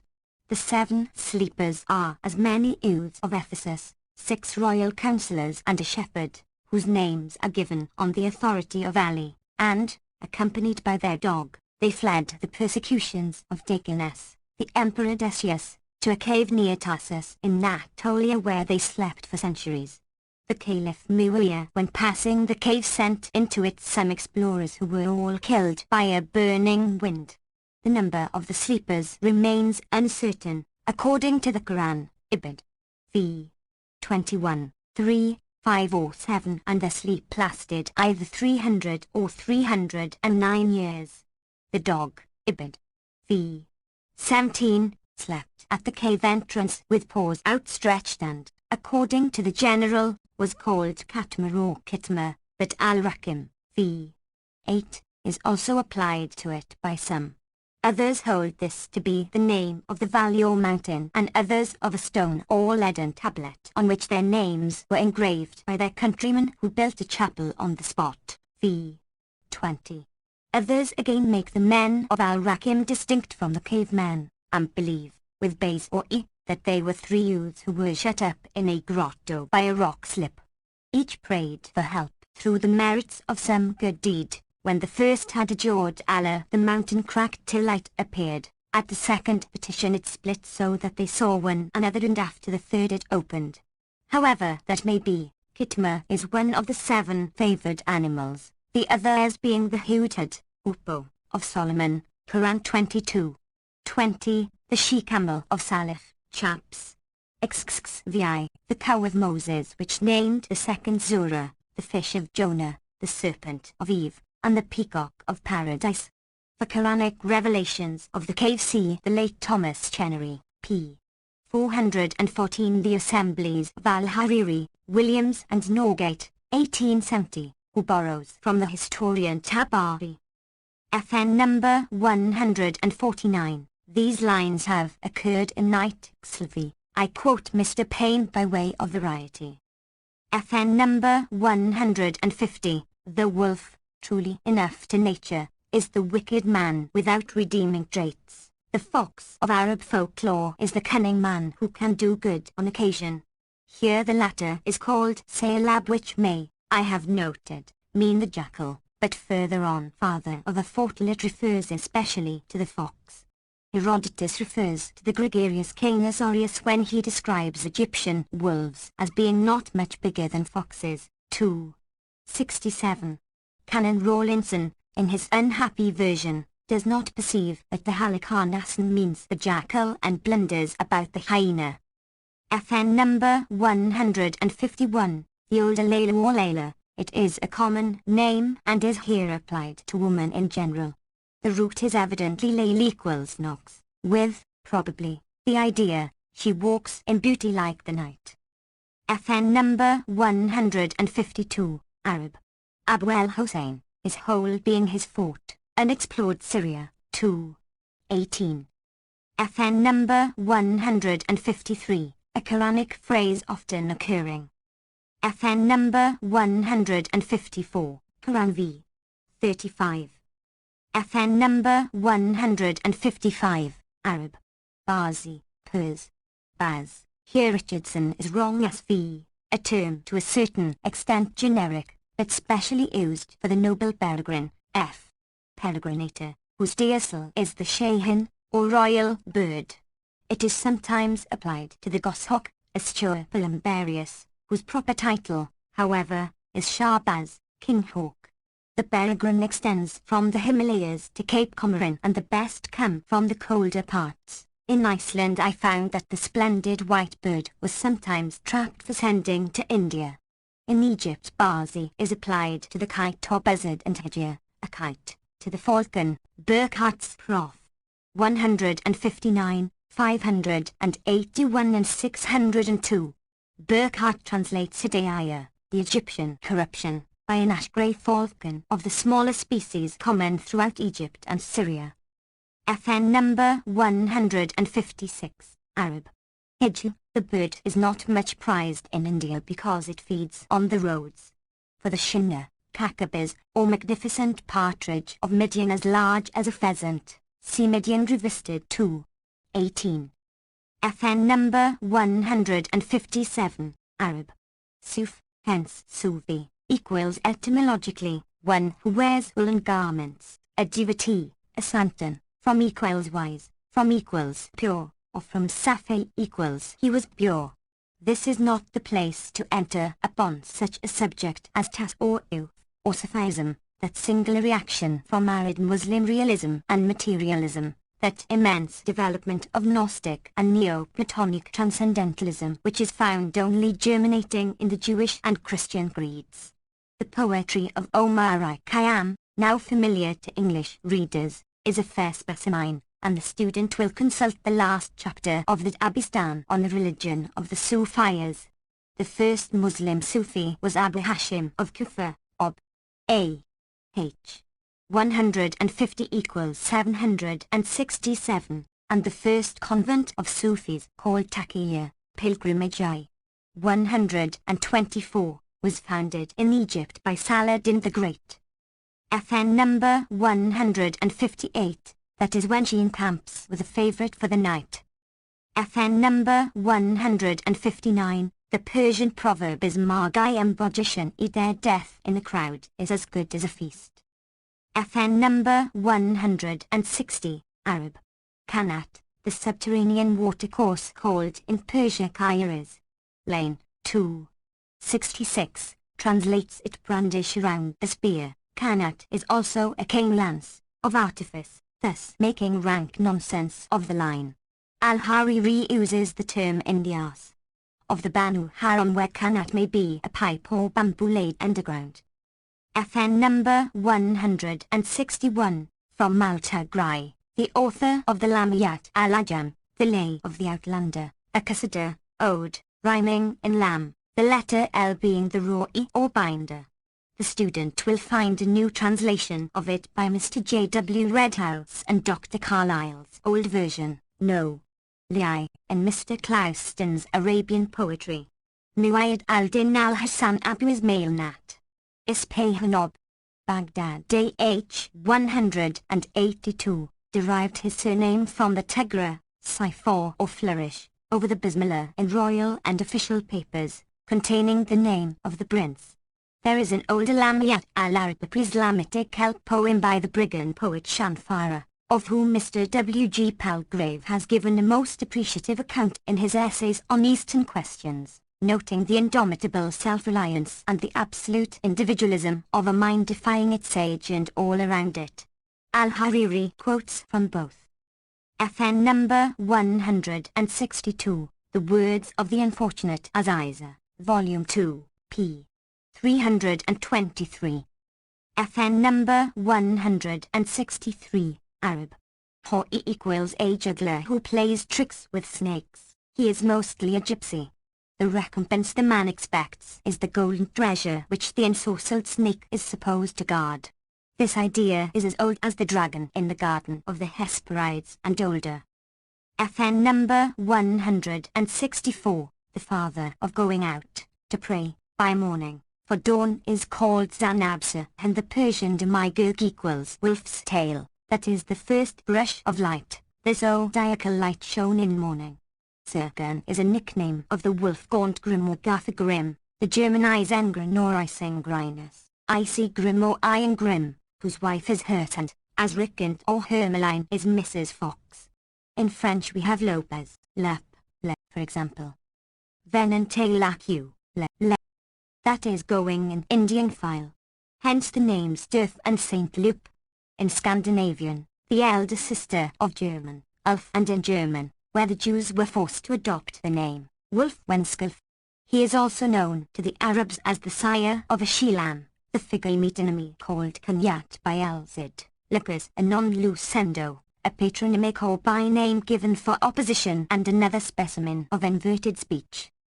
FN number 165, Arab. Bint Haris equals daughter of the bridegroom, the Hindustani mungus, vulg. Mongoose, a well-known weasel-like rodent often kept tame in the house to clear it of vermin. It is supposed to know an antidote against snake poison, as the weasel eats rue before battle. Pliny X. 84, 20. 13. In modern Egypt this viverer is called kit, or cat, fan equals Pharaoh's cat, so the Pacnopter becomes Pharaoh's hen and the unfortunate king has named a host of things, alive and dead. It was worshipped and mummified in parts of ancient Egypt, for example Heraclepolis, on account of its antipathy to serpents and because it was supposed to destroy the crocodile, a feat with Ilion and others have overloaded with fable. It has also a distinct antipathy to cats. The ichneumon as a pet becomes too tame and will not leave its master. When enraged it emits an offensive stench. I brought home for the Zoological Gardens a Central African specimen prettily barred. Burkhardt, Prof. 455, quotes a line : Rakaz ibn Ursin was Amzama el Nimsu, Dan Seth ibn Rs Wilias Nimst Death Sing, and explains Nims by ichneumon and ibn Rs as a species of small weasel or ferret, very common in Egypt. It comes into the house, feeds upon meat, is of gentle disposition although not domesticated and full of gambols and frolic. FN number 166, Arab. Sinaur, also meaning a prince. The common name is kit, which is pronounced cat or gat, and which Ibn Doraid pronounces a foreign word, Syriac. Hence, despite for a tag, catus, which Isidore derives from cata, to look for, equals gatto, chat, cat, an animal unknown to the classics of Europe who used the muscular or putorius vulgaris and different species of either. The Egyptians, who kept the cat to destroy vermine, especially snakes, called it more, mai, meow, onomatopoetic. This descendant of the Felis maniculatum originated in Nubia, and we know from the mummy pits and Herodotus that it was the same species as ours. The first portraits of the cat are on the monuments of Beni Hassan, BC 2500. I have ventured to derive the familiar pus from the Arab bis, Bissa, which is a congener of Pasht, Diana, the cat-face goddess of Babastis, Pi Basht, now Zagasig. Lastly, Tabi, brindled cat, is derived from the Atabi, Prince Atab's, quarter at Baghdad where watered silks were made. It is usually attributed to the Tibi. Tybalt, Thibert or Tybert, who is also executioner, various forms of Theobald in the Old Beast epic, as opposed to Gilbert the Gib cat, either a tomcat or a gibbed, castrated, cat. FN number 167, Arab. Equinal Safa, a popular term for virtuous friends who perfectly love each other in all purity. It has also a mystic meaning.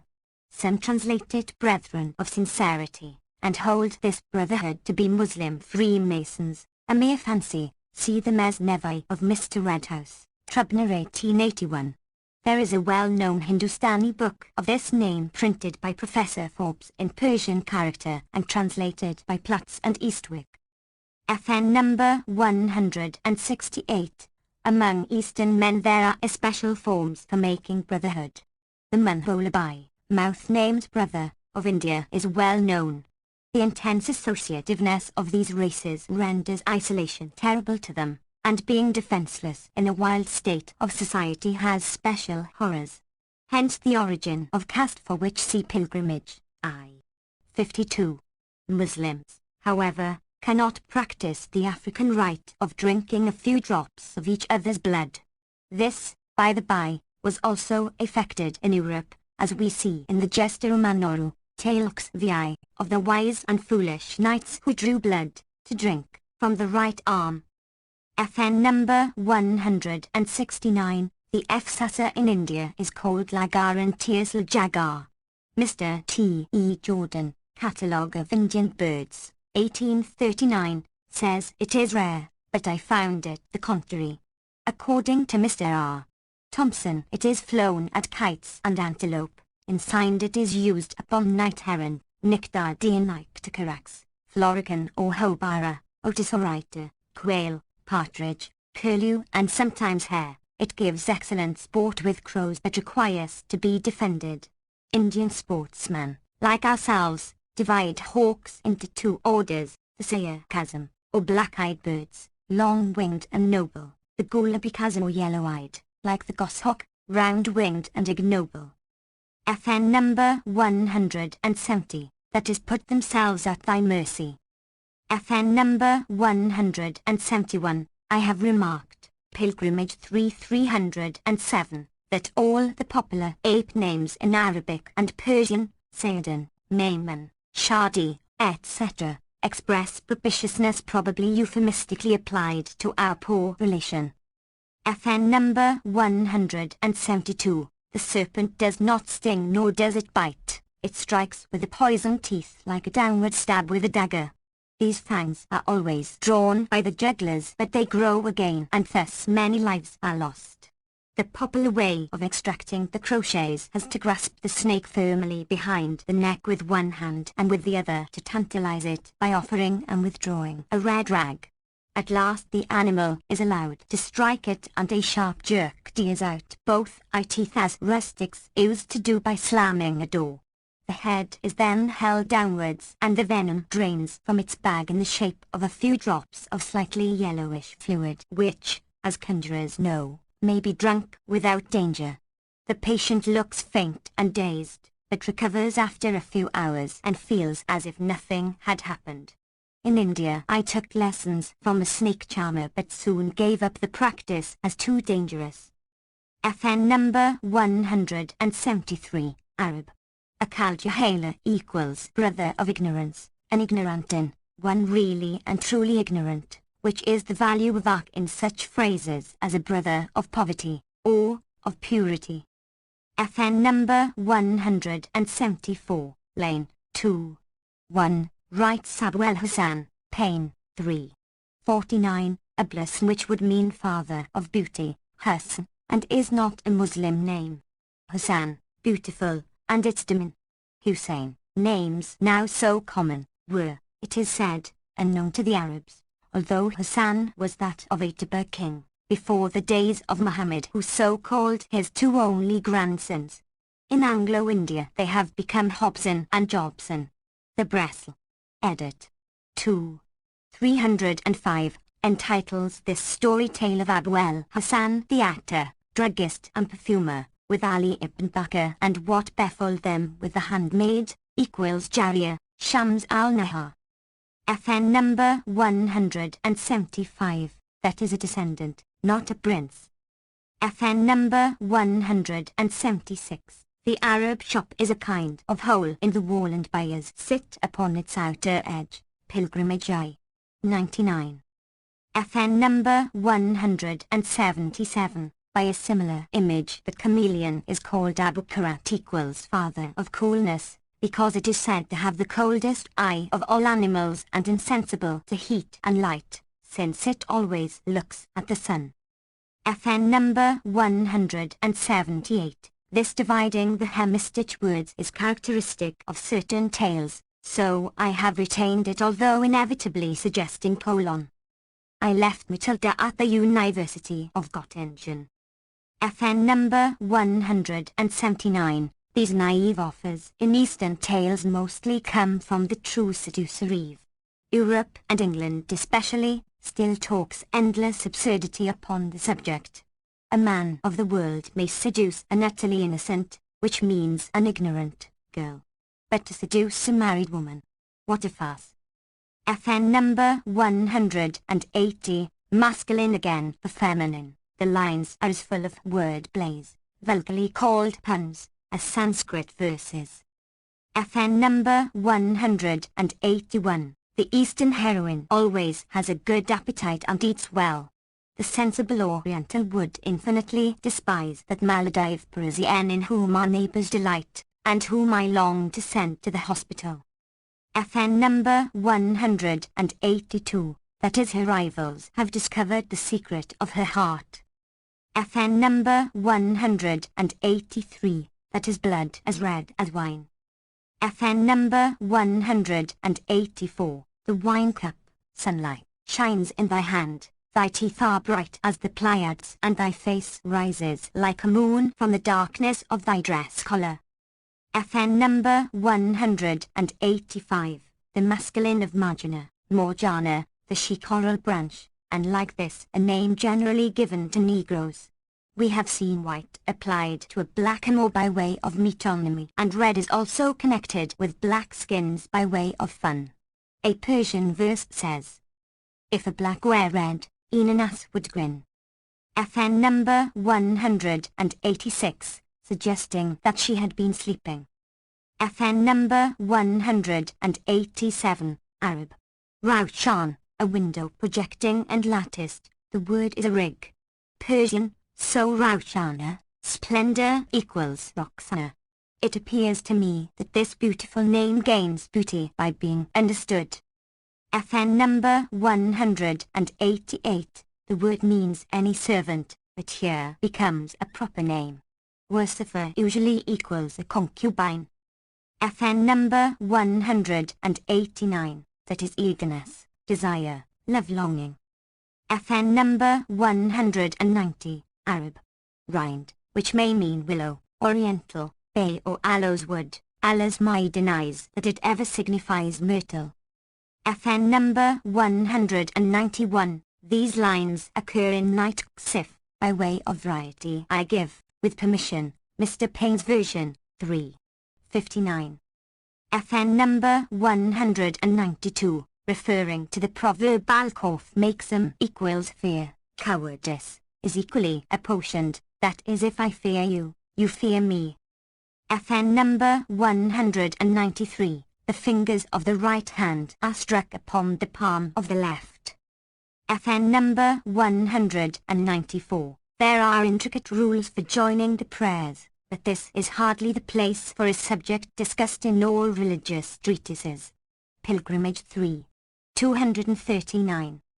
FN number 195, the hands being stained with henna and perhaps indigo in stripes are like the ring rows of chain armor.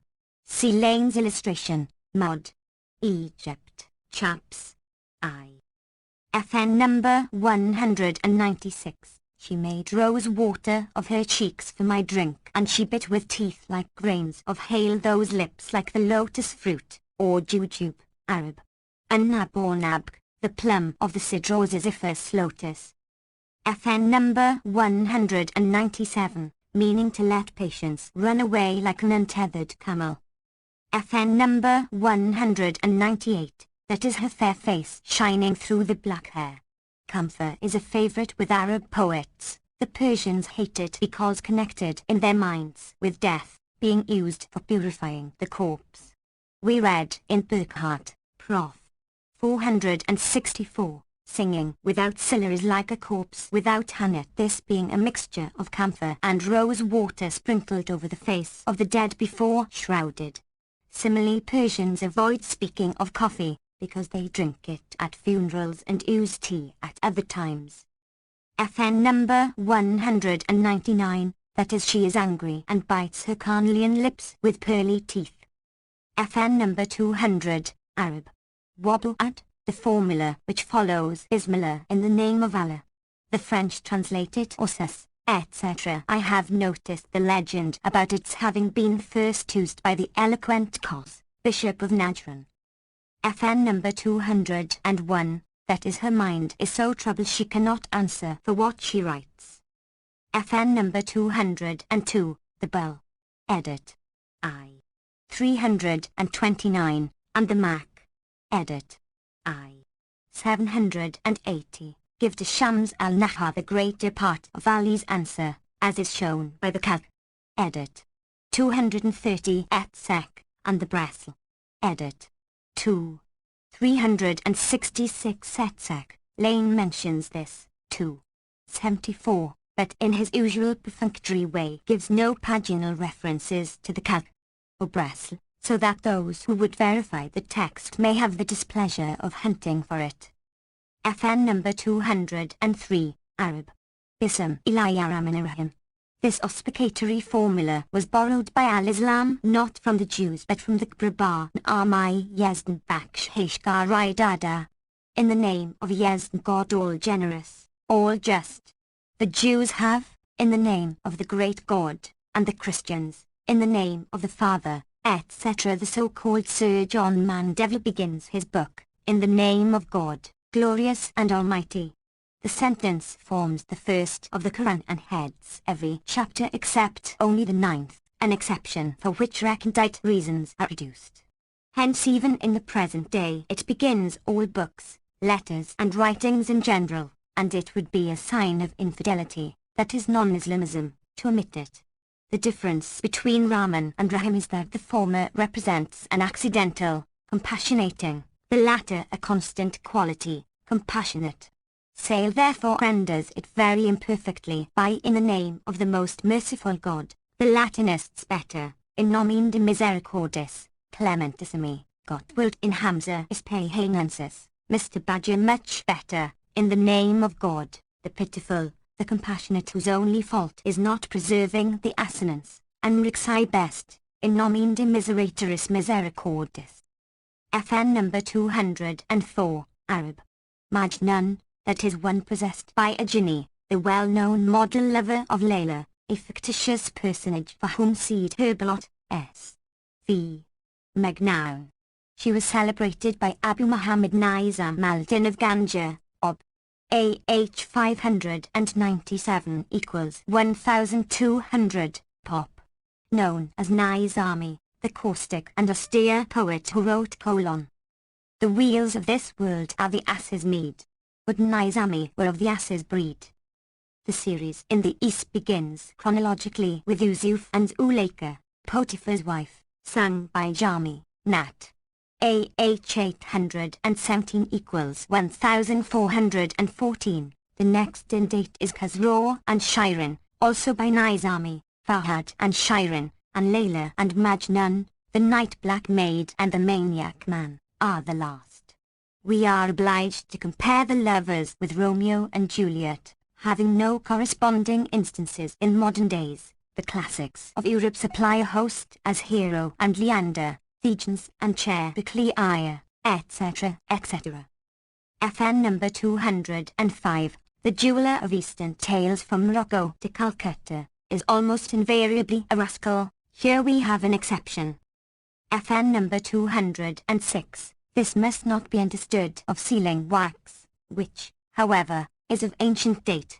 The Egyptians, Herod 2:38, used sealing earth, probably clay, impressed with a signet, the Greeks mud clay, and the Romans first gratula and then wax, Beckmann. Medieval Europe had beeswax tempered with Venice turpentine and coloured with cinnabar or similar material. The modern sealing wax, whose distinctive is shellac, was brought by the Dutch from India to Europe, and the earliest seals date from about AD 1560. They called it Ziegellack, whence the German Siegellack, the French preferring Cyrocacheta, as distinguished from Cyricella, the softer material.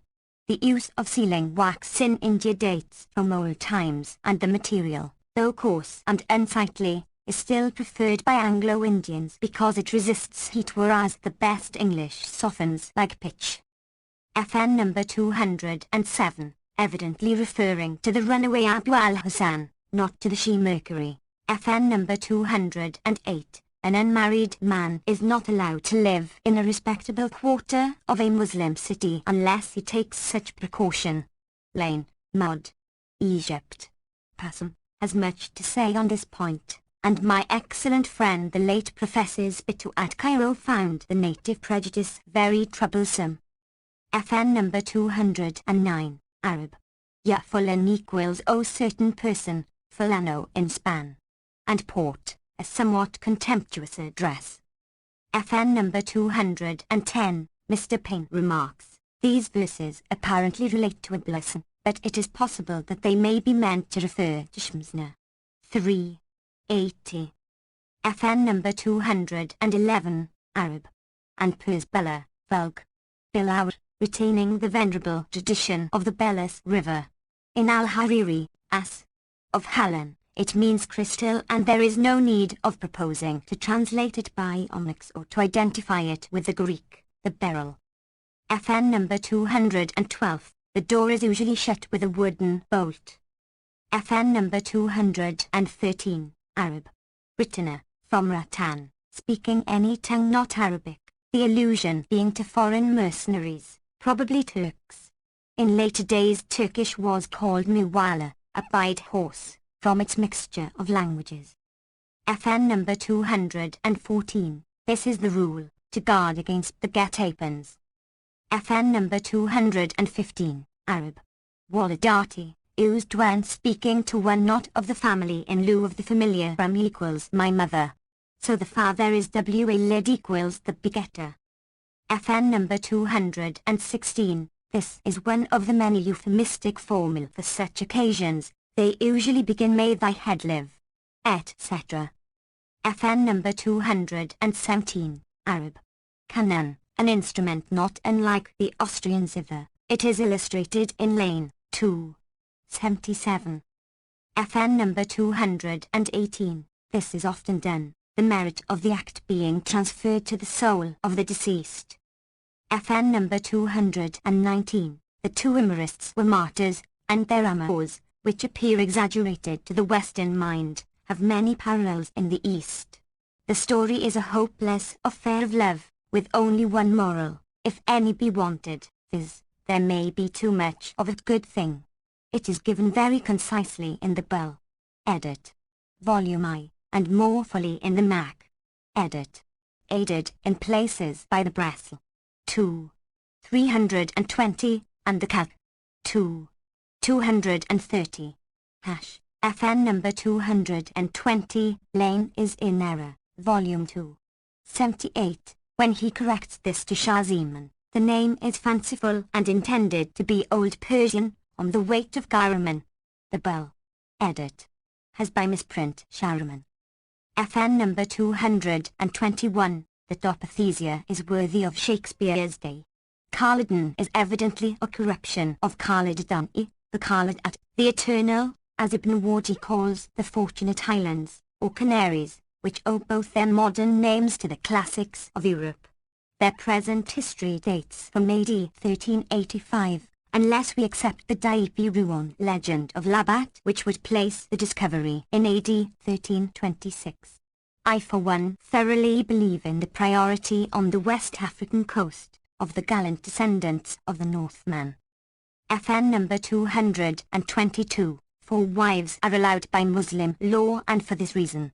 If you marry one wife, she holds herself your equal, answers you and gives herself airs. 2 are always quarrelling and making a hell of the house. 3 are no company, and 2 of them always combine against the nicest to make her hours bitter. 4 are company. They can quarrel and make it up amongst themselves, and the husband enjoys comparative peace. But the Muslim is bound by his law to deal equally with the 4. Each must have her dresses, her establishment and her night, like her sister wives. The number is taken from the Jews. Abba to remove. Hazar. The wise men have given good advice that a man should not marry more than 4 wives. Europeans, knowing that Muslim women are cloistered and appear veiled in public, begin with believing them to be mere articles of luxury, and only after long residence they find out that nowhere has the sex so much real liberty and power as in the Muslim East. They can possess property and will it away without the husband's leave. They can absent themselves from the house for a month without his having a right to complain, and they assist in all his counsels for the best of reasons. A man can rely only on his wives and children, being surrounded by rivals who hope to rise by his ruin. As regards political matters, the Circassian women of Constantinople really rule the Sultanate, and the Soignes la femme is the first lesson of getting on in the official world. FN number 223, this 2-bow prayer is common on the bride night, and at all times when issue is desired. FN number 224, the older Kamraltzaman equals moon of the age. Kamar is the moon between her 3rd and the 26th day, Hil during the rest of the month, Badr, Plur. Buda, whence the name of the princess, is the full moon. FN number 225. Arab Raya Blur. Of Rayat are Anglo-Indian Ryot, lit. A liege, a subject, secondarily a peasant, a fellah. FN number 226, another audacious parody of the Muslim testification to the one God, and to Muhammad the Apostle. FN number 227, showing how long ago forts were armed with metal plates which we have applied to warships only of late years. FN number 228, the comparison is abominably true in the East. FN number 229, 2 fallen angels who taught men the art of magic. They are mentioned in the Quran, chaps 2, and the commentators have extensively embroidered the simple text. Popularly they are supposed to be hanging by their feet in a well in the territory of Babel. Hence the frequent allusions to Babylonian sorcery in Muslim writings, and those who would study the black art at headquarters are supposed to go there. They are counterparts of the Egyptian Jams and Mambas, the Jan and Jambas of Street Paul, 2 Tim. 3. 8. FN number 230, an idol or idols of the Arabs, Alat and Ozza, before Muhammad, Quran chaps 2. 256. Etymologically the word means error and the termination is rather Hebraic than Arabic. FN number 231, Arab.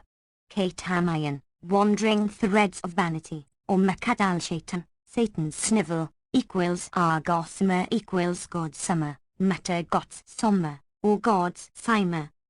FN number 232. These lines occur in Night 17, so I borrow from Trans, p. 163, by way of variety. FN number 233, a posture of peculiar submission, contrasting strongly with the attitude afterwards assumed by Prince Charming. FN number 234, a mere term of vulgar abuse not reflecting on either parent. I have heard a mother call her own son, child of adultery. FN number 235, Arab. Gaza, the Artemisia, euphobia. Before noticed.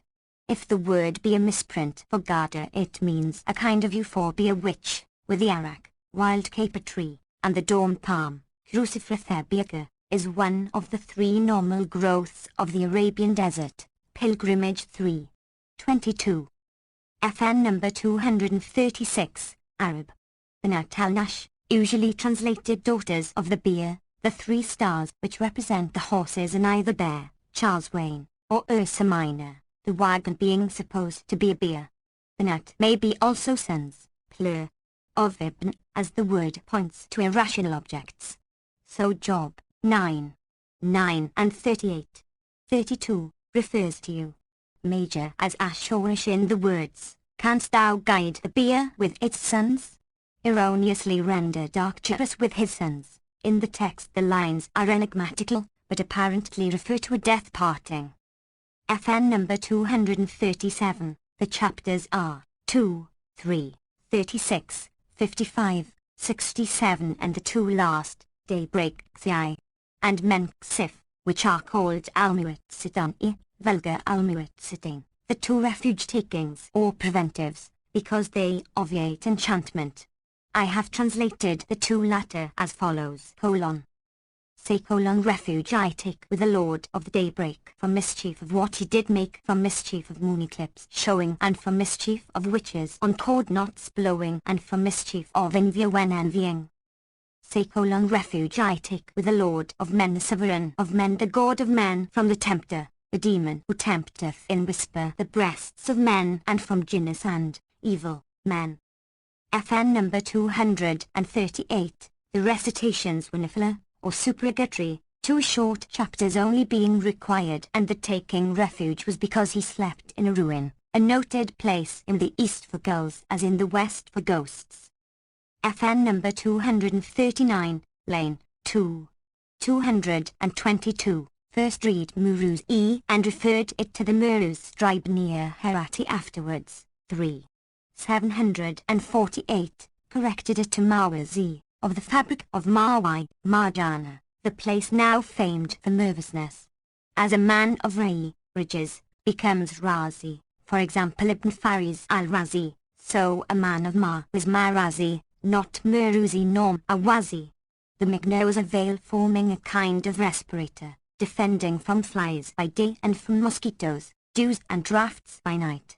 Easterns are too sensible to sleep with bodies kept warm by bedding, and heads bared to catch every blast. Our grandfathers and grandmothers did well to wear bonnets and knew it, however ridiculous they may have looked. FN number 240, Abla, meaning the despairer, is called in the Quran, chaps. 18. 48, one of the genii, jinnis, who departed from the command of his Lord. Mr. Rodwell, in Loco, notes that the Satans and jinnis represent in the Quran, 2. 32, etc., the evil principle, and finds an admixture of the Semitic Satans and demons with the genii from the Persian, Babylonian, and Indian, Egyptian mythologies. FN number 241. Of course she could not see his eyes when they were shut, nor is this mere Eastern in consequence. The writer means, had she seen them, they would have showed, etc. FN number 242. The eyes are supposed to grow darker under the influence of wine and sexual passion. FN number 243. To keep off the evil eye. FN number 244. Like Danash, this is a fanciful P.N. fit only for a jinni. As a rule the appellatives of Muslim genii end in "-ness", "oas", "astanas", "Kulianas", the Jewish in "naz", as "jatunas", those of the Tasa, the Funkas that is Christians, Indus, as Sidus, and the Hindus Intus, as Nactus, who entered the service of the prophet Shez, or Seth, and was converted to the faith. The king of the genii is Malik Kachan, who inhabits Mount Kath, and to the west of him lives his son-in-law, Abd al-Rahman, with 33,000 domestics. These names were given by the Apostle Muhammad. Ikhtinas is lord of 3 Muslim troops of the wandering jinns, which number a total of 12 bands and extend from Sine to Europe.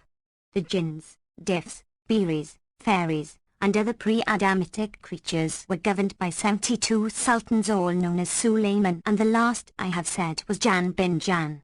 The angel Haris was sent from heaven to chastise him, but in the pride of victory he also revolted with his followers the jinns, whilst the Peris held aloof.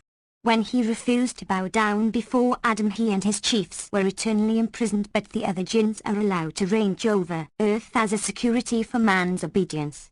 The text gives the 3 orders: flyers, walkers and divers. FN number 245, that is distracted, with love, the laqab, or poetical name, of apparently a Spanish poet. FN number 246, nothing is more antipathetic to Easterns than lean hips and flat-ended cheeks in women, and they are right in insisting upon the characteristic difference of the male and female figure. Our modern sculptors and painters, whose study of the news is usually most perfunctory, have often scandalized me by the lank and greyhound-like fining off of the frame, which thus becomes rather simian than human. FN number 247, the small fine foot is a favorite with Easterns as well as Westerns. Ovid, A.A., is not ashamed ad teneros oscula, not Basia or suavia, Thebats. Aristoteles, the august person in Il Breve, Aceto, E right and etto piece, the short-sized, clean-cut, roundly moulded foot. And all the world over it is a sign of blood, that is the fine nervous temperament. FN number 248, that is full moons, the French have corrupted it to Badr, we to Badra. Winch is worse. FN number 249. As has been said, a single drop of urine renders the clothes ceremoniously impure, hence a stone or a handful of earth must be used after the manner of the torture Karl. Scrupulous Muslims, when squatting to make water, will prod the ground before them with a .0 stick or umbrella, so as to loosen it and prevent the spraying of the urine. FN number 250, it is not generally known to Christians that Satan has a wife called Wa, or being the Muslim Eve, and, as Adam had 3 sons, the tempter has 9, viz., Zu-el-Basan, who rules in bazaars, Wasin, who prevails in times of trouble, Awan, who counsels kings, Hafan patron of wine-bibbers, Mara of musicians and dancers, Mazbat of news spreaders, and newspapers, Dulgan, who frequents places of worship and interferes with devotion, Dasim, lord of mansions and dinner tables, who prevents the faithful saying Bismillah and Inshallah, as commanded in the Quran, 18:23, and Lakas, lord of fire worshippers, Herklots, chap. 29. Sect. 4. FN number 251, strong perfumes, such as musk, which we Europeans dislike and suspect, are always insisted upon in Eastern poetry, and Muhammad's predilection for them is well known. Moreover, the young and the beautiful are held, justly enough, to exhale a natural fragrance which is compared with that of the blessed in paradise. Hence in the Mu'allaka of Imr al-Qais breathes the scent of musk when they rise to rove, as the zephyr's breath with the flavour o' clove. It is made evident by dogs and other fine-nosed animals that every human being has his, or her, peculiar scent which varies according to age and health. Hence animals often detect the approach of death. FN number 252, Arab. Kala. This has been explained. Muhammad is said to have been born with cold eyes. FN number 253, Hawa al-Usri, before noticed, night Ksif.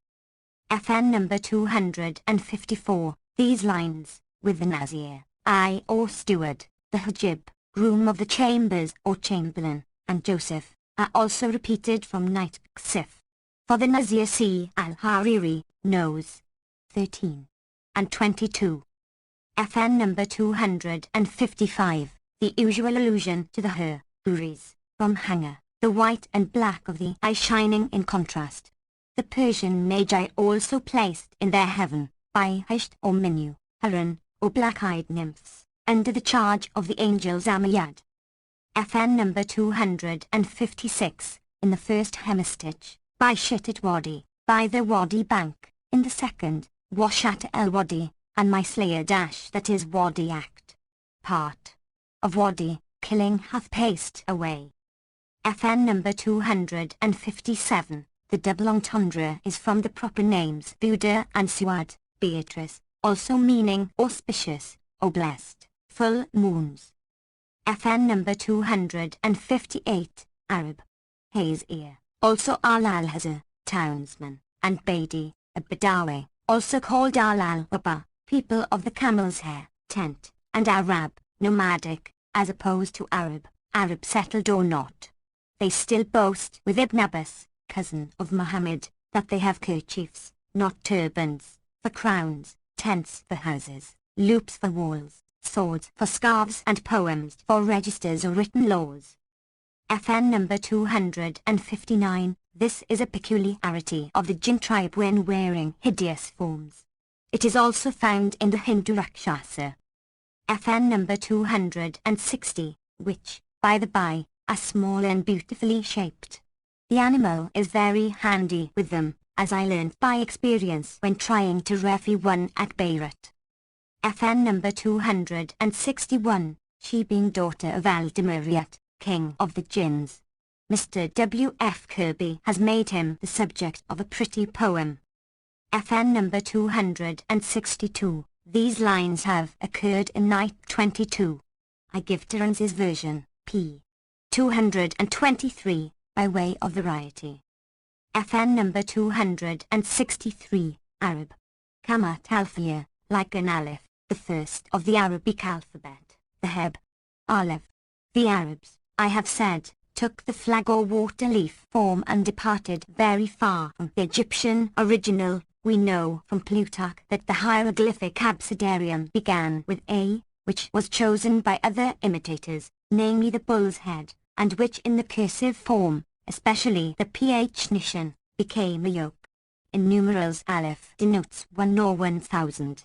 It inherits the traditional honors of Alpha, as opposed to Omega, and in books, letters and writings generally it is placed as a monogram over the Bismillah, an additional testimony to the unity. See volume I. p. 1. In medieval Christianity this place of honor was occupied by the cross. None save the wildest countries have preserved it, but our vocabulary still retains Christ crossrow, the hornbook, on account of the old alphabet and 9 digits disposed in the form of a Latin cross. Hence tickle, the hornbook. Mortals ne'er shall know more than contained of old the criss-cross row. FN number 264, the young man must have been a demon of chastity. FN number 265, Arab. Kairat from that has been, the seed of the Abrus precatorius, in weight equals 2 to 3, English, grains, and in length equals 1 finger breadth here, 24 being the total. The Muslim system is evidently borrowed from the Roman as an answer. FN number 266, names of women. FN number 267, Arab. Amza, lit. He passed the evening, like Azbehar, he rose in the morning, Azza, he spent the forenoon, and Bata, he spent the night, are idiomatically used but to be in any state, to continue without specification of time or season. FN number 268, lit. My liver, which viscous, and not the heart, is held the seat of passion, a fancy dating from the oldest days. Theocritus says of Hercules, in his liver love had fixed a wound, idle. 13. In the Anthologia says, love, to wound my liver and my heart, lib. 7. So Horace, Odes, I. 2. His Latin Jekur and the Persian Jigar being evident congeners.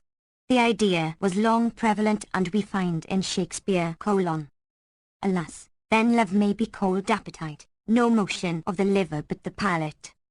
FN number 269, a marvelous touch of nature, love ousting affection, the same trait will appear in the lover and both illustrate the deeper Italian saying, amor descend, non ascend. The further it goes down the stronger it becomes as of grandparent for grandchild and vice versa. FN number 270, this tenet of the Universalist is at once fact and unfact. As a generalism asserting that women's passion is 10 times greater than man's, pilgrimage, 282, it is in fact. The world shows that while women have more philoprogenitiveness, men have more amativeness, otherwise the latter would not propose and would nurse the doll and baby. Packed, however, in low-lying lands, like Persian Mazandran versus the Plateau, Indian Malabar compared with Maruthaland, California as opposed to Utah and especially Egypt contrasted with Arabia. In these hot damp climates the venereal requirements and reproductive powers of the female greatly exceed those of the male, and hence the dissoluteness of morals would be phenomenal, were it not obviated by seclusion, the sabre and the revolver. In cold dry or hot dry mountainous lands the reverse is the case. Hence polygamy that prevails whilst the Low Countries require polyandry in either form, legal or illegal, i.e. prostitution. I have discussed this curious point of geographical morality, for all morality is, like conscience, both geographical and chronological, a subject so interesting to the lawgiver, the student of ethics and the anthropologist. In the city of the saints but strange and unpleasant truths progress slowly, especially in England. FN number 271, this morning evacuation is considered, in the East, a sine qua non of health, and old Anglo-Indians are unanimous in their opinion of the Badfaja, as they mispronounce the dawn clearance. The natives of India, Hindus, pagans, and Hindus, Muslims, unlike Europeans, accustom themselves to evacuate twice a day, evening as well as morning. This may, perhaps, partly account for their mildness and effeminacy. The est la constipation qui rendlem rigorous. The English, since the first invasion of cholera, in October, 1831, are a different race from their costive grandparents who could not dine without a dinner pill. Curious to say the clister is almost unknown to the people of Hindustan although the barbarous West Africans use it daily to wash belly, as the bonny men say, and, as Sunny Nine notes to propose the process in Egypt under the Beys might have cost a Frankish medico his life. FN number 272, the Egyptian author cannot refrain from this characteristic polysyllary, and reading it out is always followed by a roar of laughter. Even serious writers like Al-Hariri do not, as I have noted, despise the indecency. FN number 273, long beard and little wits, is a saying throughout the East with a corsage, equals man with thin, short beard, is looked upon as cunning and tricksy. There is a venerable Joe Miller about a schoolmaster who, wishing to singe his long beard short, burnt it off and his face to boot, which reminded him of the saying. A thick beard is defined as one which wholly conceals the skin, and in ceremonial ablution it must be combed out with the fingers till the water reach the roots. The sunnat, or practice of the Prophet, was to wear the beard not longer than 1 hand and 2 fingers' breadth. In Persian kuzeh, thin beard, is an insulting term opposed to kashrish, a well-bearded man. The Iranian growth is perhaps the finest in the world, often extending to the waist, but it gives infinite trouble, requiring, for instance, a bag when traveling. The Arab beard is often composed of 2 tufts on the chin sides and straggling hairs upon the cheeks, and this is a severe mortification, especially to sheikhs and elders, who not only look upon the beard as one of man's characteristics, but attach a religious importance to the appendage. Hence the enormity of Kamar al-Zaman's behavior. The Persian festival of the vernal equinox was called Kuzikhnashin, thin beard sitting. An old man with one eye paraded the streets on an ass with a crow in one hand and a scourge and fan in the other, cooling himself, flogging the bystanders and crying heat. Heat. Dharma. Dharma. For other particulars see Richardson, Dissertation, p. This is the Italian Giorno del Vecchio, Thursday in Mid-Lent, March 12, 1885, celebrating the death of winter and the birth of spring. FN number 274, I quote Trans, p. 400, as these lines have occurred in night 38. FN number 275, Muslims have only two names for weekdays, Friday, Al-Jum'ah or meeting day, and Al-Sabt, Sabbath day, that is Saturday. The others are known by numbers after Quaker fashion with us, the usage of Portugal and Scandinavia. FN number 276, our last night. FN number 277, Arab. Taif equals phantom, the nearest approach to our ghost, that queer remnant of fetishism embedded in Christianity, the phantasma, the shade, not the soul, of tiled dead. Hence the accurate Niebuhr declares, apparitions, that is, of the departed, are unknown in Arabia. Haunted houses are tenanted by gulls, jinns and a host of supernatural creatures, but not by ghosts proper, and a man may live years in Arabia before he ever hears of the Taif. With the Hindus it is otherwise. Pilgrimage 3. 144. Yet the ghost, the embodied fear of the dead and of death is common, in a greater or less degree, to all peoples, and, as modern spiritualism proves, that ghost is not yet laid. FN number 278, Mr. Payne, 3. 133, amidst the lines which are apropos d'Irene read much like nonsense verses. I retained them simply because they are in the text. FN number 279, the first two couplets are the quatrain, or octave, in night 35. FN number 280, Arab. R. The Heb. Aroa, which Luther and the A.V. translate teeth. The modern Aramaic name is Litzab, unexplored Syria. I. 68.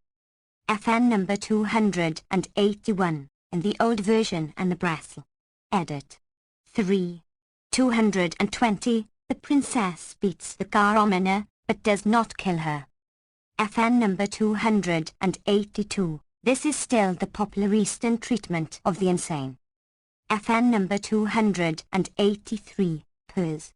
Mazban equals warden of the marches, Margrave. The foster brother in the East is held Jiraz, and often Jirathan, kith and kin.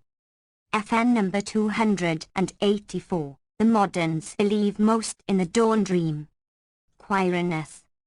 Post medium noctem vicious, quam somnia vera. Horace Saturday. 10:33. FN number 285, the Bressel. Edit. 3. 223, and Gland have Torf, Lane, 2. 115, Eldarf. FN number 286, Arab. Mags, a more favorite comparison is with a toothpick. Both are used by Nizami and Al-Hariri, the most elegant of Arab writers. FN number 287, these form a qasida, ode or elegy equals rhymed couplets numbering more than 13, if shorter it is called a ghazl. I have not thought it necessary to preserve the monoam. FN number 288, Suleima's dim. Of Sameh equals any beautiful woman, Rabab equals the vile mostly single-stringed, Dan apostrophe equals she who is soft and gentle. These fictitious names are for his old flames. FN number 289, that is wine. The distich is highly fanciful and the conceits would hardly occur to. FN number 290, Arab. Amdam, a term applied to Brazil wood, also called bacum, and to dragon's blood, but not, I think, to tragacanth, the goat's thorn, which does not die. And is often mentioned in the Knights. FN number 291, the superior merit of the first explorer, etc., is a Lucaman with Arabs. So Al-Hariri in Preface quotes his predecessor : justly of praise the price I pay, the praise is his who leads the way.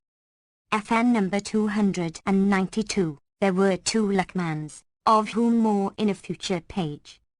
FN number 293, this symbolic action is repeatedly mentioned in the Knights. FN number 294, Arab. Shaks equals a person, primarily a dark spot. So Sawad equals blackness, in Al-Hariri means a group of people who darken the ground by their shade. FN number 295, the first bath after sickness, I have said, is called Ghusl al-Siha, the washing of health. FN number 296, the words malady and disease are mostly avoided during these dialogues as ill-omened words which may bring on a relapse. FN number 297, Solomon's carpet of green silk which carried him and all his host through the air is a Talmudic legend generally accepted in Al-Islam though not countenanced by the Quran. Chaps 27. When the gnat's wing is mentioned, the reference is to Nimrod who, for boasting that he was Lord of all, was tortured during 400 years by a gnat sent by Allah up his zero nostril. FN number 298, the absolute want of morality and filial affection in the chaste young man is supposed to be caused by the violence of his passion, and he would be pardoned because he loved much. FN number 299, I have noticed the geomantic process in my history of Sind, chaps. 7. It is called Zabalram. Strike the sand, the French say frapper le sable, because the rudest form is to make on the ground dots at haphazard, usually in 4 lines one above the other. These are counted and, if even numbered, 2 are taken, if odd 1, and thus the 4 lines will form a scheme, say. This is repeated 3 times, producing the same number of figures, and then the combination is sought in an explanatory table or, if the practitioner be expert, he pronounces offhand. The Knights speak of a tacked rammel or a board, like a schoolboy's slate, upon which the dots are inked instead of points in sand. The moderns use a crab or oblong die, upon whose sides the dots, odd and even, are marked, and these dice are hand-thrown to form the E-figure. By way of complication, geomancy is mixed up with astrology and then it becomes a most complicated kind of variolation and an endless study. Napoleon's Book of Fate, a chapbook which appeared some years ago, was geomancy in its simplest and most ignorant shape. For the rude African form see my mission today home, I. 332, and for that of Darfur, pages 360 to 69 of Sheikh Mohammed's voyage before quoted. FN number 300, translators understand this of writing marriage contracts, I take it in a more general sense. FN number 301, these lines are repeated from Nitexx. With Mr. Payne's permission I give his rendering, 153, by way of variety. FN number 302, the comparison is characteristically Arab. FN number 303, not her face, the head, and especially the back of the head, must always be kept covered, even before the father. FN number 304, Arab. Siwak equals a toothstick, siwak equals lit. Other than thou. FN number 305, Arab.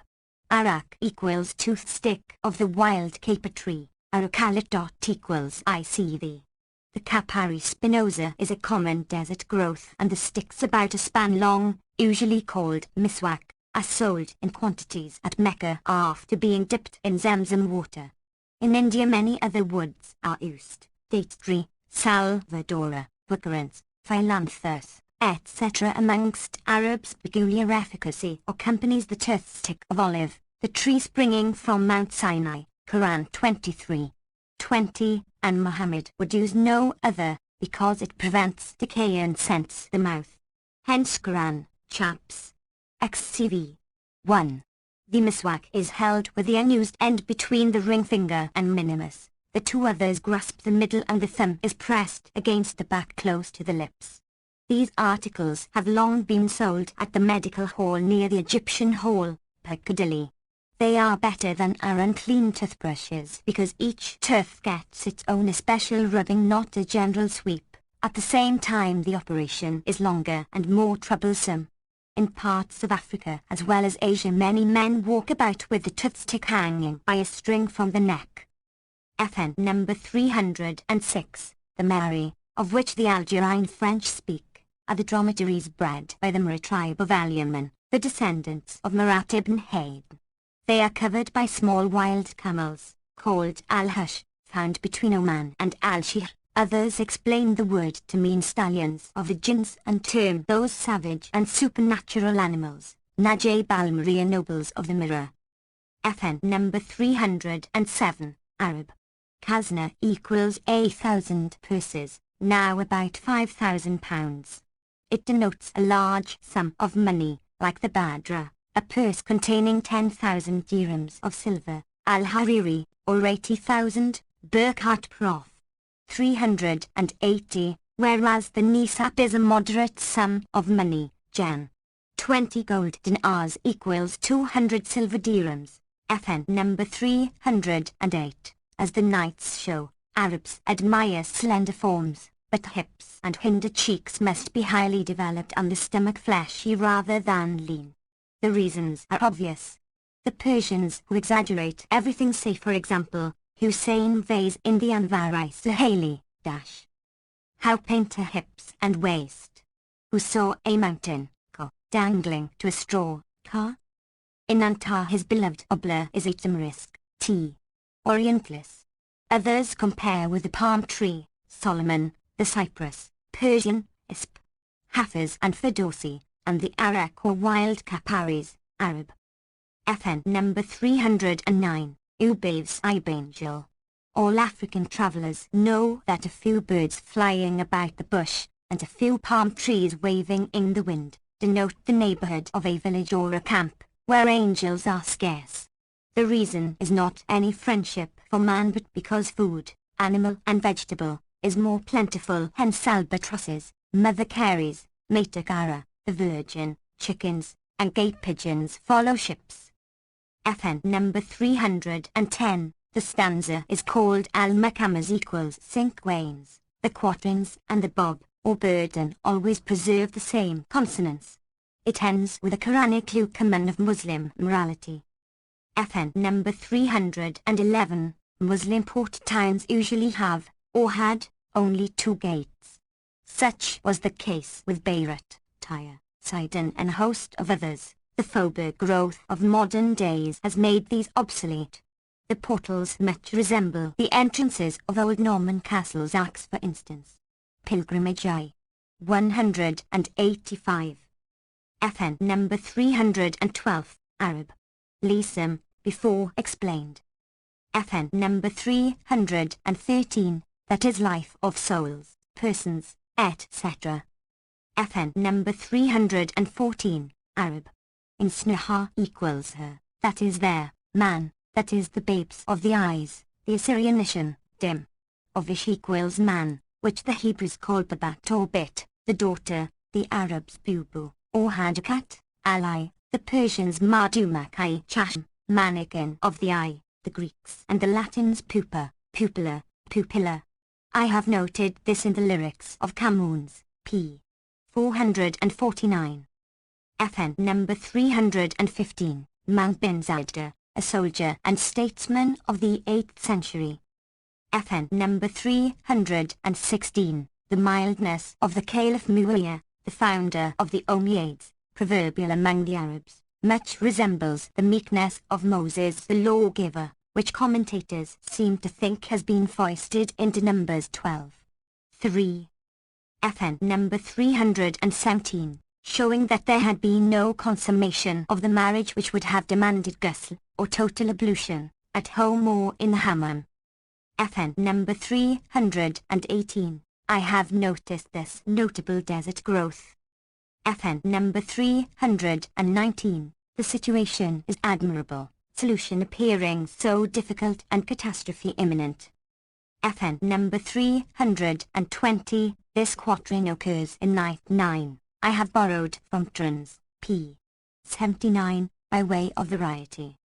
FN number 321. The belief that young pigeons' blood resembles the virginal discharge is universal, but the blood most resembling man's is that of the pig, which in other points is so very human. In our day Arabs and Hindus rarely submit to inspection the nuptial sheet as practiced by the Israelites and Persians.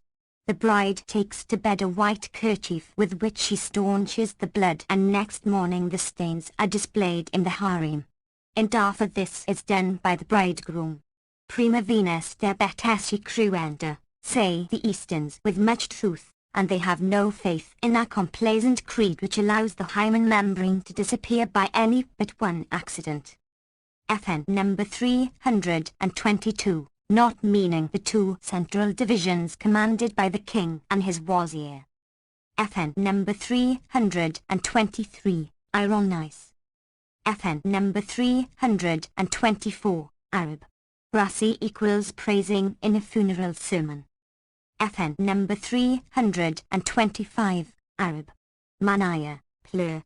Of maniyat equals death. Mr. R. S. Poole. The Academy, April 26, 1879, reproaches Mr. Paine for confounding maniyat, desire, with maniyat, death, but both are written the same except when vowel points are used. FN number 326, Arab. Idat, alluding to the months of celibacy which, according to Muslim law, must be passed by a divorced woman before she can remarry. FN number 327, Arab. Talaq bil salasa equals a triple divorce which cannot be revoked, nor can the divorcer remarry the same woman till after consummation with another husband. This subject will continually recur. FN number 328, an allusion to a custom of the pagan Arabs in the days of ignorant heathenism. The blood or brain, soul or personality of the murdered man formed a bird called sage or hammer, not the humu or humai, usually translated phnix, which sprang from the head, where 4 of the 5 senses have their seat, and haunted his tomb, crying continually, Uscuni equals give me drink of the slayer's blood, and which disappeared only when the vendetta was accomplished. Muhammad forbade the belief. Amongst the southern Slavs the cuckoo is supposed to be the sister of a murdered man ever calling or vengeance. FN number 329, to obtain a blessing and show how he valued it.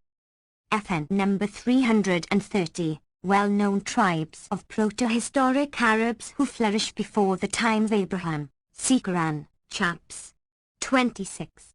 Et Passim. They will be repeatedly mentioned in the Nights and Notes. FN number 331, Arab. Amda, plur. Of maitre, a large vessel of leather or wood for water, etc. FN number 332, Arab. A safari, so called because they attract sparrows, a saphir, a bird very fond of the ripe oily fruit. In the romance of Antaro Saphir, camels are beasts that fly like birds in fleetness.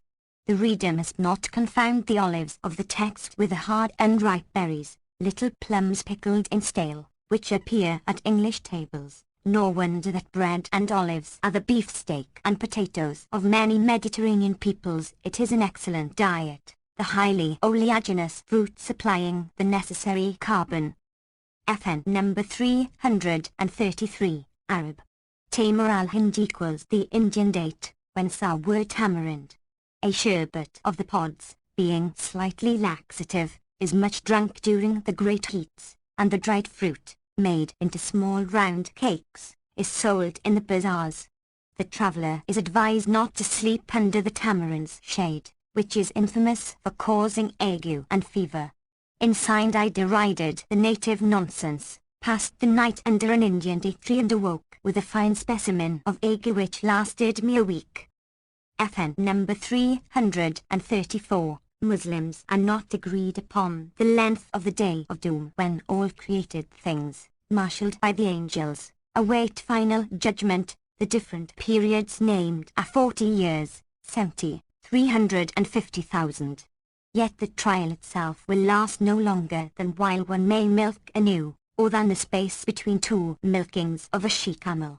This is bringing down heaven to earth with a witness, but, after all, the heaven of all faiths, including spiritualism, the latest development, is only an earth more or less glorified even as the deity is humanity more or less perfected.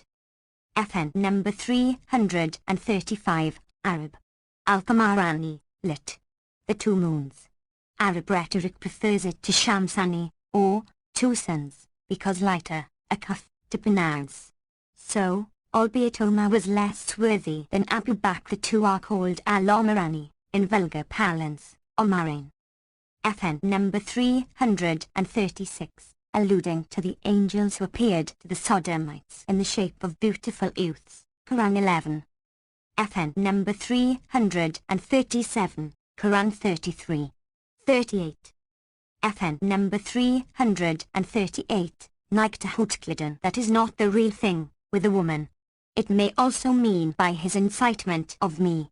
All this scene is written in the worst form of Persian-Egyptian blackguardism, and forms a curious anthropological study. The black joke of the true and modest wife is inimitable. FN number 339, Arab. James, in Egypt james, equals the fruit of the true sycamore, F. Sycamorus, a magnificent tree which produces a small tasteless fig, eaten by the poorer classes in Egypt and by monkeys. The tin or real fig here is the woman's parts, the mulberry fig, the anus. Marshall, I. 65, makes the following distinction: Dicemus ficus, quaes simus in Arbonaceae, Dicemus ficus, Kesseliane, Os. And modern Italian preserves a difference between fico and fica. FN number 340, Arab. Ganiyat Azara, plur. Of Azra equals virgin. The former is properly a woman who despises ornaments and relies on beauty unadorned, that is in bed. FN number 341, Nilusatisha Sapid Monacos, Cardinals, Sacrificalos, says Johannes de la Casa Benventius Episcopus, quoted by Burton Minat. Of Mel. Lib. 3. Sect. 2, and the famous epitaph on the Jesuit. Sigit and Jesuit, passant, Soleil Fesses 8 Passavite. FN number 342, Arab. Qibla equals the fronting place of prayer, Mecca for Muslims, Jerusalem for Jews and early Christians. See pilgrimage, 2. 321, for the Muslim change from Jerusalem to Mecca and Ibid. 2. 213, for the way in which the direction was shown. FN number 343, the Quran says, chaps. 2. Your wives are your tillage, go in therefore unto your tillage in what manner soever ye will. Usually this is understood as meaning in any posture, standing or sitting, lying, backwards or forwards. Yet there is a popular saying about the man whom the woman rides, vulg. Street George, in France, Le Postillon, cursed be who maketh woman heaven and himself earth. Some hold the Quranic passage to have been revealed in confutation of the Jews, who pretended that if man lay with his wife backwards, he would beget a cleverer child. Others again understand it of preposterous venery, which is absurd. Every ancient lawgiver framed his code to increase the true wealth of the people population and severely punished all processes, like onanism, which impeded it. The Persians utilized the hatred of women for such misuse when they would force a wife to demand a divorce and thus forfeit her claim to a dowry. They convert them into Qatamites till, after a month or so, they lose all patience and leave the house. FN number 344, Quran lit 9, he will be turned aside from the faith, or truth, who shall be turned aside by the divine decree, alluding, in the text, to the preposterous venery her lover demands. FN number 345, Arab. Future meaning openings, and also victories, benefits. The lover congratulates her on her mortifying self in order to please him. FN number 346, and the righteous work will be exalt, Quran 35. 11, applied ironically. FN number 347, a prolepsis of Tommy Moore : Your mother says, my little Venus, there's something not quite right between us, and you're in fault as much as I. Now, on my soul, my little Venus, I swear 'twould not be right between us, to let your mother tell a lie. But the Arab is more moral than Mr. Little, as he purposes to repent. FN number 348, Arab. Cancer flexible or flaccid, from cons equals bending inwards, that is the mouth of a water skin before drinking. Like macanas, it is also used for an effeminate man, a passive sodomite, and even for a eunuch. Easterns still believe in what Westerns know to be an impossibility, human beings with the parts and proportions of both sexes equally developed and capable of reproduction, and Al-Islam even provides special rules for them. Pilgrimage 3. 237. We hold them to be Buffon's fourth class of duplicate monsters belonging essentially to one or the other sex, and related to its opposite only by some few characteristics. The old Greeks dreamed, after their fashion, a beautiful poetic dream of a human animal uniting the contradictory beauties of man and woman. The duality of the generative organs seems an old Egyptian tradition, at least we find it in Genesis, I. 27, where the image of the deity is created male and female, before man was formed out of the dust of the ground. 2. 7. The old tradition found its way to India, if the Hindus did not borrow the idea from the Greeks, and one of the forms of Mahadeva, the third person of their triad, is entitled Ardhanari equals the half-woman, which has suggested to them some charming pictures. Europeans, seeing the left breast conspicuously feminine, have indulged in silly surmises about the Amazons. FN number 349. This is a mere phrase for our dying of laughter. The queen was on her back. And as Easterns sit on carpets, their falling back is very different from the same movement of a chair. FN number 350, Arab. Ismid, the eye powder before noticed. FN number 351, when the caliph, for example Al-Taylila, bound a banner to a spear and handed it to an officer, he thereby appointed him sultan or viceregent. FN number 352, Arab. Shaybalingas equals lit. A grey beard shakes head in disapproval. FN number 353, Arab. Ayat equals the Hebrew. Ototh, science, wonders or Quranic verses. FN number 354, the chapter Al-Ikhlas, that is clearing oneself from any faith but that of unity, is no Qci, and runs thus: Say, he is the one God, the sempiternal God, he begetteth not, nor is he begot, and unto him the like is not. It is held to be equal in value to 1/3 of the Quran, and is daily used in prayer. Mr. Rodwell makes it the 10th. FN number 355. The Lady Buddha shows her noble blood by not objecting to her friend becoming her Zarat, sister wife. This word is popularly derived from Zara equals injury, and is vulgarly pronounced in Egypt Dura, sounding like Dura equals a parrot. See Burkhart's mistaken prof. 314. The native proverb says, Ashat al-Drimara, the sister wife hath a bitter life.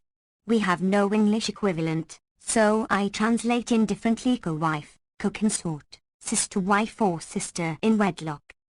FN number 356. Lane preserves the article El Amjad and El Azad, which is as necessary as to say the John nor the James, because Neo-Latins have Il Giovanni or Il Giacomo. In this matter of the article, however, It is impossible to lay down universal rule. In some cases it must be preserved and only practice in the language can teach its use. For instance, it is always present in Al-Bahrain and Al-Yemen, but not necessarily so with Iraq and Najd. FN number 357. It is hard to say why this ugly episode was introduced. It is a mere false note in a tune pretty enough. FN number 358. The significance of this action will presently appear. FN number 359, and Hades. FN number 360, Arab. Sab equals using the lowest language of abuse, chiefly concerning women relatives and their reproductive parts.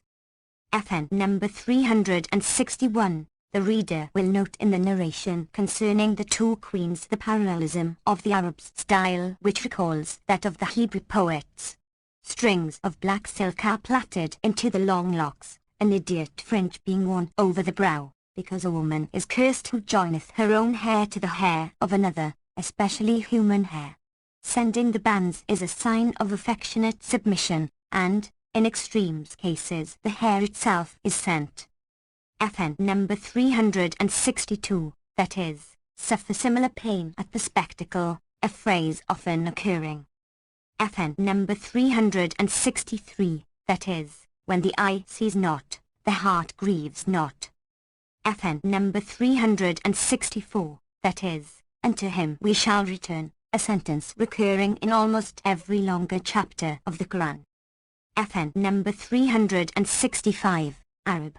Kun, the creative word, which, by the by, proves the Quran to be an uncreated logos, the full sentence being kun fa kana equals be. And it became. The origin is evidently, and God said, let there be light, and there was light, Jan. I. 3. A line grand in its simplicity and evidently borrowed from the Egyptians, even as Yahweh, Jehovah, from Ankh equals he who lives, Brugshist. 2. 34. FN number 366, that is but also for the life and the so-called soul. FN number 367, Arab. Li equals lit. Night which, I have said, is often applied to the whole 24 hours. Here it is used in the same sense of fortune or fate, like days and nights.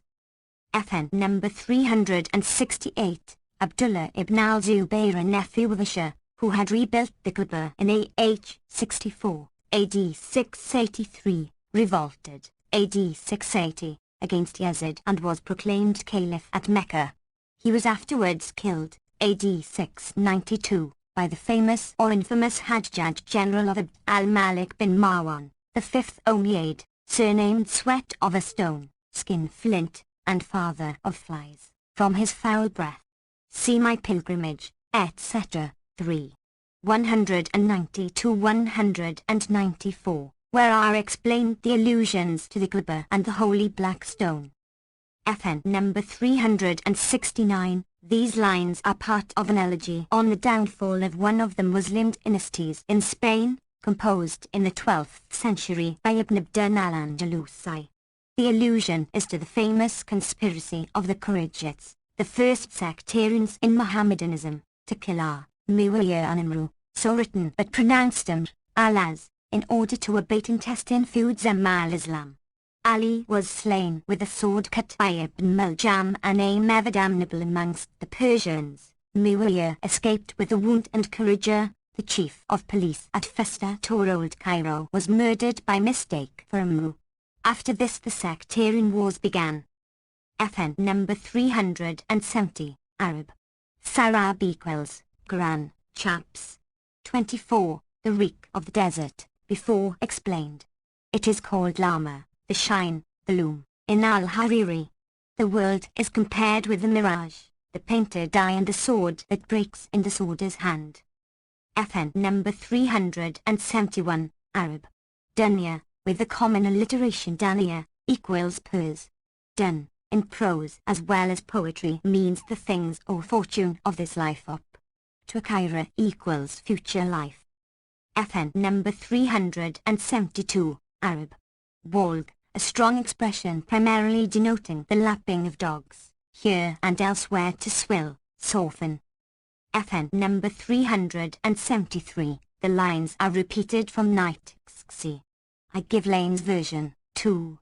162, by way of contrast and warning. FN number 374, Sahira is the place where human souls will be gathered on Doomsday. Some understand by it the hellfire, no. 4, intended for the Sabians or the devils generally. FN number 375, his eyes are faded like Jacob's witch, after weeping for Joseph, became white with mourning, Quran, chaps. 21. It is a stock comparison. FN number 376, the grave. FN number 377, Arab. Thorn, popularly pronounced Suwan, equals cyanite from Cyrene, generally applied to silex, granite or any hard stone. FN number 378, a proceeding fit only for thieves and paupers. Alpinism was then unknown. You come from the mountain, algebra, means, you are a clodhopper, and I will sit upon the mountain equals turn anchorite or magician. Pilgrimage I. 106. FN number 379, corresponding with wayside chapels in Catholic countries. The Muslim form would be either a wall with a prayer niche, mihrab, fronting Mecca wards, or a small domed room. These little oratories are often found near fountains, streams or tree clumps where travellers would be likely to alight. I have described one in Saint or the Unhappy Valley I.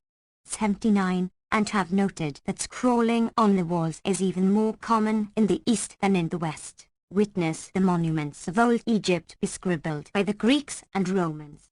Even the paws of the Sphinx are covered with such graffiti, and those of Ipsambil or Abu Simbel have proved treasures to epigraphists.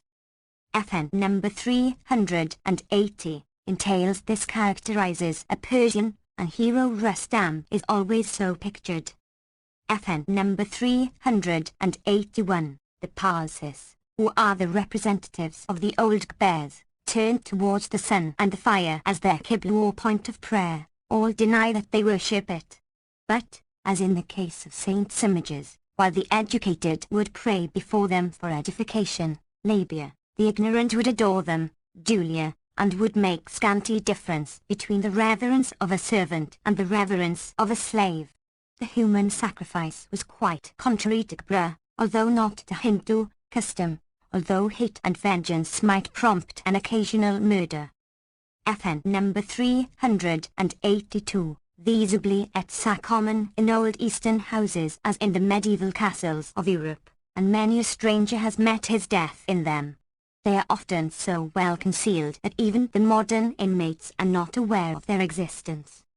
FN number 383, Arab. Back, hence our bug, whose derivation, like that of cat, dog and hog, is apparently unknown to the dictionaries, always excepting M. Litters. FN number 384, that is thy beauty is ever increasing. FN number 385, alluding, as usual, to the eyelashes, for example, an eyelash arrow from an eyebrow bow. FN number 386, Lane, 2. 168, reads, the niggardly female is protected by her niggardness, a change of nihila, beehive, into bicula, she skin flint. FN number 387, Quran 4. 38. The advantages are bodily strength, understanding and the high privilege of holy war. Thus far, and thus far only, woman amongst Muslims is lesser. FN number 388, Arab. Amir Yoka, a corruption of Akhar equals stable, Persian. FN number 389, a servile name in Persian, meaning the brave, and a title of honor at the court of Delhi when following the name. Many English officers have made themselves ridiculous, myself amongst the number, by having it engraved on their seal rings, for example Brown Sahib Bahadur. To write the word Bahadir or Bahadir is to adopt the wretched Turkish corruption. FN number 390. Jerry Sneak would be the English reader's comment, but in the East all charges are laid upon women. FN number 391. Here the formula means I am sorry for it, but I couldn't help it. FN number 392. A noble name of the Persian kings, meaning the planet Mars, corrupted in Europe to Varans. FN number 393. Arab. Jalab, one of the three Muharramat or forbiddens, the Harik al-Hajar, burner of stone, the Qati al-Shajar, cutter of trees, without reference to Howden N.B., and the Ba'i al-Bashar, seller of men, vulg. Jalab. The two former worked, like the Italian Carbonari, in desert places where they had special opportunities for crime. Pilgrimage 3. 140. None of these things must be practiced during pilgrimage on the holy soil of Al-Hijaz, not including Jeddah. FN number 394. The verses contain the tenets of the Murji sect, which attaches infinite importance to faith and little or none to works. Sale, sect. 8. Derives his margins from the Jibrians, Jabari, who are the direct opponents of the Qadarians, Qadari, denying free will and free agency to man and ascribing his actions wholly to Allah. Lane 2. 243, gives the orthodox answer to the heretical question : Water could wet him not if God please guard his own, nor need man care though bound of hands in sea he's thrown, but if his Lord decree that he in sea be drowned, he'll drown albeit in the wild and wold he won't. It is the old quarrel between predestination and free will which cannot be solved except by assuming a law without a lawgiver. FN number 395. Our proverb says, give a man luck and throw him into the sea. FN number 396. As a rule Easterns, I repeat, cover head and face when sleeping, especially in the open air and moonlight. Europeans find the practice difficult, and can learn it only by long habit. FN number 397. Pers. Equals a flower garden. England, Barom has two daughters, Bostoma and Kavame. In the Brez. Edit. The daughter is Bostan and the slave girl Gawam. FN number 398. Arab. Gohil equals eyes which look as if darkened with antimony. Hence the name of the noble Arab breed of horses Gahelat, Alajats, etc. FN number 399, Azad equals more, almost, fortunate. FN number 400, this is the vulgar belief, although Muhammad expressly disclaimed the power in the Quran, chaps. 13. 8. Thou art commissioned to be a preacher only and not a worker of miracles. Science, Arab. Ayat may here also mean verses of the Quran, which the Apostle of Allah held to be his standing miracles. He despised the common miracles which in the East are of everyday occurrence and are held to be easy for any holy man. Hume does not believe in miracles because he never saw one. Had he travelled in the East he would have seen, and heard of, so many that his skepticism, more likely that testimony should be false than miracles be true, would have been based on a firmer foundation. It is one of the marvels of our age that whilst 2/3 of Christendom, the Catholics and the Orthodox Greeks, believe in miracles occurring not only in ancient but even in our present days, the influential and intelligent third, Protestant, absolutely denies the fact. FN number 401, Arab. Al-Shahadatani, testifying the unity and the apostleship. The Book of the Thousand Nights and a Night, a plain and literal translation of the Arabian Nights Entertainments. Translated and annotated by Richard F. Burton. Volume 4. To Foster Fitzgerald Arbuthnot. My dear Arbuthnot, I have no fear that a friend, whose friendship has lasted nearly 1/3 of the century, will misunderstand my reasons for inscribing his name upon these pages. You have lived long enough in the East and, as your writings show, observantly enough, to detect the pearl which lurks in the kitchen midden, and to note that its luster is not dimmed nor its value diminished by its unclean surroundings. Ever yours sincerely, Richard F. Burton. Athenham Club, October 1st, 1885. Contents of the 4th volume. Tale of Kamar al-Zaman, continued. A. Nimar bin al-Rabi'a and Naomi his slave girl. B. Conclusion of the tale of Kamar al-Zaman. 22. Alabama al-Din Abu al-Shamat. 23. Hatim of the tribe of Ta'id. 24. Man the son of Zayda. 25. Man the son of Zayda and the Badawi. 26. The city of Labtate. 27. The Caliph Hisham and the Arab youth. 28. Ibrahim bin al-Mahdi and the Baba surgeon. 29. The city of Many-Column Duram and Abdullah son of Abi Kilaba. 30. Isaac of Mosul. 31. The sweep and the noble lady. 32. The mock caliph. 33. Ali the Persian. 34. Haru al-Rashid and the slave girl and the Ayman Abu Yusuf. 35. The lover who feigned himself a thief. 36. Jafar the Barmecide and the bean seller. 37. Abu Muhammad Height Lazy Bones. 38. Generous dealing of Yahya bin Khalid the Barmecide with Mansour. 39. Generous dealing of Yahya son of Khalid with the man who forged a letter in his name. 40. Caliph al-Mamam and Strange Scholar. 41.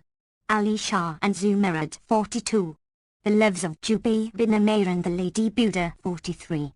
The man of Al-Yaman and his 6 slave girls. 44. Harun al-Rashid and the damsel and Abu Nawaz. 45. The man who stole the dish of gold wherein the dog ate. 46. The sharper of Alexandria and the chief of police. 47. Al-Malik al-Nazir and the 3 chiefs of police. A. Story of the chief of police of Cairo. B. Story of the chief of the Bulak police. C. Story of the chief of the Old Cairo police. 48. The thief and the shroff. 49. The chief of the Gus police and the sharper. 50. Ibrahim bin al-Mahdi and the merchant's sister. 51. The woman whose hands were cut off for giving red alms to the poor. 52. The devout Israelite. 53. Abu Hassan al-Zadi and the Khorasan. 54. The poor man and his friend in need. 55. The ruined man who became rich again through a dream. 56. Caliph al-Mutawakil and his concubine Mabuba. 57. Warden the butcher, his adventure with the lady and the bear. 58. The king's daughter and the ape. The Book of the Thousand Nights and a Night. Ni'mah bin al-Rabi'a and Naomi his slave girl. There lived once in the city of Kufa, FN number 1, a man called al-Rabi'a bin Hatim, who was one of the chief men of the town, a wealthy and a healthy, and heaven had vouchsafed him a son, whom he named Ni'mah Allah. FN number 2, one day, being in the slave broker's mart, he saw a woman exposed for sale with a little maid of wonderful beauty and grace on her arm. So he beckoned to the broker and asked him, how much for this woman and her daughter? He answered 50 dinars. Quoth al-Rabi, write the contract of sale and take the money and give it to her owner. Then he gave the broker the price and his brokerage, and taking the woman and her child, carried them to his house. Now when the daughter of his uncle, who was his wife, saw the slave, she said to her husband, "Oh, my cousin, what is this damsel?" He replied, "Of a truth, I bought her for the sake of the little one on her arm, for know that, when she groweth up, there will not be her like for beauty, either in the land of the Arabs or the Ajams." His wife remarked, "Right was thy rede," and said to the woman, "What is thy name?" She replied, "O my lady, my name is Tawfik." FN number 3, "And what is thy daughter's name?" asked she. Answered the slave, "Sayyid, the happy." Rejoined her mistress, "Thou sayst sooth, thou art indeed happy, and happy is he who hath bought thee." Then quoth she to her husband, "O my cousin, what wilt thou call her?" And quoth he, "Whatso thou chooses." So she said, "Then let us call her Naomi." And he rejoined, "Good is thy device." The little Naomi was reared with al-Rabi'a's son Ni'mah in one cradle, so to speak, till the twain reached the age of 10, and each grew handsomer than the other, and the boy used to address her, O my sister. And she, O my brother, till they came to that age when Al-Rabi'a said to Nu'man, O my son, Naomi is not thy sister but thy slave. I bought her in thy name whilst thou wast yet in the cradle, so call her no more sister from this day forth. Quoth Nu'man, if that be so, I will take her to wife. Then he went to his mother and told her of this, and she said to him, O my son, she is thy handmaid. So he wedded and went in unto Naomi and loved her, and 4 years passed over them whilst in this condition, nor was there in all Kufa a fairer girl than Naomi, or a sweeter or a more graceful. As she grew up she learned the Quran and read works of science and excelled in music and playing upon all kinds of instruments, and in the beauty of her singing she surpassed all the folk of her time. Now one day as she sat with her husband in the wine chamber, she took the lute, tightened the strings, and sang these 2 couplets. While thou write my lord whose bounty's my estate, a sword whereby my woes to annihilate, recourse I never need to Imru'o's aid, FN number 5, nor aught save thee if way to me grow straight. Nu'man was charmed with these verses and said to her, by my life, O Naomi, sing to us with a tambourine and other instruments. So she sang these couplets to a lively measure. By his life who holds my guiding rein, I swear I'll meet on love ground parlous foe nor care, good sooth I'll vex revilers, thee obey and quit my slumbers and all joy forswear, and for thy love I dig in vitals mine a grave, nor shall my vitals weetest there. And Nu'man exclaimed, heaven favoured art thou, O Naomi. But whilst they led thus the most joyous life, behold, Al-Hajjaj, FN number 6, the viceroy of Kufa said to himself, needs must I contrive to take this girl named Naomi and send her to the commander of the faithful, Abd al-Malik bin Marwan, for he hath not in his palace her like for beauty and sweet singing. So he summoned an old woman of the duennas of his wives and said to her, go to the house of Al-Rabi'a and foregather with the girl Naomi and combine means to carry her off, for her like is not to be found on the face of the earth. She promised to do his binding. The next morning she donned the woolen clothes of a devotee and hung around her neck a rosary of beads by the 1,000, and, hunting in hand of staff and a leather water bottle of Yamani manufacture. And Shahrazad perceived the dawn of day and ceased to say her permitted say. When it was the 238th night, she said, it hath reached me, O auspicious king, that the old woman promised to do the bidding of Al-Hajjaj, and when as it was morning she donned the woolen clothes of a devotee FN number 7, and hung around her neck a rosary of beads by the 1,000 and hent in hand of staff and a leather water bottle of Yamani manufacture and fared forth crying, glory be to Allah. Praise be Allah. There is no God but the God. Allah is most great. There is no majesty and there is no might save in Allah, the glorious, the great. Nor did she leave off her lauds and her groaning in prayer whilst her heart was full of guile and wiles, till she came to the house of Nu'man bin al-Rabi'a at the hour of noon prayer, and knocked at the door. The doorkeeper opened and said to her, what dost thou want? Quoth she, I am a poor pious woman, whom the time of noon prayer hath overtaken, and fief would I pray in this blessed place. Answered the porter, O old woman, this is no mosque nor oratory, but the house of Nu'man son of Al-Rabi'a. She replied, I know there is neither cathedral mosque nor oratory like the house of Nu'man bin al-Rabi'a.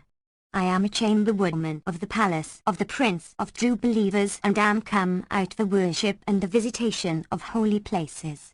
But the porter rejoined, thou canst not enter, and many words passed between them, till at last she caught hold and hung to him, saying, shall the like of me be denied admission to the house of Nu'man bin al-Rabi'a, I who have free access to the houses of emirs and grandees?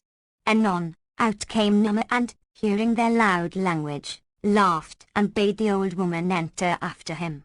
So she followed him into the presence of Naomi, whom she saluted after the godliest and goodliest fashion, and, when she looked on her, she was confounded at her exceeding seemliness and said to her, O my lady, I commend thee to the safeguard of Allah, who made thee and thy Lord fellows in beauty and loveliness. Then she stood up in the prayer niche and betook herself to inclination and prostration and prayer, till day departed and night darkened and starkened, when Naomi said to her, O my mother, rest thy legs and feet a while. Replied the old woman, O my lady, whoso seeketh the world to come, let him weary him in this world, and whoso wearieth not himself in this world shall not attain the dwellings of the just in the world to come. Then Naomi brought her food and said to her, Eat of my bread and pray heaven to accept my penitence and to have mercy on me. But she cried, O my lady, I am fasting. As for thee, thou art but a girl, and it befitteth thee to eat and drink and make merry. Allah be indulgent to thee, for the Almighty saith, All shall be punished except him who shall repent and believe and shall work a righteous work. FN number 8. So Naomi continued sitting with the old woman in talk, and presently said to Nu'mah, O my lord, conjure this ancient dame to sojourn with us a while, for piety and devotion are imprinted on her countenance.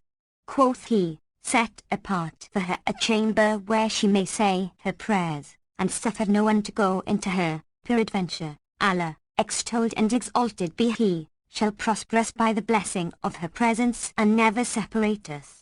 So the old woman passed her night in praying and reciting the Quran, and when Allah caused the morn to dawn, she went into Nu'mah and Naomi and, giving them good morning, said to them, I pray Allah have you in his holy keeping. Quoth Naomi, Whither away, O my mother? My lord hath bidden me set apart for thee a chamber, where thou mayst seclude thee for thy devotions.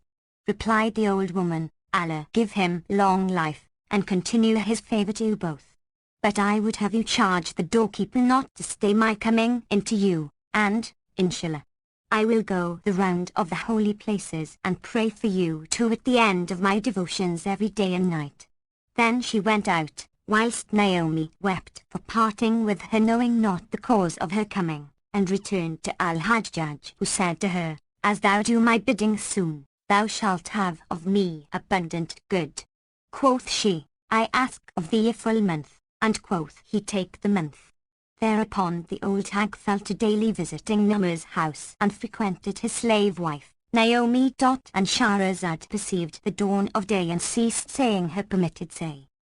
When it was the 239th night, she said, It hath reached me, O auspicious king, that the old hag fell to visiting daily Nu'mah's house and frequenting his slave wife, Naomi, and both ceased not to honour her, and she used to go into them morning and evening, and all in the house respected her till, one day, being alone with Naomi, she said to her, O my lady, by Allah, when I go to the holy places, I will pray for thee, and I only wish thou wert with me, that thou mightest look on the elders of the faith who resort thither, and they should pray for thee, according to thy desire.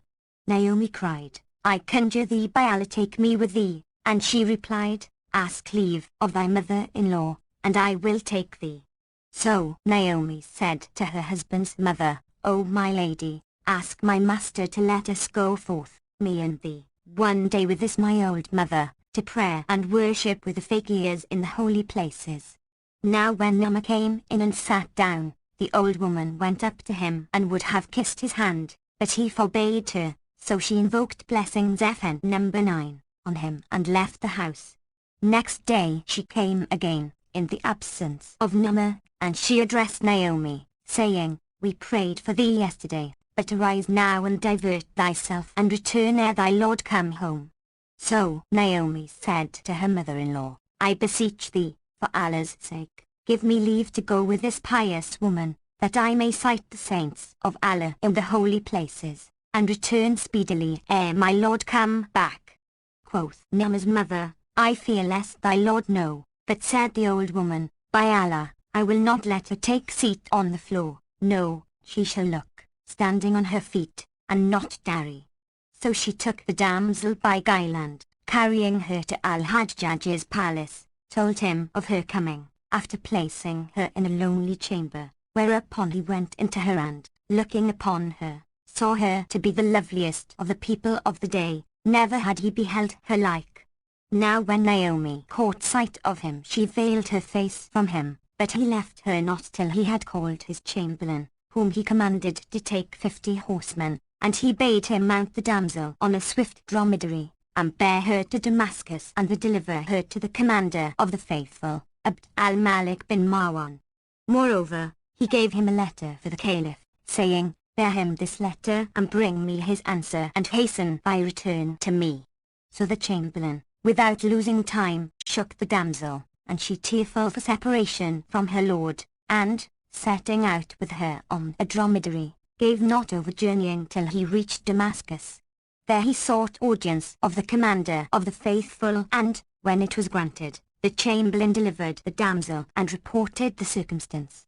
The caliph appointed her a separate apartment and going into his harem, said to his wife, Al-Hajjaj hath brought me a slave girl of the daughters of the kings of Kufa FN number 10, for 10,000 dinars, and hath sent me this letter. And Shahrazad perceived the dawn of day and ceased to say her permitted say.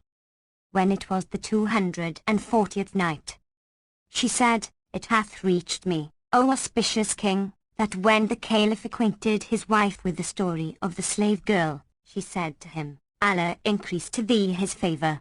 Then the caliph's sister went into the supposed slave girl and, when she saw her, she said, by Allah, not unlucky is the man who hath thee in his house, with thy costing 100,000 dinars. And Naomi replied, O fair of face, what king's palace is this, and what is the city? She answered, this is the city of Damascus, and this is the palace of my brother, the commander of the faithful, Abd al-Malik bin Marwan. FN number 11. Then she resumed, dost thou not know all this? Naomi said, by Allah, O my lady, I had no knowledge of it. When the other asked, and he who sold thee and took thy price, did he not tell thee that the caliph had bought thee? Now when Naomi heard these words, she shed tears and said to herself, verily, I have been tricked and the trick hath succeeded, adding to herself, if I speak, none will credit me, so I will hold my peace and take patience, for I know that the relief of Allah is near. Then she bent her head for shame, and indeed her cheeks were tanned by the journey and the sun. So the caliph's sister left her that day and returned to her on the morrow with clothes and necklaces of jewels, and dressed her, after which the caliph came into her and sat down by her side, and his sister said to him, look on this handmaid in whom Allah hath conjoined every perfection of beauty and loveliness.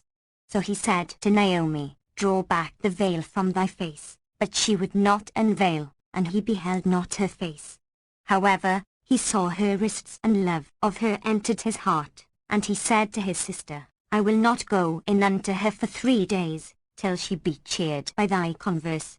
Then he arose and left her, but Naomi ceased not to brood over her case and sigh for her separation from her master, Nu'mah, till she fell sick of a fever during the night and ate not nor drank, and her favour faded and her charms were changed.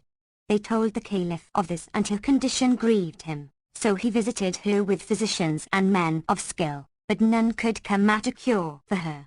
This is how it fared with her, but as regards Nu'mah, when he returned home he sat down on his bed and cried, Ho, Naomi! But she answered not, so he rose in haste and called out, yet none came to him, as all the women in the house had hidden themselves for fear of him. Then he went out to his mother, whom he found sitting with her cheek on her hand, and said to her, O my mother, where is Naomi? She answered, O my son, she is with one who is worthier than I to be trusted with her, namely, the devout old woman. She went forth with her to visit devotionally the fakirs and return. Quoth Nu'mah, since when hath this been her habit and at what hour went she forth? Quoth his mother, she went out early in the morning. He asked, and how camest thou to give her leave for this? And she answered, O my son, 'twas she persuaded me. There is no majesty and there is no might save in Allah, the glorious, the great. Exclaimed Nu'mah, and, going forth from his home in a state of distraction, he repaired to the captain of the watch, to whom said he, dost thou play tricks upon me and steal my slave girl away from my house? I will assuredly complain of thee to the commander of the faithful, said the chief of police, who hath taken her. And Numa replied, an old woman of such and such a mien, clad in woolen raiment and carrying a rosary of beads numbered by thousands. Rejoined the other, find me the old woman and I will get thee back thy slave girl. And who knows the old woman? Retorted Numa. And who knows the hidden thing save Allah, may he be extolled and exalted? Cried the chief, who knew her for Al-Hajjaj's procuress.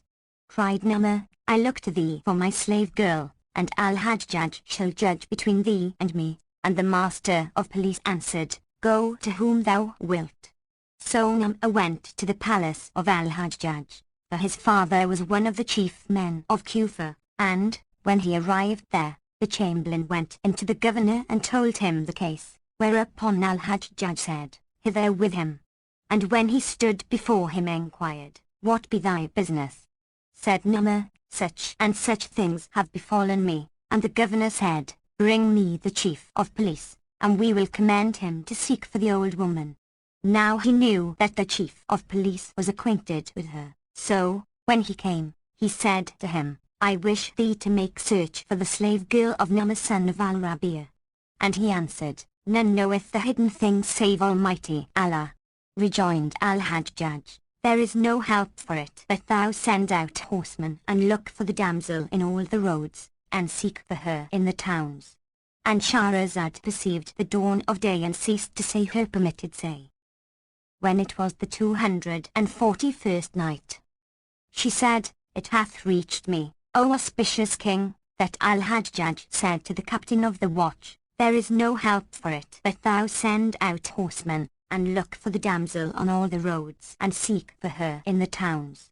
Then he turned to Numa and said to him, and thy slave girl return not, I will give thee 10 slave girls from my house and 10 from that of the chief of police. And he again bade the captain of the watch, go and seek for the girl. So he went out, and Numa returned home full of trouble and despairing of life, for he had now reached the age of 14 and there was yet no hair on his side cheeks. So he wept and lamented and shut himself up from his household, and ceased not to weep and lament, he and his mother, till the morning, when his father came in to him and said, O my son, of a truth, Al-Hajjaj hath put to cheat upon the damsel and hath taken her, but from hour to hour Allah giveth relief. However grief redoubled in Numa, so that he knew not what he said nor knew he who came into him, and he fell sick for 3 months. His charms were changed, his father despaired of him, and the physicians visited him and said, there is no remedy for him save the damsel. Now as his father was sitting one day, behold he heard tell of a skillful Persian physician, whom the folk gave out for perfect in medicine and astrology and geomancy. So Al-Rabi'a sent for him and, seating him by his side, entreated him with honor and said to him, look into my son's case. Thereupon quoth he to Numa, give me thy hand. The young man gave him his hand and he felt his pulse and his joints and looked in his face. Then he laughed and, turning to his father, said, thy son's sole ailment is one of the heart.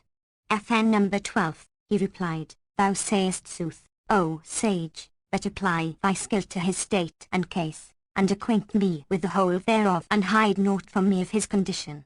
Quoth the Persian, of a truth he is enamoured of a slave girl, and this slave girl is either in Basora or Damascus, and there is no remedy for him but reunion with her.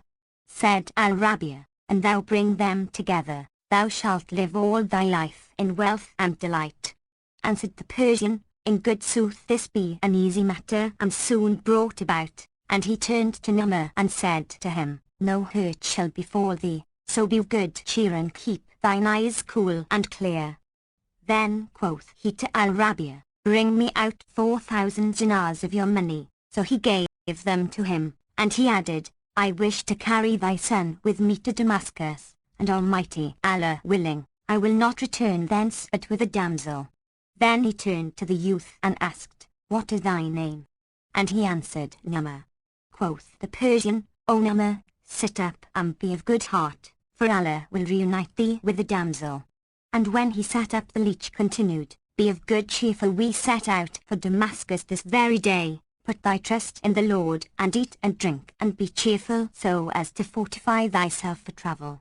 Upon this the Persian began making preparation of all things needed, such as presents and rarities, and he took of Al-Rabi'a in all the sum of 10,000 dinars, together with horses and camels and beasts of burden and other requisites.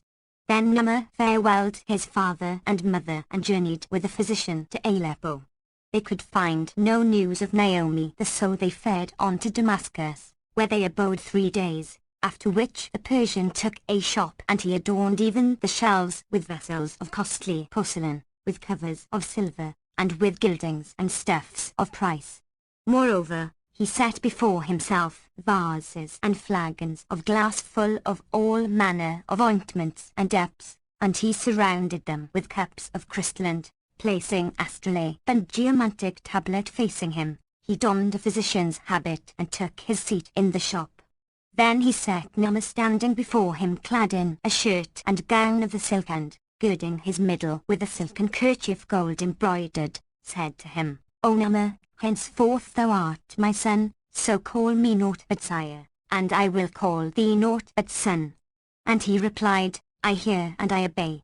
Thereupon the people of Damascus flocked to the Persian's shop that they might gaze on the youth's goodliness and the beauty of the shop and its contents, whilst the physician spoke to Nu'man in Persian, and he answered him in the same tongue, for he knew the language, after the wont of the sons of the notables. So that Persian doctor soon became known among the townsfolk, and they began to acquaint him with their ailments, and he to prescribe for them remedies. Moreover, they brought him the water of the sick in phials, FN number 13, and he would test it and say, He, whose water this is suffering from such and such a disease, and the patient would declare, Verily this physician saith sooth.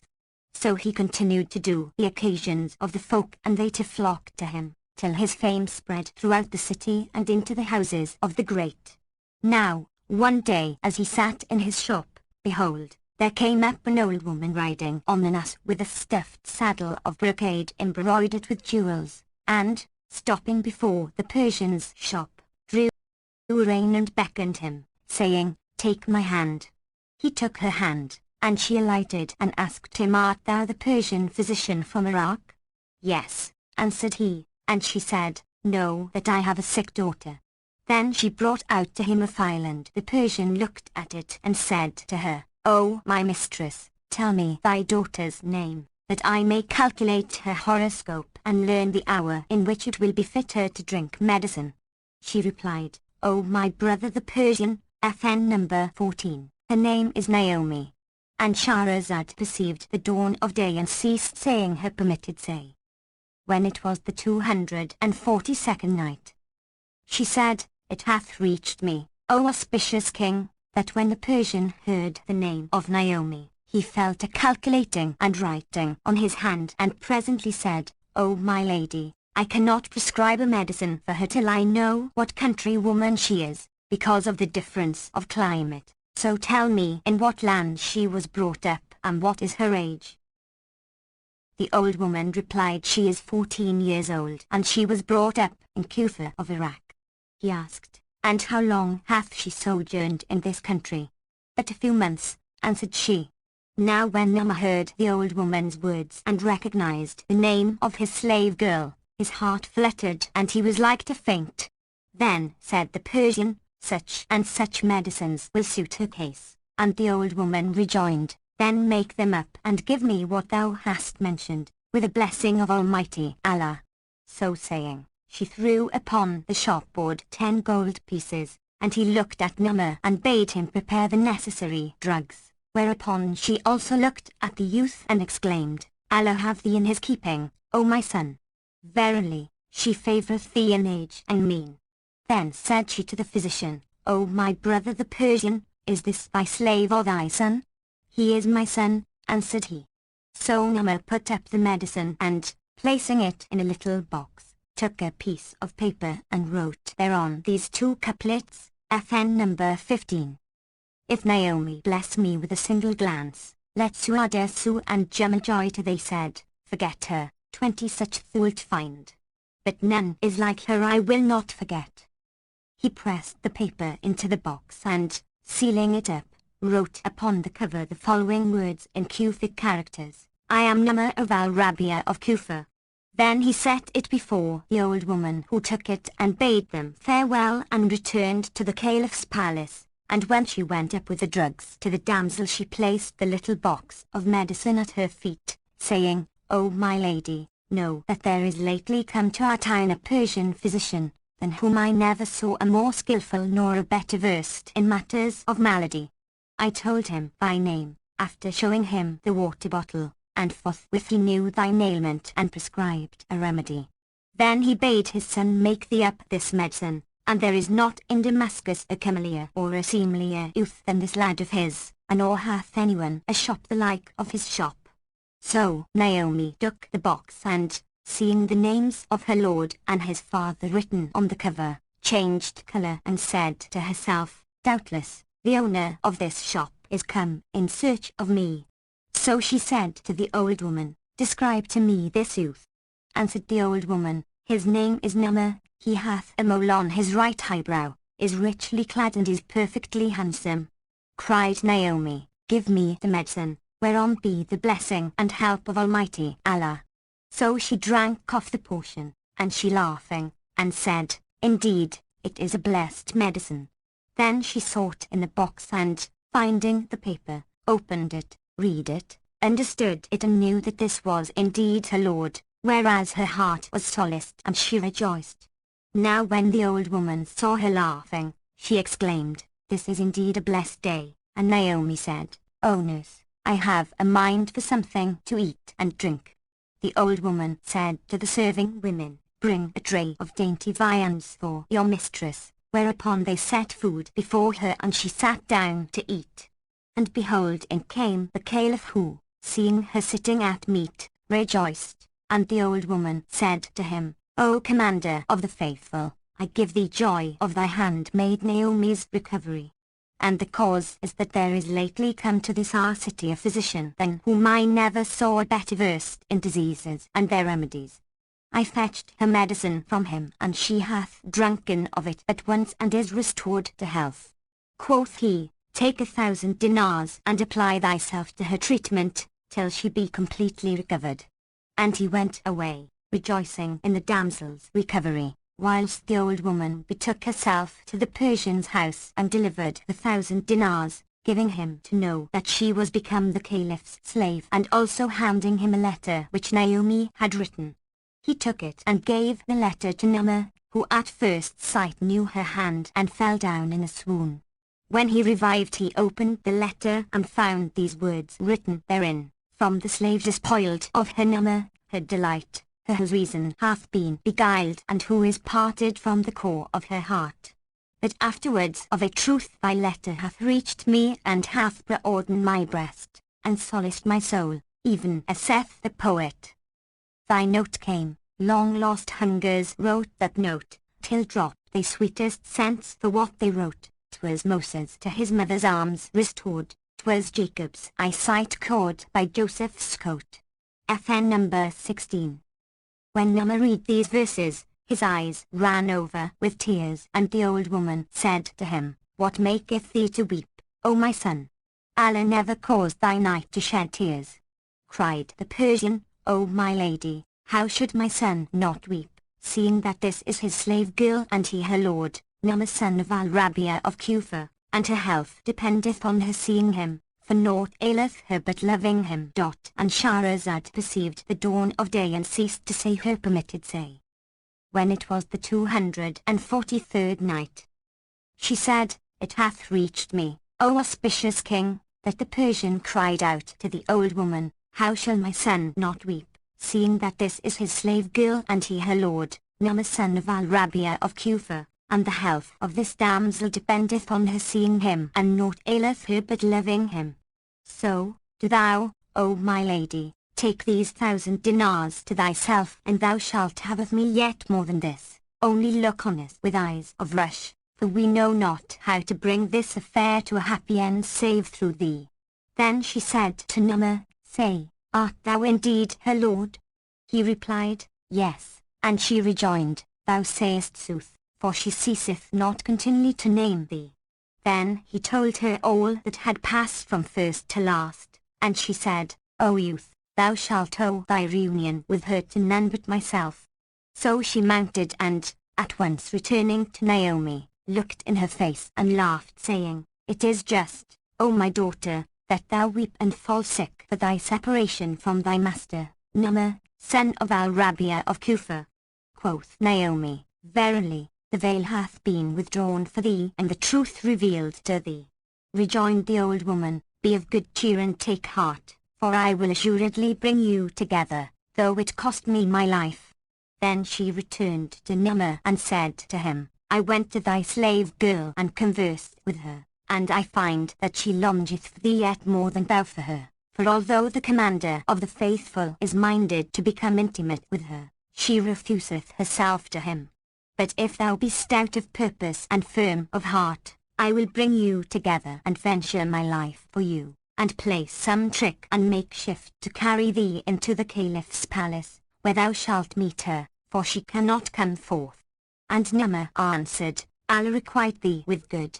Then she took leave of him and went back to Naomi and said, Thy lord is indeed dying of love for thee and would fain see thee and foregather with thee.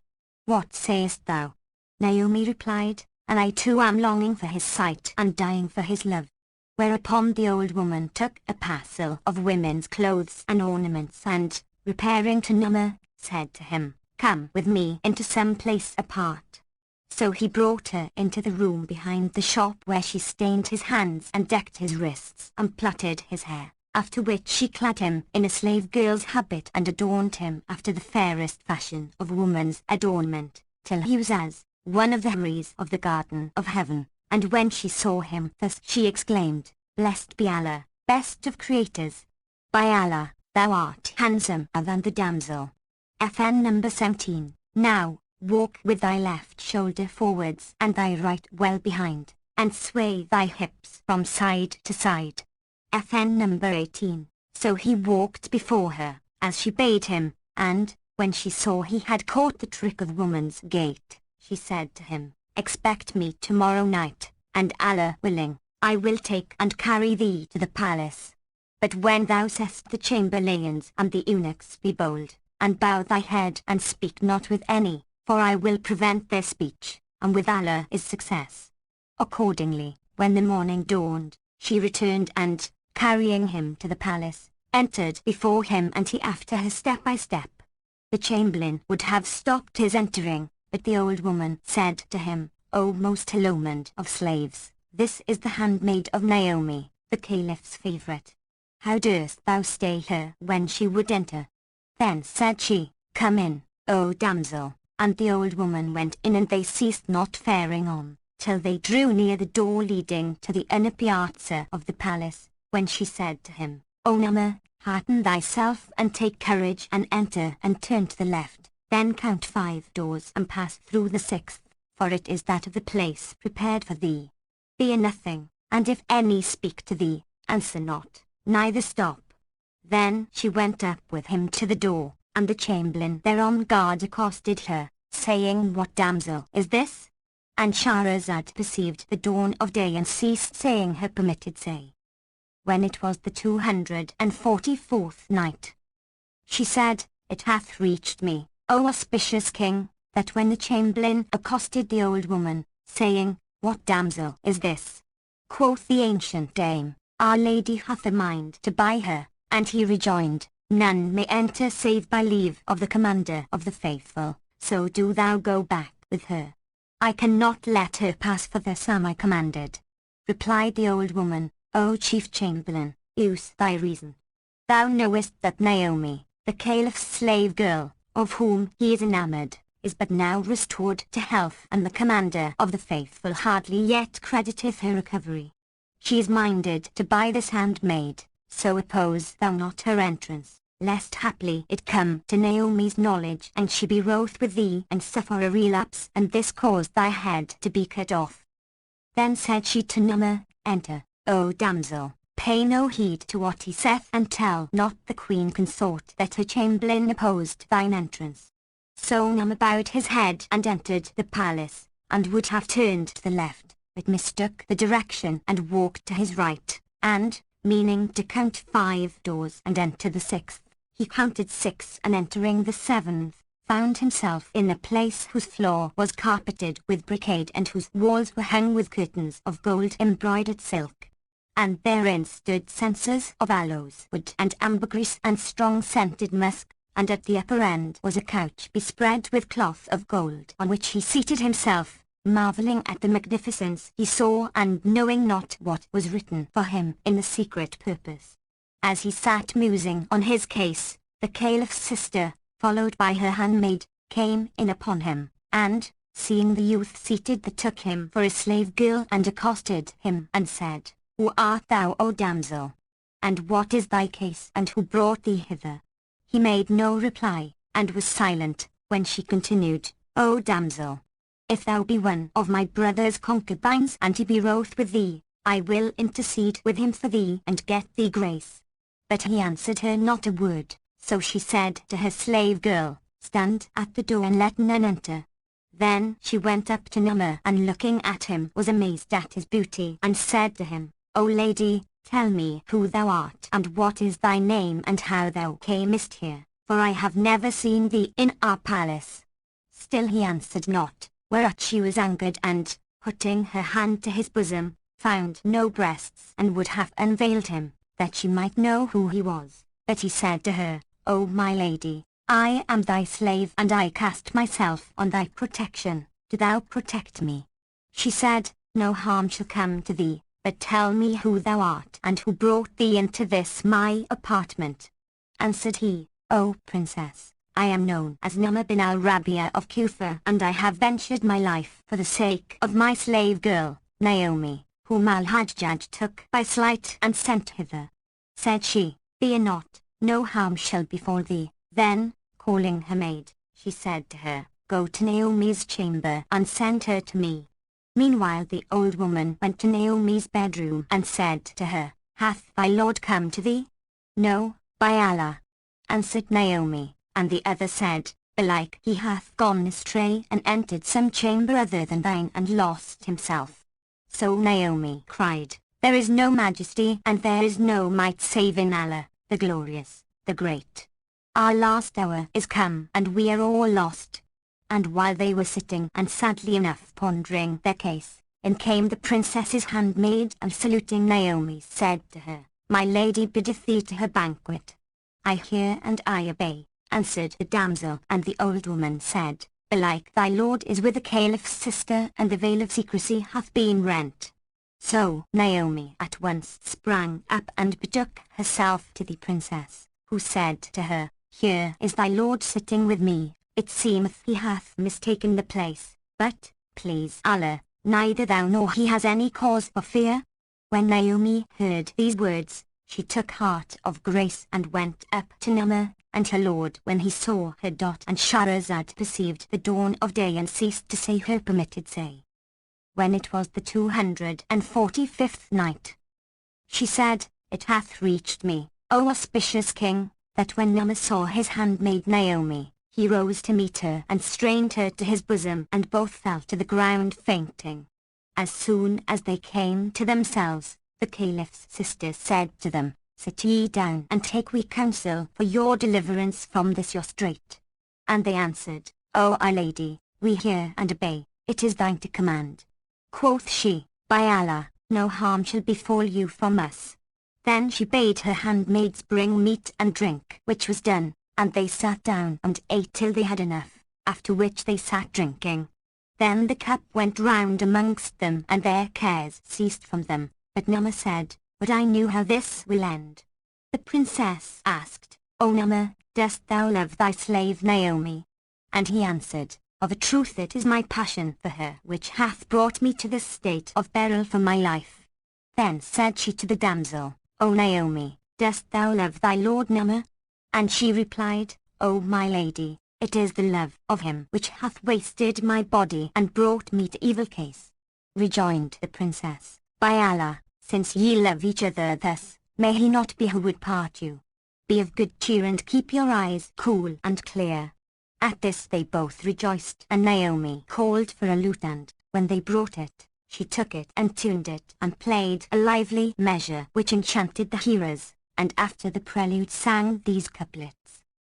When the slanderers cared but to part us twain, we owed no blood that could raise their ire, and they poured in our ears all the din of war, and aid failed on friends, when my want was dire. I fought them hard with mine eyes and tears, with breath and sword, with a stream and fire.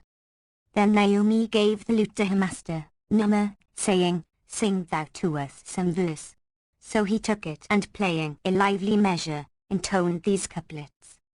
Full moon if unfreckled would favour thee, and sun uneclipsed would reflect thy blee. I wonder, but love is of wonders full and ardour and passion and ecstasy. How short the way to my love I fare, which, from her faring, so long I see. Now when he had made an end of his song, Naomi filled the cup and gave it to him, and he took it and drank it off. Then she filled again and gave the cup to the caliph's sister, who also emptied it, after which the princess in her turn took the lute and tightened the strings and tuned it and sang these two couplets. Grief, cark and care in my heart reside, and the fires of love in my breast my wasted form to all eyes shows clear, for desire my body hath mortified. Then she filled the cup and gave it to Naomi, who drank it off, and taking the lute, sang these two couplets. O to whom I gave soul which thou tortures, and in vain I'd recover from fair and faith, do grant thy favours my care to cure ere I die, for this be my latest breath. And they ceased not to sing verses and drink to the sweet sound of the strings, full of mirth and merriment and joy and jollity, till behold, in came the commander of the faithful. Now when they saw him, they rose and kissed the ground before him, and he, seeing Naomi with a lute in her hand, said to her, O Naomi, praise be Allah who hath done away from thee sickness and suffering. Then he looked at Numa, who was still disguised as a woman, and said to the princess, O my sister, what damsel is this by Naomi's side? She replied, O commander of the faithful, thou hast here a handmaid, one of thy concubines, and the bosom friend of Naomi, who will neither eat nor drink without her. And she repeated the words of the poet. Two contraries, and both concur in opposite charms, and charms so contraried by contrast lovelier show. Quoth the Caliph, by Allah Omnipotent, verily she is as handsome as Naomi, and tomorrow I will appoint her a separate chamber beside that of her friend, and send her furniture and stuffs and all that befitteth her, in honour of Naomi. Then the princess called for food and set it before her brother, who ate and made himself at home in their place and company. Then filling a cup he signed to Naomi to sing, so she took the lute, after draining two of them, and sang these two couplets. Since my tope a friend in my hand hath given 3 cups that brim and bubble, since I've drailed my skirts throughout night for pride, as O Prince of the Faithful, I were thy prince. The Prince of True Believers was delighted, and filling another cup, gave it to Naomi and bade her sing again. So after draining the cup and sweeping the strings, she sang as follows: O most noble of men in this time and stound, of whom none may boast he is equal found. O matchless in greatness of soul and gifts, O thou chief, O thou king amongst all renowned, Lord, who dealest large boons to the lords of earth, whom thou vexest not nor dost hold them bound. The Lord preserve thee, and spoil thy foes, and ne'er cease thy lot with good fortune crowned. Now when the Caliph heard these couplets, he exclaimed, By Allah, good! By Allah, excellent! Verily the Lord hath been copious. FN number 19, to thee, O Naomi. How clever is thy tongue, and how dear is thy speech.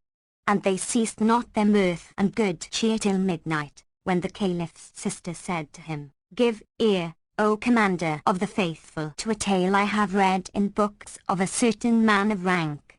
And what is this tale? Quoth he.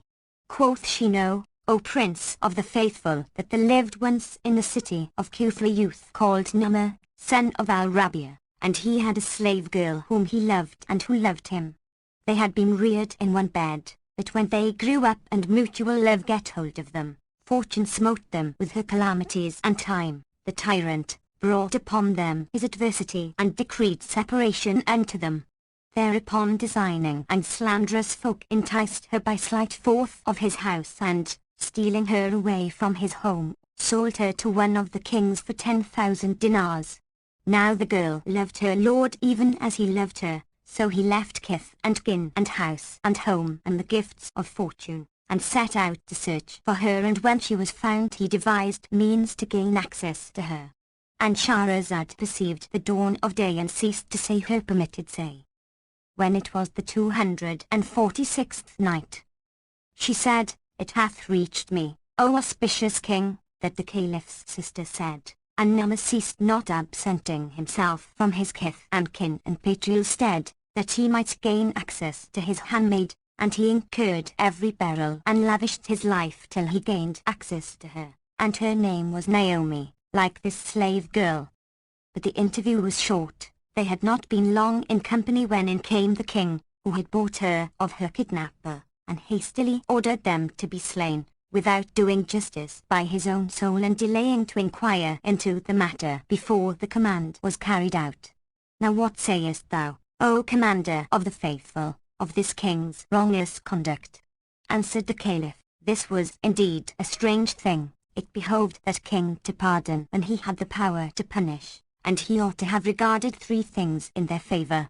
The first was that they loved each other, the second that they were in his house and in his grasp, and the third that it befitteth a king to be deliberate in judging and ordering between folk, and how much more so in cases where he himself is concerned. Wherefore this king thus did an unkingly deed.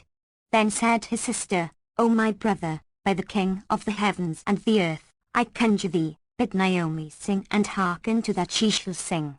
So he said, O Naomi, sing to me, whereupon she played a lively measure and sang these couplets. Beguiled us fortune who her guile displays, smiting the heart, bequeathing thoughts that craze, and parting lovers whom she made to meet, till tears in torrent either cheek displays. They were and I was, and my life was glad, while fortune often joyed to join our ways. I will pour tear flood, will rain gouts of blood, thy loss bemoaning through the nights and days. Now when the Commander of the Faithful heard this verse, he was moved to great delight, and his sister said to him, O my brother, whoso decideth in aught against himself, him it behoveth to abide by it and according to his word, and thou hast judged against thyself by this judgment. Then said she, O Nu'mah, stand up and do thou likewise upstand, O Naomi. So they stood up, and she continued, O Prince of true believers, she who standeth before thee is Naomi the stolen, whom Al-Hajjaj bin Yusuf al-Sakafi kidnapped and sent to thee, falsely pretending in his letter to thee that he had bought her for 10,000 gold pieces. And this other who standeth before thee is her lord, Nu'mah, son of Al-Rabi'a, and I beseech thee, by the honour of thy bias forbears, and by Hamza and Ukail and Abbas, FN number 20, to pardon them both and overlook their offence and bestow them one on the other, that thou mayst win rich reward in the next world of thy just dealing with them, for they are under thy hand, and verily they have eaten of thy meat and drunken of thy drink, and behold, I make intercession for them and beg of thee the boon of their blood. Thereupon quoth the Caliph, Thou speakest sooth, I did indeed give judgment as thou sayest, and I am not one to pass sentence and to revoke it. Then said he, O Naomi, say, be this thy lord? And she answered, Even so, O Commander of the Faithful. Then quoth he, No harm shall befall you, I give you each to other, adding to the young man, O Nu'mah, who told thee where she was and taught thee how to get at this place. He replied, O Commander of the Faithful, hearken to my tale and give ear to my history, for, by the virtue of thy pious forefathers, I will hide nothing from thee. And he told him all that had passed between himself and the Persian physician and the old nurse, and how she had brought him into the palace and he had mistaken the doors, whereat the Caliph wondered with exceeding wonder and said, "Fetch me the Persian." So they brought him into the presence and he was made one of his chief officers. Moreover the king bestowed on him robes of honor and ordered him a handsome present, saying, "When a man hath shown like this man such artful management, it behoveth us to make him one of our chief officers." The Caliph also loaded Nama and Naomi with gifts and honors and rewarded the old nurse, and they abode with him 7 days in joy and content and all delight of life, when Nama craved leave to return to Kufa with his slave girl. The Caliph gave them permission and they departed and arrived in due course at Kufa, when Nama was restored to his father and mother, and they abode in all the joys and jollities of life, till there came to them the destroyer of delights and the sunderer of societies.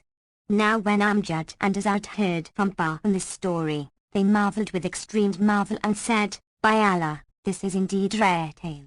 And Shahrazad perceived the dawn of day and ceased to say her permitted say. When it was the 247th night, she said, "It hath reached me, O auspicious king, that when Amjad and Azad heard this story from Burton the Magian who had become a Muslim, they marvelled with extreme marvel and thus passed that night, and when the next morning dawned, they mounted and riding to the palace, sought an audience of the king who granted it and received them with high honor. Now as they were sitting together talking, of a sudden they heard the townsfolk crying aloud and shouting to one another and calling for help, and the chamberlain came into the king and said to him, "Some king hath encamped before the city, he and his host, with arms and weapons displayed, and we know not their object and aim." The king took counsel with his wazir Amjad and his brother Azad, and Amjad said, "I will go out to him and learn the cause of his coming." So he took horse and, riding forth from the city, repaired to the stranger's camp, where he found the king and with him a mighty many mounted Mamelukes. When the guards saw him, they knew him for an envoy from the king of the city, so they took him and brought him before their sultan. Then Amjad kissed the ground before him. But lo, the king was a queen, who was veiled with a mouth veil, and she said to Amjad, "Know that I have no design on this your city, and that I am come hither only in quest of a beardless slave of mine, whom if I find with you, I will do you no harm, but if I find him not, then shall there befall sore onslaught between me and you." Asked Amjad, "O queen, what like is thy slave, and what is his story, and what may be his name?" Said she, "His name is Azad and my name is Marjana, and this slave came to my town in company of Burton, a Magian, who refused to sell him to me, so I took him by force, but his master fell upon him by night and bore him away by stealth, and he is of such and such a favour." When Amjad heard that, he knew it was indeed his brother Azad whom she sought and said to her, "O Queen of the Age, Alhamdulillah, praise be Allah, who hath brought us relief. Verily this slave whom thou seekest is my brother." Then he told her their story and all that had befallen them in the land of exile, and acquainted her with the cause of their departure from the islands of Ebony, whereat she marvelled and rejoiced to have found Azad. So she bestowed a dress of honor upon Amjad, and he returned forthright to the king and told him what had passed, at which they all rejoiced, and the king went forth with Amjad and Azad to meet Queen Marjana. When they were admitted to her presence and sat down to converse with her and were thus pleasantly engaged, behold, a dust cloud rose and flew and grew, till it walled the view. And after a while it lifted and showed beneath it an army dight for victory, in numbers like the swelling sea, armed and armoured cap by who, making for the city, encompassed it around as the ring encompasseth the little finger, FN number 21, and a bared brand was in every hand. When Amjad and Azad saw this, they exclaimed, "Verily to Allah we belong, and to him we shall return. What is this mighty host? Doubtless, these are enemies, and except we agree with this Queen Marjana to fight them, they will take the town from us and slay us. There is no resource for us but to go out to them and see who they are." So Amjad arose and took horse and passed through the city gate to Queen Marjana's camp, but when he reached the approaching army he found it to be that of his grandsire, King Gaia, father of his mother Queen Buda. And Shahrazad perceived the dawn of day and ceased saying her permitted say. When it was the 248th night, she said, It hath reached me, O auspicious king, that when Amjad reached the approaching host, he found it to be that of his grandsire, lord of the isles and the seas and the 7 castles, and when he went into the presence, he kissed the ground between his hands and delivered to him the message. Quoth the king, My name is King Gaia and I come wayfaring in quest of my daughter Buda whom fortune hath taken from me, for she left me and returned not to me, nor have I heard any tidings of her or of her husband Kamar al-Zaman. Have ye any news of them? When Amjad heard this, he hung his head towards the ground for a while in thought till he felt assured that this king was none other than his grandfather, his mother's father, whereupon he raised his head and, kissing ground before him, told him that he was the son of his daughter Buda, on hearing which Gaia threw himself upon him and they both fell a-weeping. FN number 22, then said Gaia, Praise be Allah, O my son, for safety, since I have foregathered with thee, and Amjad told him that his daughter Buda was safe and sound, and her husband Kamar al-Zaman likewise, and acquainted him that both abode in a city called the City of Ebony. Moreover, he related to him how his father, being wroth with him and his brother, had commanded that both be put to death, but that his treasurer had taken pity on them and let them go with their lives. Quoth King Gaia, I will go back with thee and thy brother to your father and make your peace with him. So Amjad kissed the ground before him in huge delight, and the king bestowed a dress of honor upon him, after which he returned, smiling, to the king of the city of the Magians and told him what he had learnt from King Gaia, whereat he wondered with exceeding wonder. Then he dispatched guest gifts of sheep and horses and camels and forage and so forth to King Gaia, and did the like by Queen Marjana, and both of them told her what chanced, whereupon quoth she, I too will accompany you with my troops and will do my endeavour to make this peace. Meanwhile behold, there rose another dust cloud and flew and grew till it walled the view and blackened the day's bright hue, and under it they heard shouts and cries and neighing of steeds and beheld sword glance and the glint of levelled lance. When this new host drew near the city and saw the 2 other armies, they beat their drums and the king of the Magians exclaimed, This is indeed naught but a blessed day. Praise be Allah who hath made us of accord with these 2 armies, and if it be his will, he shall give us peace with yon other as well. Then said he to Amjad and Azad, Fare forth and fetch us news of these troops, for they are a mighty host, never saw I a mightier. So they opened the city gates, which the king had shut for fear of the beleaguering armies, and Amjad and Azad went forth and, coming to the new host, found that it was indeed a mighty many.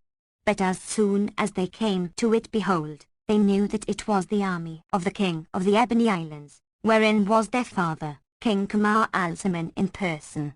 Now when they looked upon him, they kissed ground and wept, but, when he beheld them, he threw himself upon them weeping, with sore weeping, and strained them to his breast for a full hour. Then he excused himself to them and told them what desolation he had suffered for their loss and exile, and they acquainted him with King Gaia's arrival, whereupon he mounted with his chief officers and taking with him his 2 sons, proceeded to that king's camp. As they drew near, one of the princes rode forward and informed King Gaia of Kamar al-Zaman's coming, whereupon he came out to meet him and they joined company, marvelling at these things and how they had chanced to foregather in that place. Then the townsfolk made them banquets of all manner of meats and sweetmeats and presented to them horses and camels and fodder and other guest gifts and all that the troops needed. And while this was doing, behold, yet another cloud of dust arose and flew till it walled the view, whilst earth trembled with the tramp of steed and tabors sounded like stormy winds. After a while, the dust lifted and discovered an army clad in coats of mail and armed capapi, but all were in black garb, and in their midst rode a very old man whose beard flowed down over his breast, and he also was clad in black. When the king of the city and the city folks saw this great host, he said to the other kings, "Praised be Allah, by whose omnipotent command ye are met here, all in one day, and have proved all known one to the other. But what vast and victorious army is this which hemmeth in the whole land like a wall?" They answered, "Have no fear of them, we are 3 kings, each with a great army, and if they be enemies, we will join thee in doing battle with them, were they 3 times as many as they now are." Meanwhile, up came an envoy from the approaching host, making for the city. So they brought him before Kamar al-Zaman, King Gaia, Queen Marjana and the king of the city, and he kissed the ground and said, "My liege lord cometh from Persia land, for many years ago he lost his son and he is seeking him in all countries. If he find him with you, well and good, but if you find him not, there will be war between him and you and he will waste your city." Rejoined Kamar al-Zaman, "It shall not come to that, but how is thy master called in Ajamaland?" Answered the envoy, "He is called King Shahriman, lord of the Khalidan Islands, and he hath levied these troops in the lands traversed by him, whilst seeking his son." No VV. When Kamar al-Zaman heard these words, he cried out with a great cry and fell down in a fainting fit which lasted a long while. And anon coming to himself he wept bitter tears and said to Amjad and Izad, "Go ye, O my sons, with the herald, salute your grandfather and my father, King Shahriman, and give him glad tidings of me, for he mourneth my loss and even to the present time he weareth black raiment for my sake."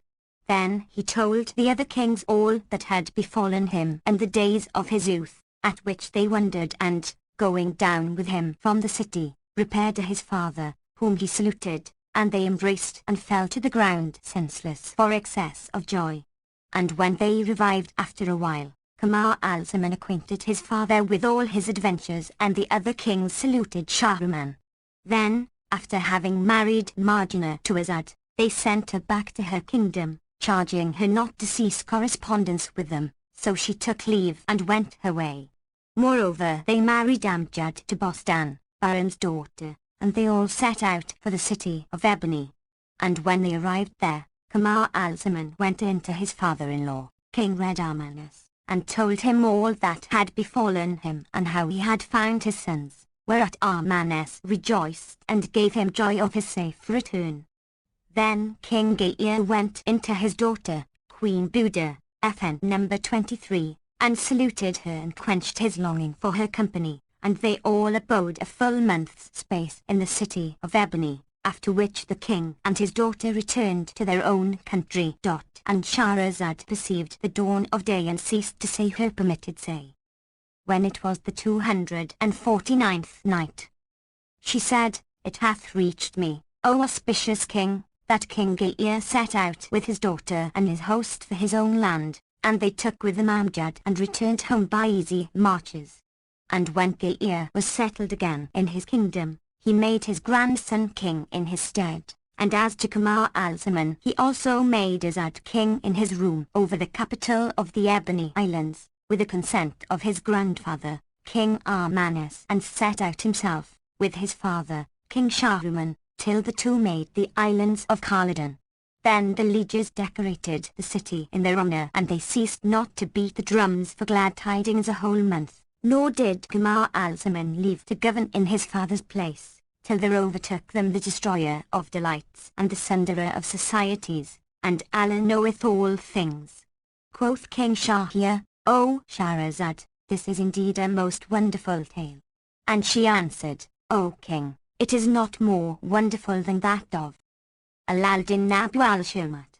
FN number 24. "What is that?"